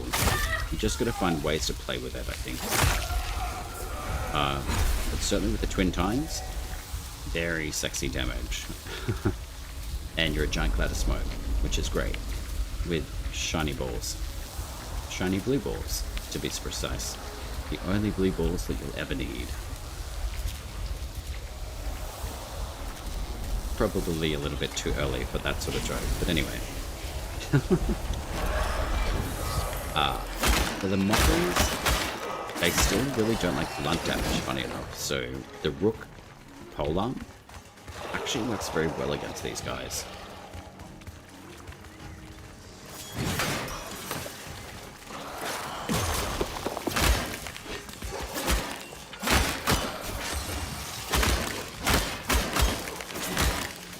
I mean, so do these.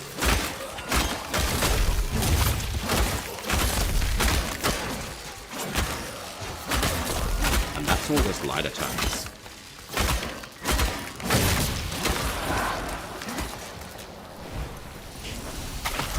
Those be done.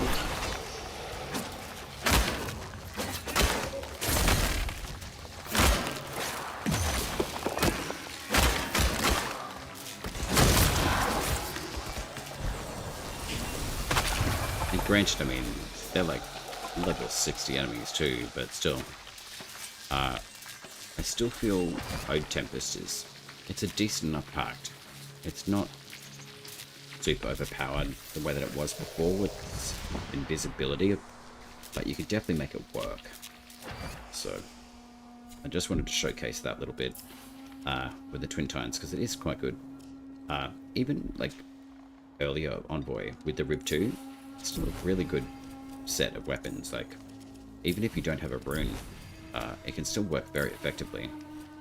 Even with like something like this, you know, stagger reflected while blocking, additional smite chance and attack speed, no problemo. But I mean, this rune is just sensational. Very crazy. Full smite reduces armor, sure. Let's just do that. Go for beaver. Wait, squirrel. What am I saying? Unsula are also quite good, but interestingly, they are required grace, so I don't really like using them, to be honest. Zespoy or Zespol, hello, how are you? What do you prefer, Variant or Gildor on melee?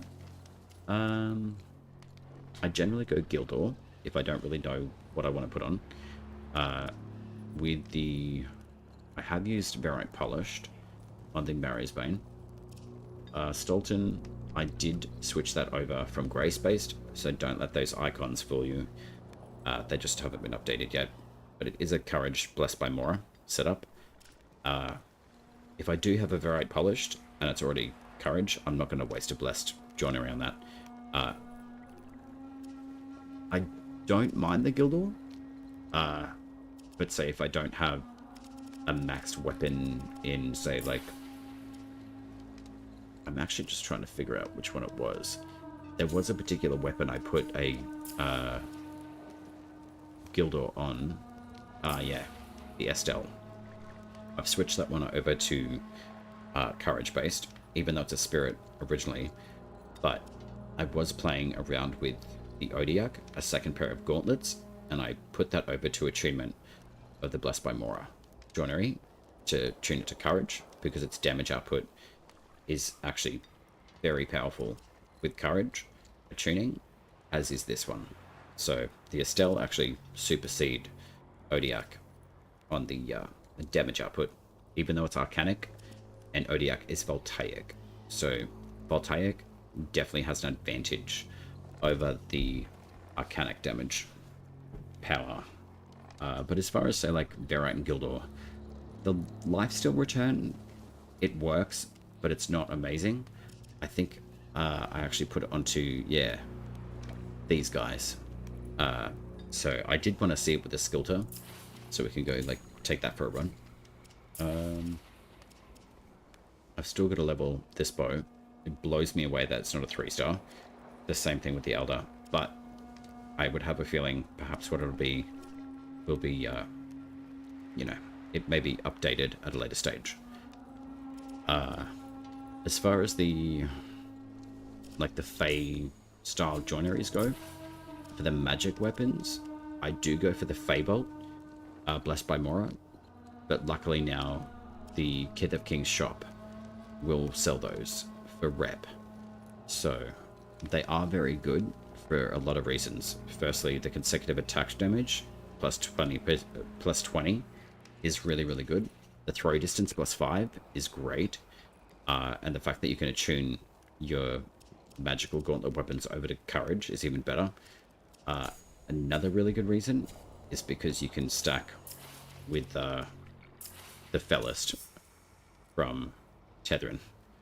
This coats your weapon. It's incredible. I think it's about 5 to 6 hits now. And it doesn't scale with your spirit as far as I'm aware. So it will just stay in your weapon until you've actually cast it 6 times. whether you make the hit or not. It boosts even more damage output with courage, which is pretty much overkill now. But say, for example, you know, you've got extra points in courage, you can probably put that into something else if you really want to. It's probably overtuned, really. But the damage output on the Odiak is really, really nice, especially with the Blessing of Mora. And then lastly, the combat arts for magic. The grounded, increased casting speed when standing still is sensational.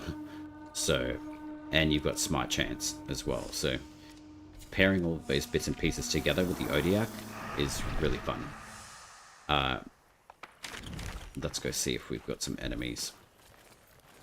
I mean, for the most part, you don't even really need to use Felist all that much. But against bosses, it absolutely shits all over them. And it will break armor, like, very quickly. But that's the Odiak, and that's without Felist applied. So that's the reason why I put a Blessed by Mora. I know it's not the Guild or Opurrator. It's not really answering your question specifically on that one as well, but I wanted to show that too. Is that you can get an absolute sexy amount of damage from the Odiak, and then you can pull their soul, and then see you later. Like, it's very, very good. And the soul healing as well, when you do the full smite, is really nice. And you get a good amount of smites happening too.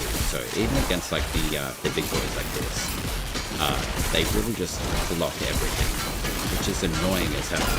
But just jump in their face and cast your 3 should block them from blocking every single turn. And eventually, they will like fall and tumble. So, and these little a-holes just dissipate when you eat them. So, very fun.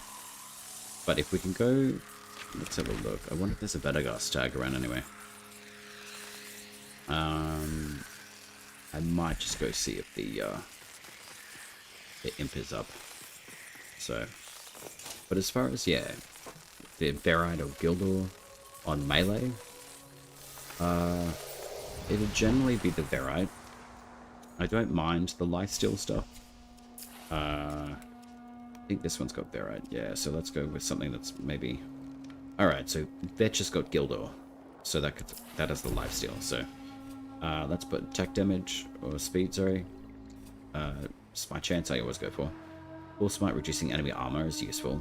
There's 14 physical armor, so I do have the different types of the runes as well, so we'll take that one for a spin and see how it operates. But I certainly do want to keep the Odiak on because they're super fun. There we go. So we got 40, so that's probably well overpowered for that. So, but I mean, I just need a bit more range, so I could probably even drop that down to 35 and see what that's at. 121. Okay. Yeah, that's way too many points. I have a feeling it's around 24, 25 that you need courage at, and then okay, so 119, 28, 121. It'll probably be a 28 cap. Yeah, it is. Nice. So I'll just put everything else back in a grace because I don't really need duration at all with tethering. Which is great. Have you tried the new Garen Brood? I have, Jen. I don't really know how I feel about it.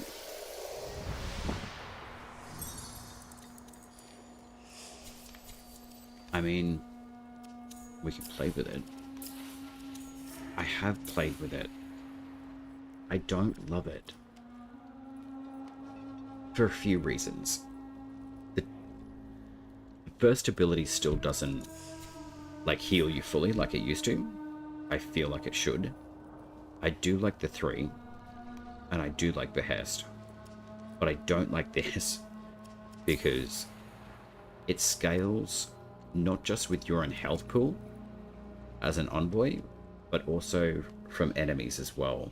So the higher level enemies, I actually haven't really tested it, so this is a good opportunity too. So let's go play with it. I do like Behest and I do like the Stampede. I think they're both really good abilities, but the Torment, it's probably still being tweaked. I can understand that. I wish I could steal a soul from these bitches, but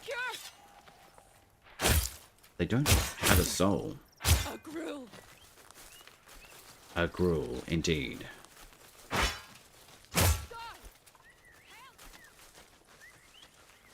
Like, they just stand there. Like, these are the most overpowered enemies in the game.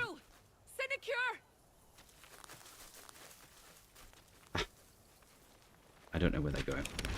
Alright. Let's go see if maybe Empty Doodah's up. Maybe. I just don't know. I got my first rune. Nice, Thyarch. By the way, I guess you can only get one rune or one person in the squad. Yes, it is account-based, Thyarch. So if you get a rune, awesome. If someone else doesn't, they eventually will get their own. So the drop tables are specifically locked to like your own player. So I would actually recommend solo farming over doing it in a squad. Even though it seems counterintuitive, I still feel like you get better drop chances just by soloing, to be honest. Oh sweet, okay, we do have imp up, so that's great. I was simply wondering if Guildhall 4% lifesteal is even worth it over Verite damage buff. In all honesty, I would always go damage buff over lifesteal. I just wanted to test it on Vetch. But as an example, if you've used Tethrin, it will steal health for you. So I guess it's like stacking health, stealing. So I haven't really tried it yet, but we'll see. If you don't like it, no need to force yourself. I honestly just kind of like how it makes it easy to play as a caster. Funnily enough, a Shelter, as good as it is, I'd like less. That's fair, yeah. I think everyone likes things differently, so I think that's completely fair. A Shelter probably may not be for everyone. I do like the skill cap that I feel comes with a Shelter. I don't always use the reticle. I actually prefer it not to be on the screen. But I can certainly understand it would help with like the movement in the game. But yeah, Garen Rude, the tree, sensational. Very great. Look at those two enemies. Just deleted. So I do like the third ability. Second, Behest, is quite good. It does stagger this dude, which is great. So if you get a good headshot off, he does not like being hit in the head. So very big weak point for him, which is great. Perfect throws, especially with daggers, is really, really nice.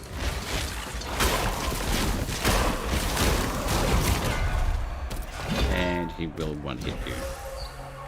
So I guess I could probably keep stacking bosses, to be honest. I guess that would be interesting to see how far we can go. But it is a solo run too, so I probably could keep going. But I think it would kind of be counterintuitive. It would get kind of boring. Just by myself.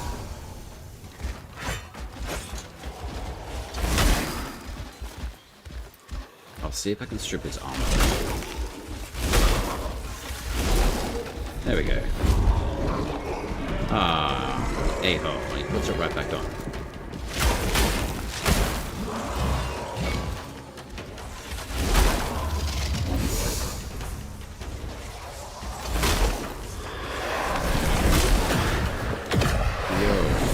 Forgot about those. Jesus. It's a truck. So it does give you a bit of health back. I don't feel that I'm not building the patch right. I just don't like the healing on Torment anymore. It really doesn't work as well as, say, like a Soul Smite or a Pull Smite. Pull Smite will heal you fully. That's what Torment should be doing. I really don't understand why it was scaled differently and operated differently. So unless I'm missing something, I don't think I am, but it just doesn't make sense to me that Torment doesn't fully heal you. It scales off your health pool and the enemy you're up against. So,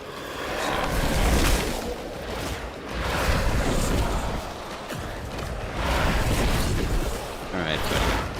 Enough of your projectile bollocks.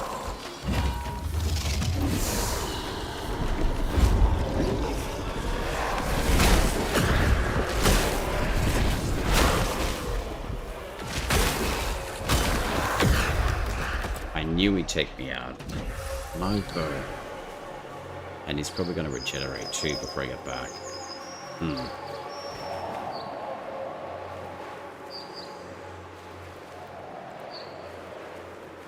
Well played, sir. Well played. Please have, like, no health left, though. That would be great. Are you shitting? Wow. More than half. That's crazy.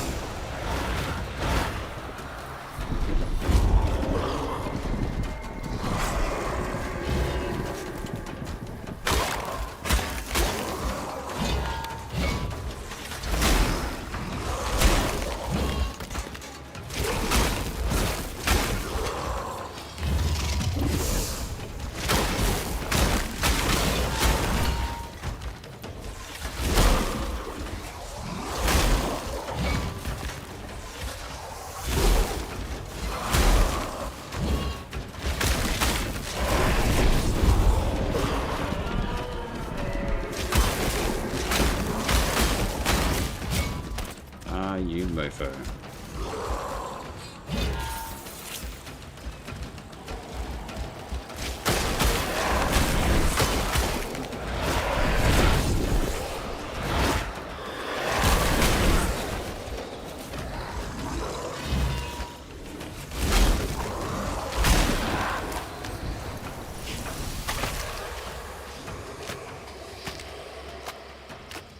Take you for your mushrooms. So yeah, I think overall, like, Garen's Pact is cool. I just don't really like Torment. But as a caster, I can certainly see the appeal. Absolutely, like, it definitely feels that nature, like, druidic caster. Absolutely, like, I think that's phenomenal. I still feel like Torment...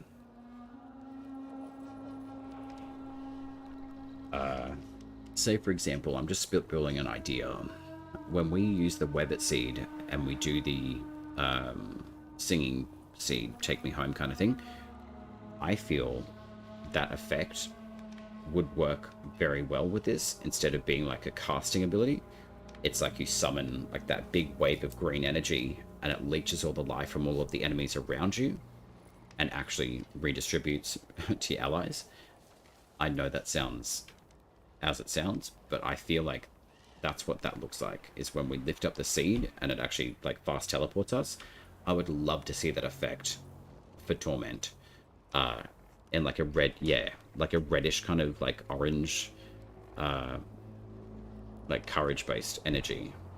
So I think that'd be absolutely sensational, and I feel like that would work a lot better because it's affecting more enemies around the envoy rather than just being a single hit target where I'm already getting that sympathy.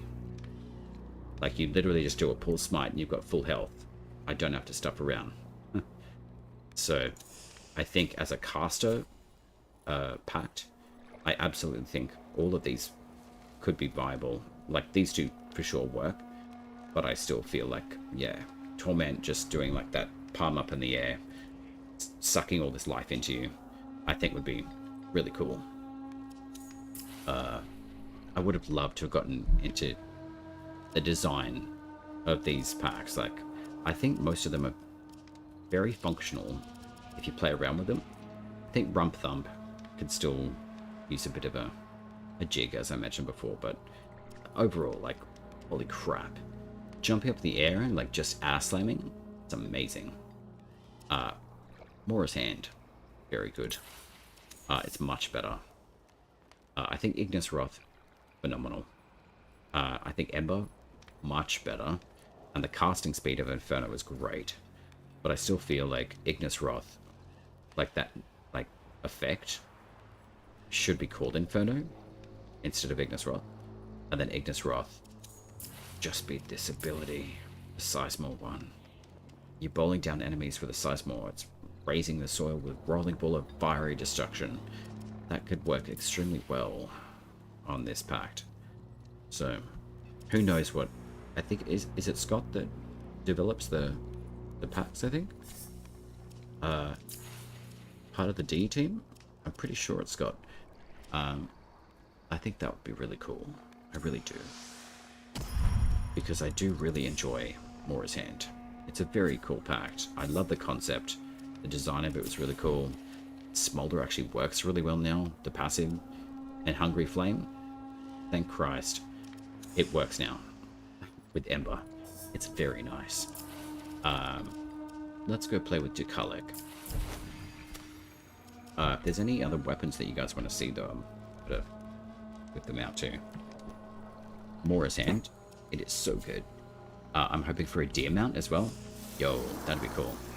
I'm not gonna lie, like, that'd be pretty dope. Like, can you imagine if we just like go hang out with Garen Rude and be like, yo, can we ride you? He'd probably like buck you off and like spit in your face. But maybe eventually you'll be able to build a bond with Garen that he's like, you know what, you've helped my glade or something. You know, I think now that we've done Imp, this one was my last boss that I've done. So I'm gonna go check Webbitwood and see if Kambocha's around. He totally would, man. Like, getting rude with Garen, he literally butts you in the head and he's like, F you. It's like, whoa, okay, bud. It's our first time meeting. Actually, I'm gonna run this dungeon because I have a feeling that we'll get lucky with the Banneret. I'm hoping. It's either that, or at least the, what's that other, I can't remember its name. It's like the other Gruul Seeker that I'm looking for. But yeah, I think with the Mora's Hand, it's far more functional than what it was, which is really nice to see. I like fire, and I like a lot of it, and it's been done relatively well. So, 2, free camera, amazing. Stabbing the stab, and fire. Amazing. Now I feel even more powerful. Level 60 enemies? No problem. Just give him a hot poker. It's great. I actually really love Ducalic. It would be cool if we could switch the Arcstorm rune for electrical. So, very similar to how Nimrod charges his Ducalic. I would absolutely love the same effect on Ducalic. Oh no. Excuse me. That's rude. Inferno? Sensational. Dead. I love these enemies. They're quite funny. Inflammare. It now shoots its passive ability off in about like 5 seconds instead of like 10. It used to be like 10 seconds. It was so slow. But yeah, flame damage. Does a lot more damage per tick. It's very good. But as far as Mora's Hand goes, it's really good overall, I think. Hey, big boy. Flames.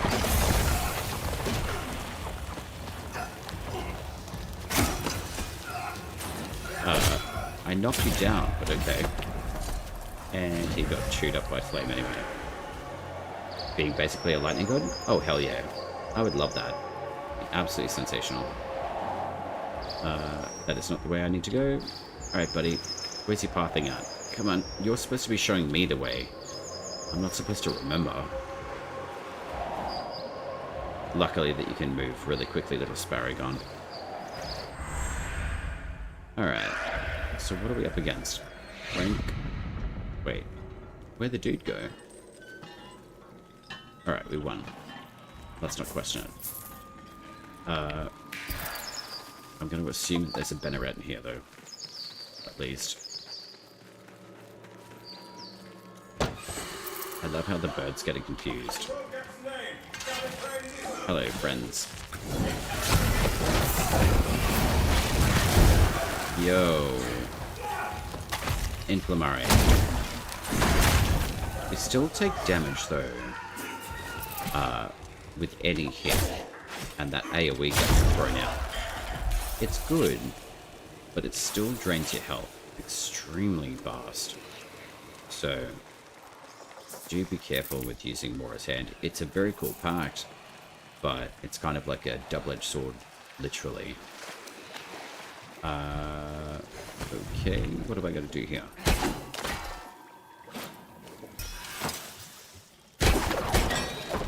Ah, okay. Yeah, there's intercolor colors. That's cool. So, if you pull a spirit soul, it empowers the weapon, I assume?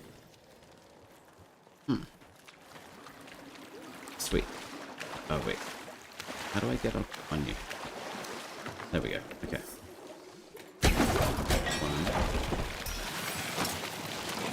I feel like I'm literally going spear fishing now. This is funny.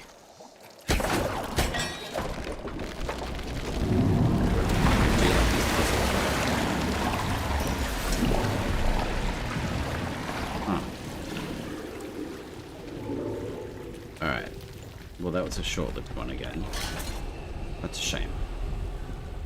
Don't forget your scrap iron metals. Always need them.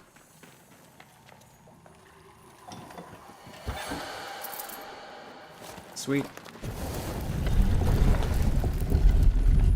Lemon. I really like this ensemble though. I think this is the Siren? Yeah. It kind of makes you look like you've got dreadlocks. It's very cool. But then when you kick the face mask off, the envoy looks like they're working at Snapback.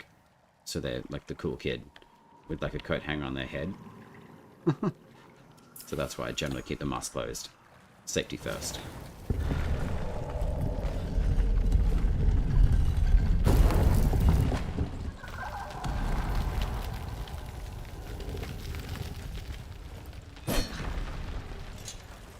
Sweet.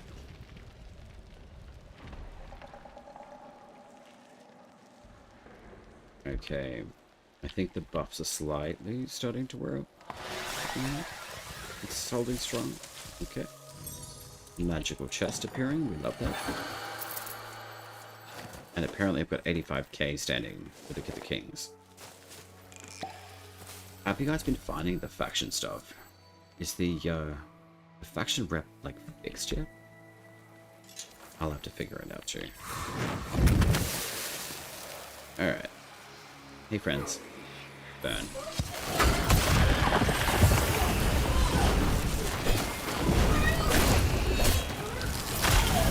Real. So pretty much most of the runes that we got is just flame damage. I'm sure that'll be diversified at a later stage, which will be nice. I do like that when we cast abilities, the packs actually induce fear in the enemy, so they actually fall down, which is nice. But also, it's nice to see them just completely cook themselves alive as well. Random question, what direction do you want to see the game to go in?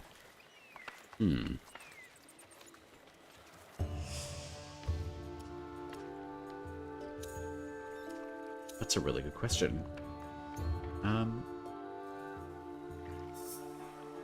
I'd like to see more expansion on the story quests, like Garen Rood, Lady Diora, like kind of filling us in a little bit more about the Glade. You've done well. Now live and we learn more about Garen in his past. Specifically because it says rank up Pact of Garen Rood to learn more. I haven't really learned much more about Garen. So, granted, I know that things can happen over time. I think directionally, I would like to learn more about Garen, of the ancestral, like, spirits that we have. Arundel as well, learning a little bit more about her backstory. Orlick and his creepy baby. I'd really like to know where the creepy baby comes from and why. Kane and Steel Singer Tubal Kane. Successor to Kane, meaning whoever that is. The legendary Kane, and seeing if we can even further empower our weapons through Tubal Kane. Like finally getting like, I don't know, some sort of adulation from Kane's spirit coming to visit her. I think does that kind of answer a little bit more about the direction of where I'd like to see the game go? The best way that I know how to kind of see it kind of come more into fruition, I think would be being able to go visit. Oh, we've got more there. Okay. I think directionally, I would like to see if we can become friends with Marta, so we can go visit the Sky Castle. Like, honestly. I would love to be able to drop in that Dorito ship with Marta and just have her, like, whine and, like, complain all the way about her Marta's aching back, and yeah. I think, learning a little bit more about the lore of the factions, like Banyo Tar, you know, what was his deal? You know, I guess from some of you guys have picked up on, like, the update with, like, the Empress as well. I don't really want to go too much into that, but I feel like we've got a lot more to learn about the relationship of the Envoy now, and why they're called a betrayer by the Sinecure, where it seems that they stole us as a child, trained us, and then we figured something out. Just kind of getting more understanding of where the Envoy has come from. But even so, with the... where is it? It's none of these.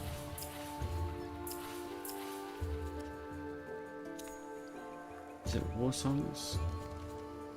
Memories of War Songs. Grandfather. Learning more about from him. I love Grandfather and his voice. The actor has done an amazing job. Yeah. And it's very cool. I would like to see more of the expansion of Grandpa. And, you know, his training us to be what we are and all that sort of stuff. There's lag between your messages. I do have slow mode on. It's about 3 seconds per message. It's just so I can kind of stay up to date with chat. Otherwise, if I turn it off, it's very fast and it's a lot for me to catch up on. So it actually gives me a little bit more breathing room with chat. I wish I could make it 1 second. I think that'd make it easier. But yeah, there is a bit of a lag between slow mode and stuff. I can turn it off, but I just find it's easier. Just for questions and answering. So, but yeah, I hope that answers the question on where I'd like to see the game go. I think just more expansion on possibly being able to go to the Sky Castle. I mean, we can see more of, like, the invasion now of, like, all of, like, these big dark walls being put up. So it seems like the invasion is well underway with the Sinecure. I think with the giant castle, though, I would love to understand more about that battle. And that's the very beginning of the game, I would say. So, yeah. I think that kind of gives scope of where I'm at so far within the game. I certainly like lore. I certainly really enjoy,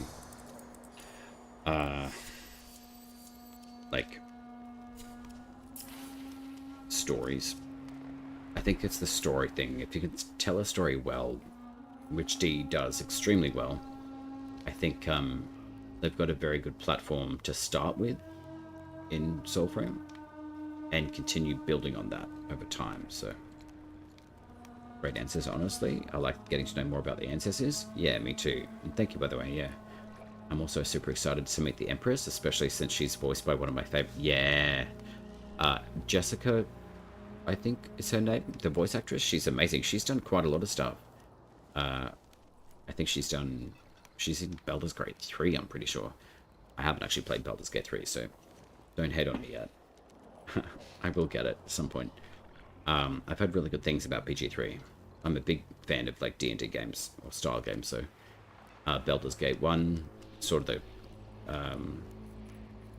Tales of a Sword Coast. BG2, Shadows of Arm. I love that whole entire series, so it was really cool to see how well done Baldur's Gate 3 was done. It's incredible. Very cool. And like I think Ben Starr also did an acting role for one of the characters there. I think he's a vampire, I'm pretty sure. Very cool stuff. 10,000% should. Yeah, it's my most played game by far. Yeah, fair. Yeah, I should certainly get into it. I'm sure I'll like absolutely froth over it as soon as I start playing with it. So yeah, I'm very excited for that. Might actually just take the Paragons for a spin, and then what I may do, because it's 12 midnight, I have switched my streaming schedule to match up more with, say, like morning time and like earlier morning, more so like work and functional time zones within that. I think Americans generally would probably be waking up roughly around now. So yeah, I've just been trying different time slots basically. So that's 2 or 3 of our Paragon empowered. We've actually got blue. So now I need red and spirit. So I want to know what that does for the Paragon sword though.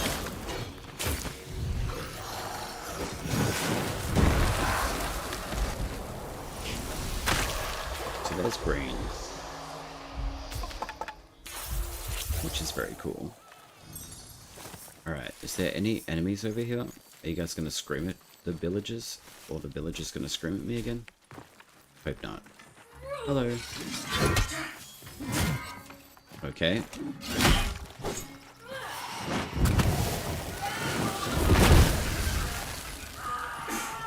Right, so we still lose quite a bit of health. There we go. So yeah. Overall, Paragon Greatsword. It's good, but I still need to play around with it a bit more, I think. It doesn't feel as fluid as the as Purity though. I have to admit that. To be honest, I wouldn't start it until you have a lot of time. It's wildly addicting. I definitely believe you on that, gent. I absolutely believe you. It would be extremely addictive. I'm sure it's got like 1,000,001 ways to be able to fulfill a requirement to move through that game, which is something I've always really enjoyed about Baldur's Gate games, or like D&D's or Dungeons and Dragons titles. Like they generally will give you like huge pathways to be able to go through, and you know, one instance of a game you can, you know, kill them with like a fireball cell spell, and then like the next one you can start with like a thief or a tiefling and like backstab them or something like that. Like there's just so many different ways to play your way kind of deal, which I really like. I like that sort of style of game. As far as the Purity goes, and that shield bash from that great shield, I swear to God, if we don't get a great shield after seeing these big boys like do a massive like just shield crash on the ground, I'm gonna be very upset.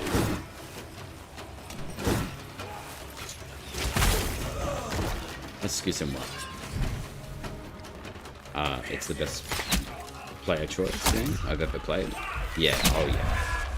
It definitely would. Oh man, I got owned. It definitely would be a very good title. I absolutely believe that it would be.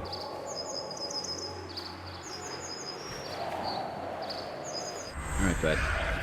You back on my body now? Are you comfortable? Okay. Yeah, I think the Paragon Greatsword really just doesn't have the fluidity that Purity does. Like, it works so well with the Hand of Morapact too. So, I'm really pleased to see the functionality of the Hand of Morapact be upgraded. Because with Purity, it is absolutely the purifying flame of Mora. A great shield? Yeah. Oh yeah, it would be really cool with axes as well. Yeah. I mean, it'd be nice to see more blunt damage. Even like a shield and hammer like what some of the sinecure enemies run around with. Perfect. Be able to, you know, farm these guys' armor, I think would be really nice. I still really stand by that change with Garen Reed's Pact, like the singing seed thing. I'm not even sure how to get out of Koga mode, because I can't. Not that I'm complaining. You know what? I'm just gonna see if this particular boss is available. And if she is, we might as well take her on. Vinegar Spanky? Hello. What do you think about the Yoshelda's Pact? I really like it. I think it's very good. I think being able to shatter enemies after stoning them is great. I think the Elder Bloom healing is phenomenal. It heals basically through anything up until a point. I think the crowd control of the Phantom block is really good. And I think the Tendrils passive works very well. I think overall, out of all of the packs in the game, I think it's got the most diversified kit. But it works, it synergizes extremely well. So, it's probably very difficult to create a pact with abilities that will satiate everyone, or the synergies of, say, like your virtues, like Courage, Grace, and Spirit, and then putting that together and fusing that into 3 different abilities must be really hard to do. So, kudos to who does develop the packs, though, because I could only imagine it would be difficult to do that. But yeah, Yoshelda is very good. It was my first class when I first started Soulframe. So, it's very good. And I think the Wild Pact looks incredible.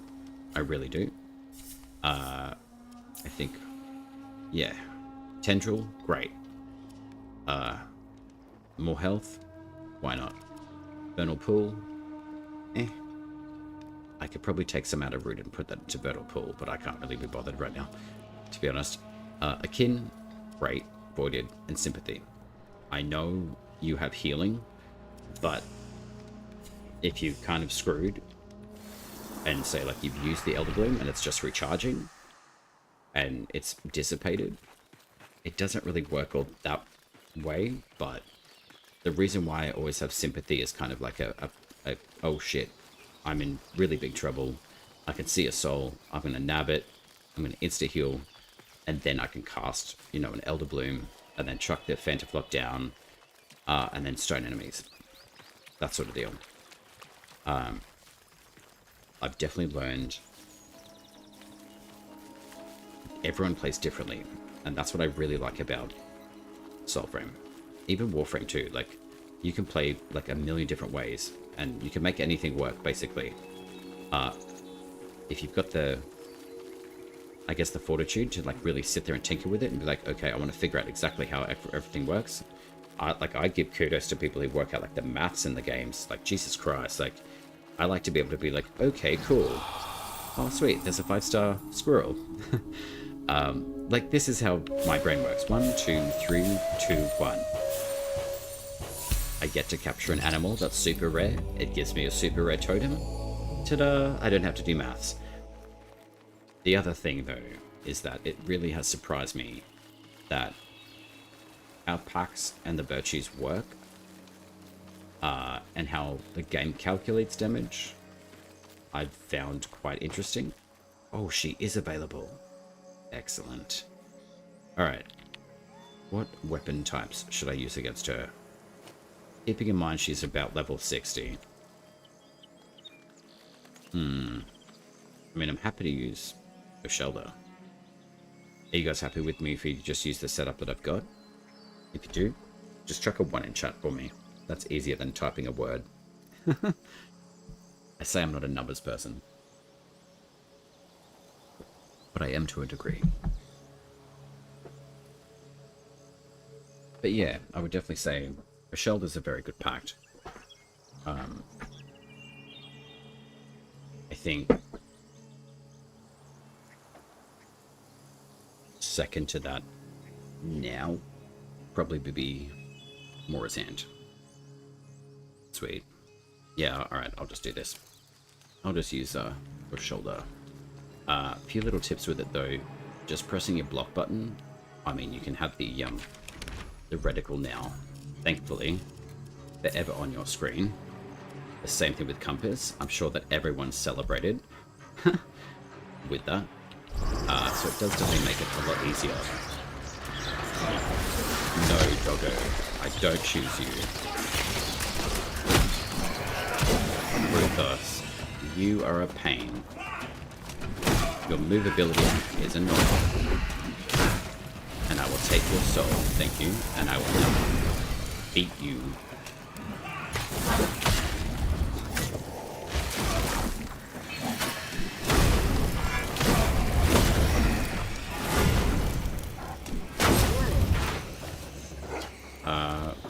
Ruthless? Are you over the hill and far away? There you are. Hey, hey, hey. Rude. Yeah, I think Purity just shits all over enemies. It's so good. I was actually really surprised when I started using the Paragon greatsword. I thought, I don't love it. But then I thought, no, I'll give Purity a whirl. And yeah, it's sensational. I love its movement. It's very good. And considering how light it looks and feels, I'm surprised. I really am. But the actual design of this sword, I'm so glad that D were like, you know what, we'll put the sword in the game for you guys. I'm fucking so happy with it. And I don't really usually like swearing a lot, but very happy. Yeah, it's amazing. It's a very, very good greatsword. Like, there's nothing that you can say that it doesn't satiate. Even like the sprint attack with like a heavy, like the reach on it, like it will take a head off. It's great. Let's try it on these mofos down here. Where's it? Oh, we've got a heavy unit. Okay, hang on. Alright. We need that sort of circular swinging motion. Holy shit. Alright, I keep on forgetting that I'm like almost dying. No, no, don't go. I love the fact that we don't have flat roll in this game. My god. Just have like a tumbling one. Excuse me. See, this is why I like having sympathy as well. If I don't have casting time on Elder Bloom, I'm like out of there. I don't want to fuck around. I want to be able to actually heal myself effectively and quickly, and that's exactly what Full Smite does. So, that's why I keep it as my back pocket, kind of like, oh shit card. Especially for this mode. But then, once things calm down and you take control of everything again, you're pretty good.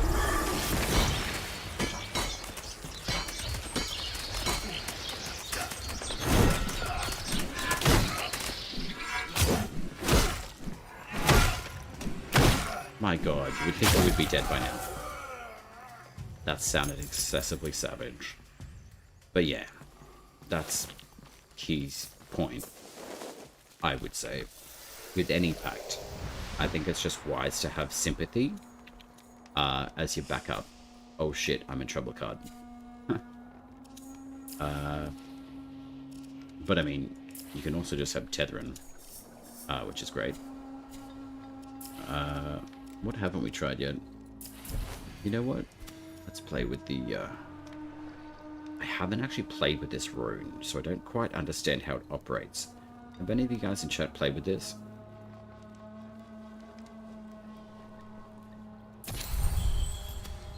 I'm gonna chuck it on, but I just have no idea what it does. The Durglint. Parries following Pull Smite. Reflect off your shield, dealing 75 damage. So if I parry an enemy's attack, apparently I glow. Or something along that line. Alright, have they got a caster with them? No, but they've got archers. It doesn't really matter. You're on your ass anyway.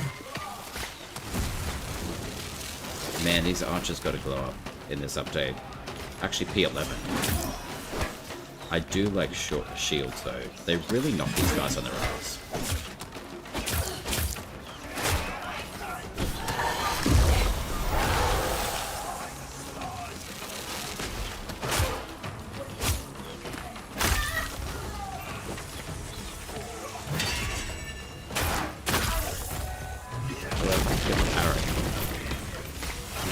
What does it do? I also like more of a wizardy kind of casting style of a character as well. Oh, you're going to be really annoying.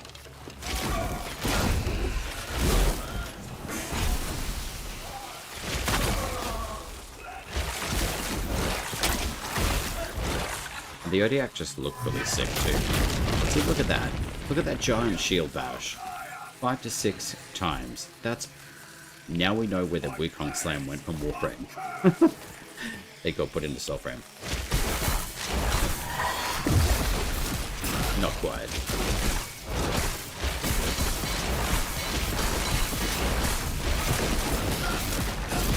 Hey, bud. I love that finisher move. It's amazing. But yeah. And that's all done without, I guess, Fellas, really. I may actually just run up here. Just have a bit of a play. And then, I'm not gonna lie. It is about 20 past midnight. It's well past my bedtime. But it has been an absolute treasure hanging out with all of you. And, I hope it has been valuable conversation and information for you guys. I certainly have enjoyed myself. But I should probably get to bed very soon. So, just before I forget. Or, it slips my mind, rather. For you guys on Twitch, those links should come together through. The link tree is probably the most up-to-date. I will check the Discord. So if you can't get into the Discord, that's okay. I will figure that one out. And I will update that. And then for everyone on the YouTube, you should be getting some links come through for chat for you as well. The link tree is probably the best. And if that one, for some reason, doesn't work, you can go through the channel. And you will have the link tree up there as well. So, I do post shorts in Soulframe on multi-platform. Mostly Twitch and YouTube. So, I do enjoy it, but if there is something that you guys do want to see, or want like further explanation on, like, I'm more than happy to see if I can try my hand at putting an actual proper video together. I'm not that patient, I'm not gonna lie. That's why the shorts work very well for me, because I can basically bust out 10 seconds worth of information that I hope makes sense. But if it doesn't, I'm happy to re-diversify, just making things be found on the internet by a million people. That was rude.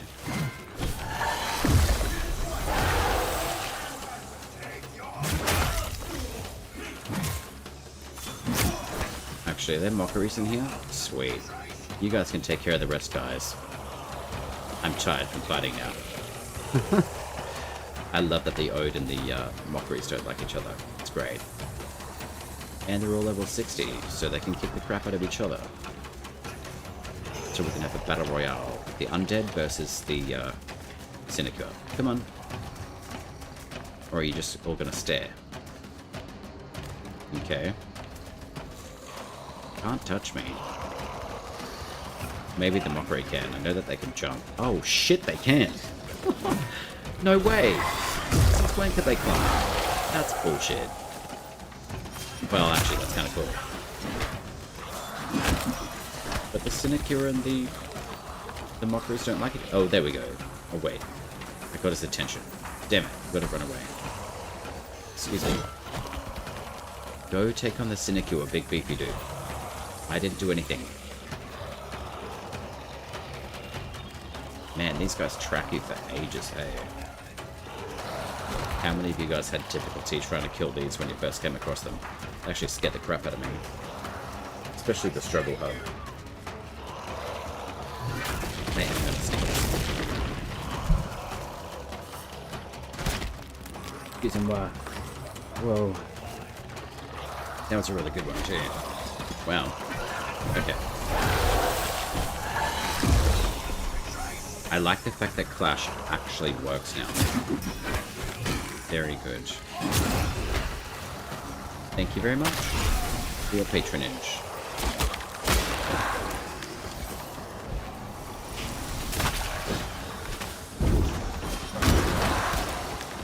I'm more convinced that the shields do blunt damage.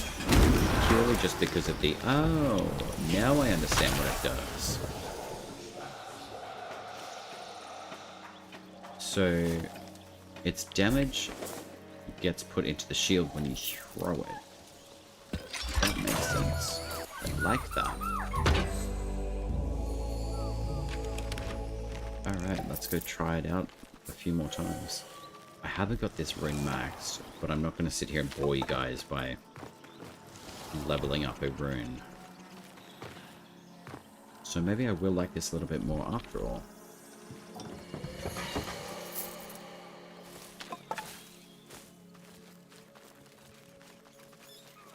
Castle. We love you. Mirafjord. See, that to me seems very dwarvish. Like the name of this castle. So I would like to know more about, like, the lore of the lands. Perhaps, like, maybe meeting a lord?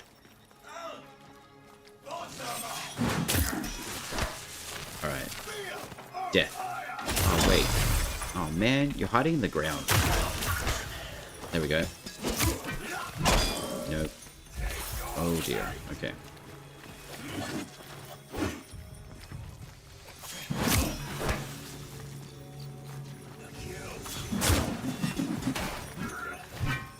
Nope.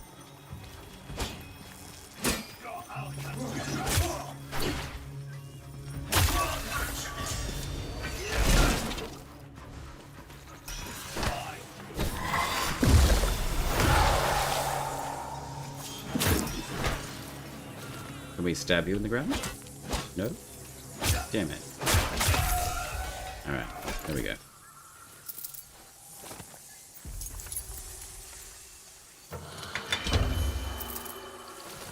Okie dokie.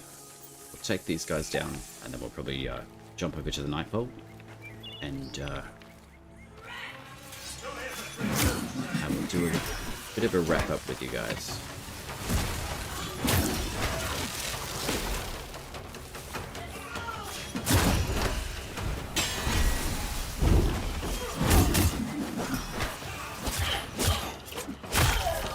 Nice try, lady.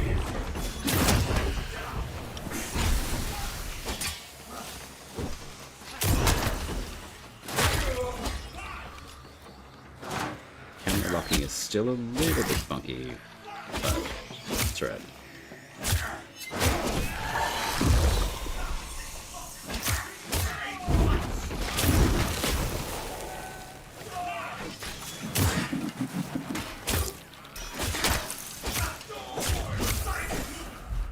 Rudeness. Oh, I knew that was going to happen. Man, those archers. Holy. Come on, little Sparrow. Can you imagine if we got close and the archer just like one-shot the sparrow? I could actually see that happening. Just as like a lol.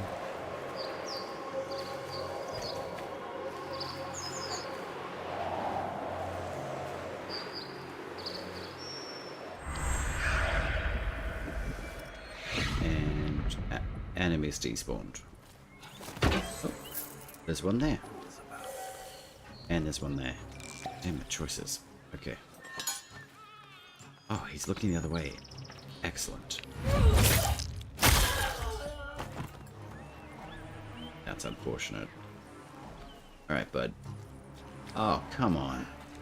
Oh, sweet. Okay. Ah, shit.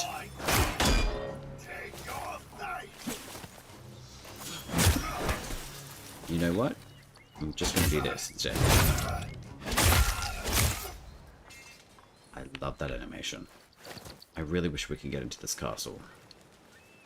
But anywho. Alright, Ben. It's time to give the pupper a hug. And bid adieu.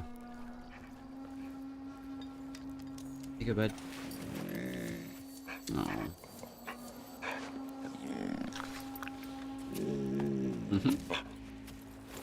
My favorite. Alright, Bam. A big thank you to all for just hanging out and spending time. It's been really nice. I hope you've enjoyed this stream. I certainly have. I can shift you guys on to someone in the directory. I'll just see who's available. Let's see who we can do a little raid on. For those of you guys on Twitch, YouTube, unfortunately, we will disconnect. But if you wish to stay connected, I would love that. Just gonna see who's on. If you guys have any recommendations, I'm open for those as well. Oh, Gris is on. I've already found someone that I can share you guys onto. Gris is very cool. They've been doing a quite a bit of Soulframe streaming as well, so I get to raid them again. Brisso Solanel, I try to get the name right. They're very cool. They're a Canadian streamer, very cool person. So I've hung out with them a few times in chat, and they're still going through and learning Soulframe. Fresh eyes, very good knowledge base. They're also a Warframer, I believe. So we'll go say hi. So I will shift you guys on with love, and I will go and get some bedtime. And yeah, I hope you guys enjoy your time with Gris, because he's very cool. So thank you very much. It's been an absolute pleasure spending time with you all. Hope you enjoyed the love cam, and I will see you guys in the next one. And take care of yourselves. Rehydrate, eat, do all the nice things. So thank you very much, and ciao for now.